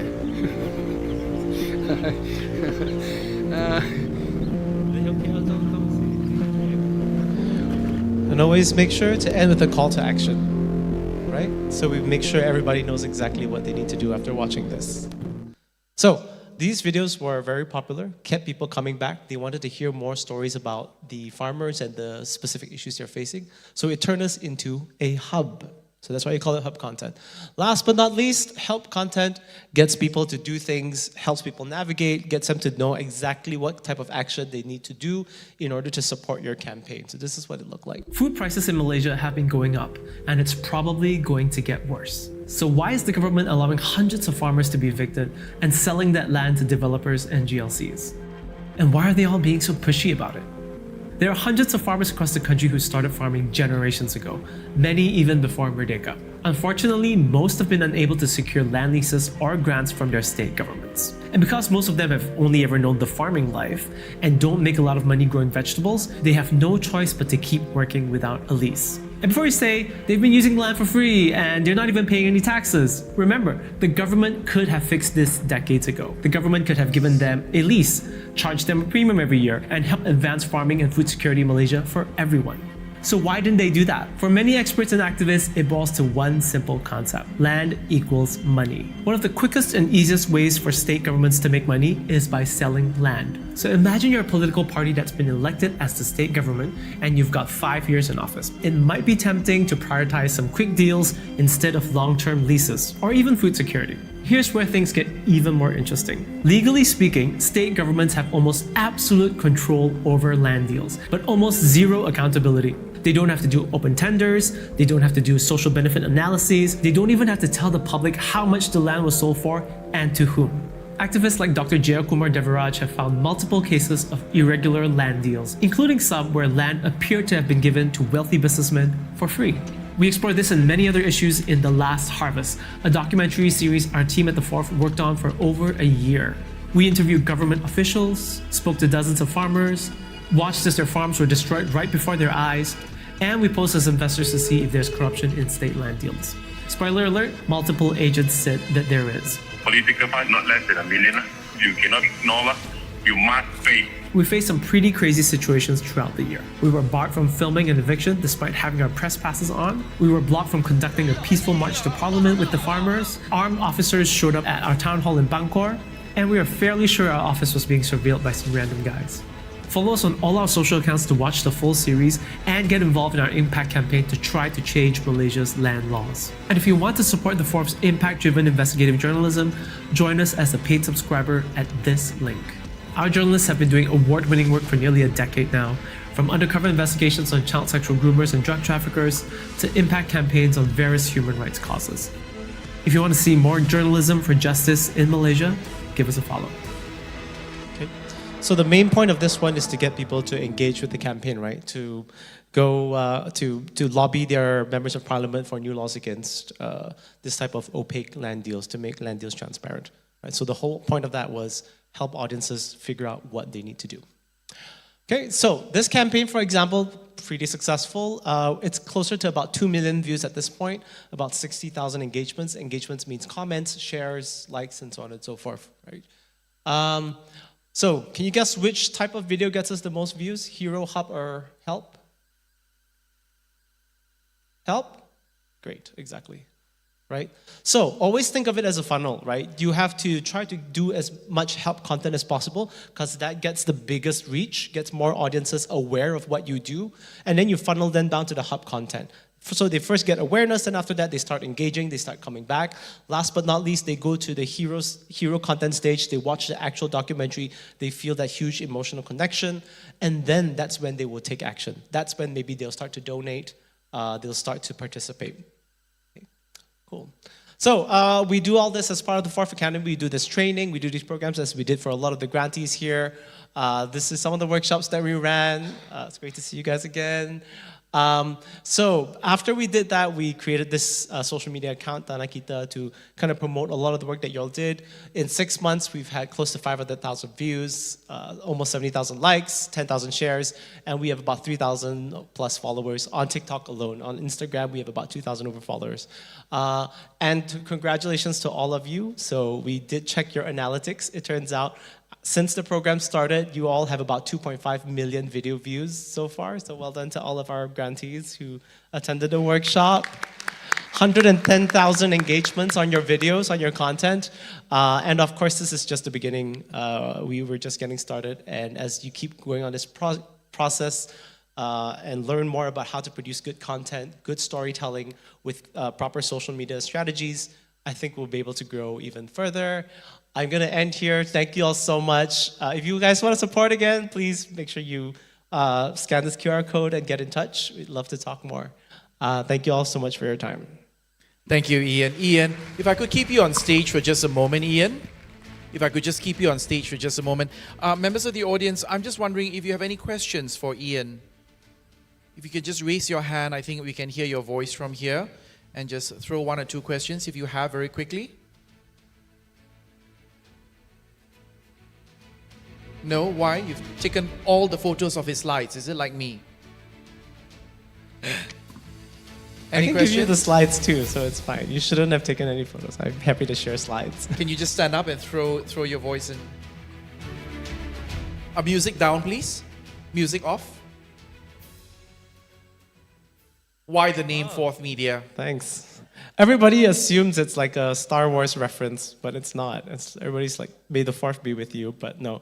The most modern societies, they are governed by 3 powers, right? Does anybody know what the 3 powers are in society? Legislative, executive, and the judiciary, right? So governments, most modern governments have these 3 powers. So traditionally, a long time ago, they taught me this in journalism school, that media is supposed to be the 4th power, or called the 4th estate, to make sure that the 3 powers in society are kept in check and balance. So our work, whenever we produce documentaries, journalism, the point is to make sure that people in power are doing the right thing.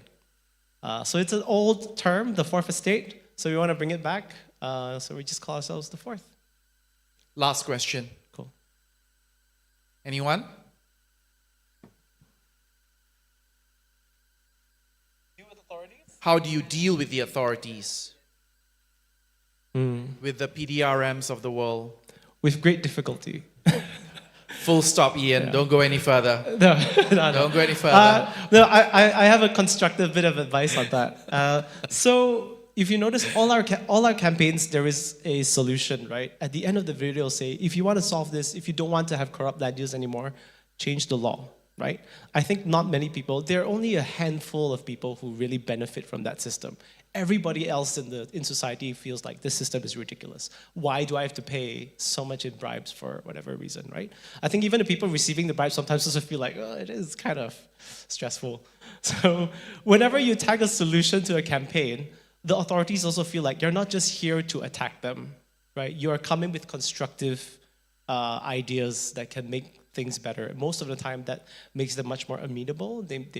So for example, the work we did on human trafficking, when we met with immigration, most of them yeah, you find a lot of good people there. And most of them, they're officers, they say, yeah, this is a good idea. And they don't feel like we're just there to keep exposing scandal after scandal after scandal. Yeah, so solutions-based work always helps with authorities. Yeah. Ladies and gentlemen, a nice warm round of applause for Mr. Ian Yee. Thank you, everyone. Thank you so much, Ian.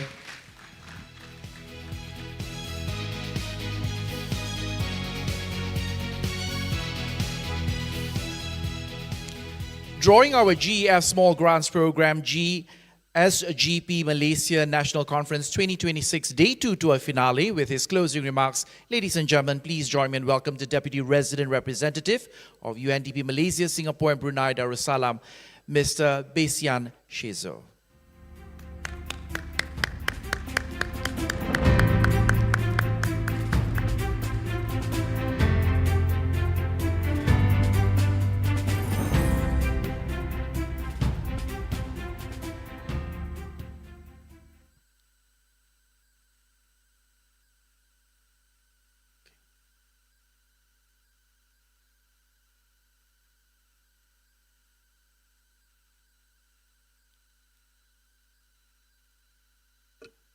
My apologies, Besian. I'm pretty sure that this is a sign that we need to wrap up. And after Ian's inspiring and informative presentation, I feel I'm going to let this crowd down. But I do think that as we draw the conference to a close, it's important that we take a moment to reflect on the journey of these past 2 days. We began yesterday with our community collectives. We heard the lived experience of stewards from the Crocker Ranger in Sabah, Upper Barham in Sarawak, and the green urban spaces in the Klang Valley. Rooted in their deep understanding of the ecosystem around them, indigenous and local communities continue to demonstrate the strength that comes with traditional ecological knowledge. We also saw how community-led ecotourism is turning conservation into a movement for sustainable livelihood.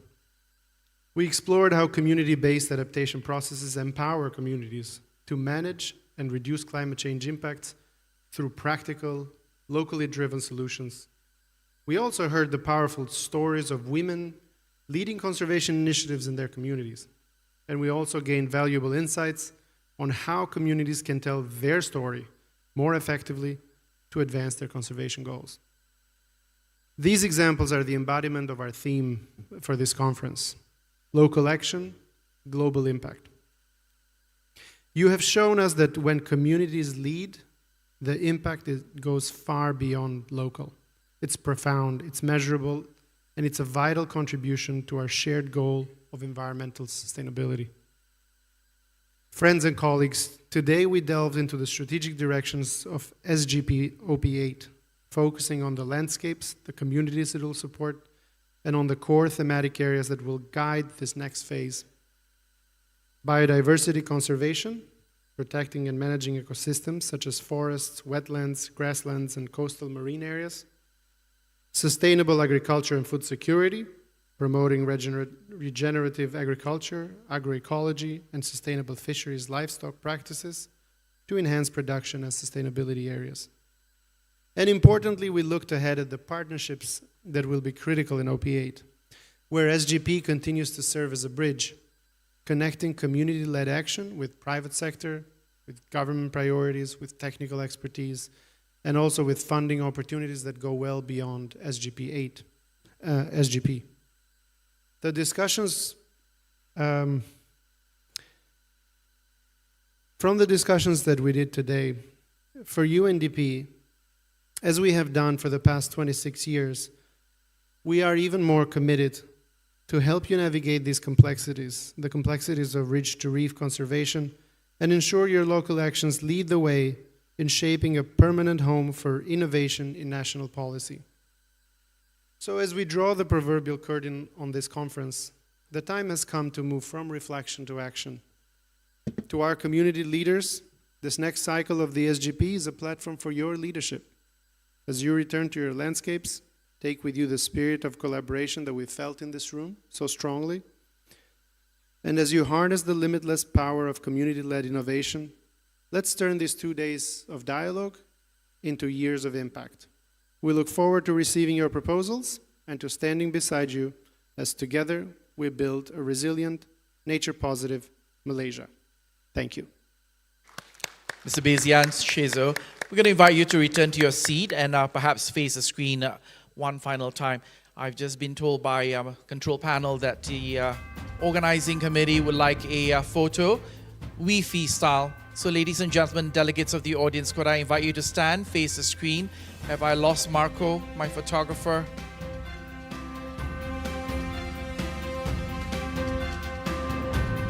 Can I invite everyone to stand, face the audience? And ladies and gentlemen, we'd like to invite the team members within the working committees of the GEF SGP Malaysia National Conference 2026 to be part of this finale group photo with our delegates as well. Marco, photographer, on stage. Can everyone face the audience? Face the audience, everyone. My apologies, face the screen.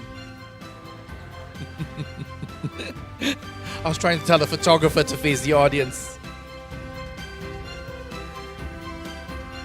Everyone closer.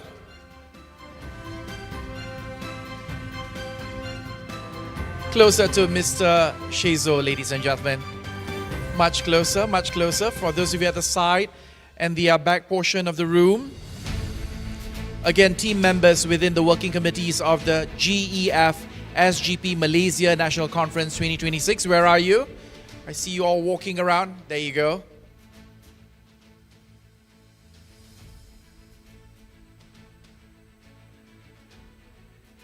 Or you can sit, you can take the seats, some of you. Happy for you to sit. This is the final group photo, okay? While the photo is being taken, we'd also like to thank our live streaming participants who have joined us virtually via the UNDP YouTube.live channel. Everyone ready?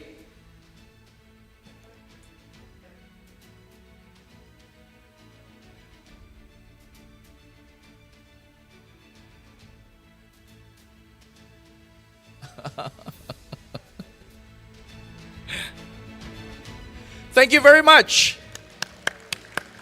Ladies and gentlemen, with that, we wrap up our GEF Small Grants Program SGP Malaysia National Conference 2026. Thank you very much for joining us. We look forward to see you again. Networking session is at the foyer. Ladies and gentlemen, for those of you who need to speak to stakeholders for grant programs, they'll be outside waiting to chat with you. Have a pleasant evening, ladies and gentlemen. Thank you for coming.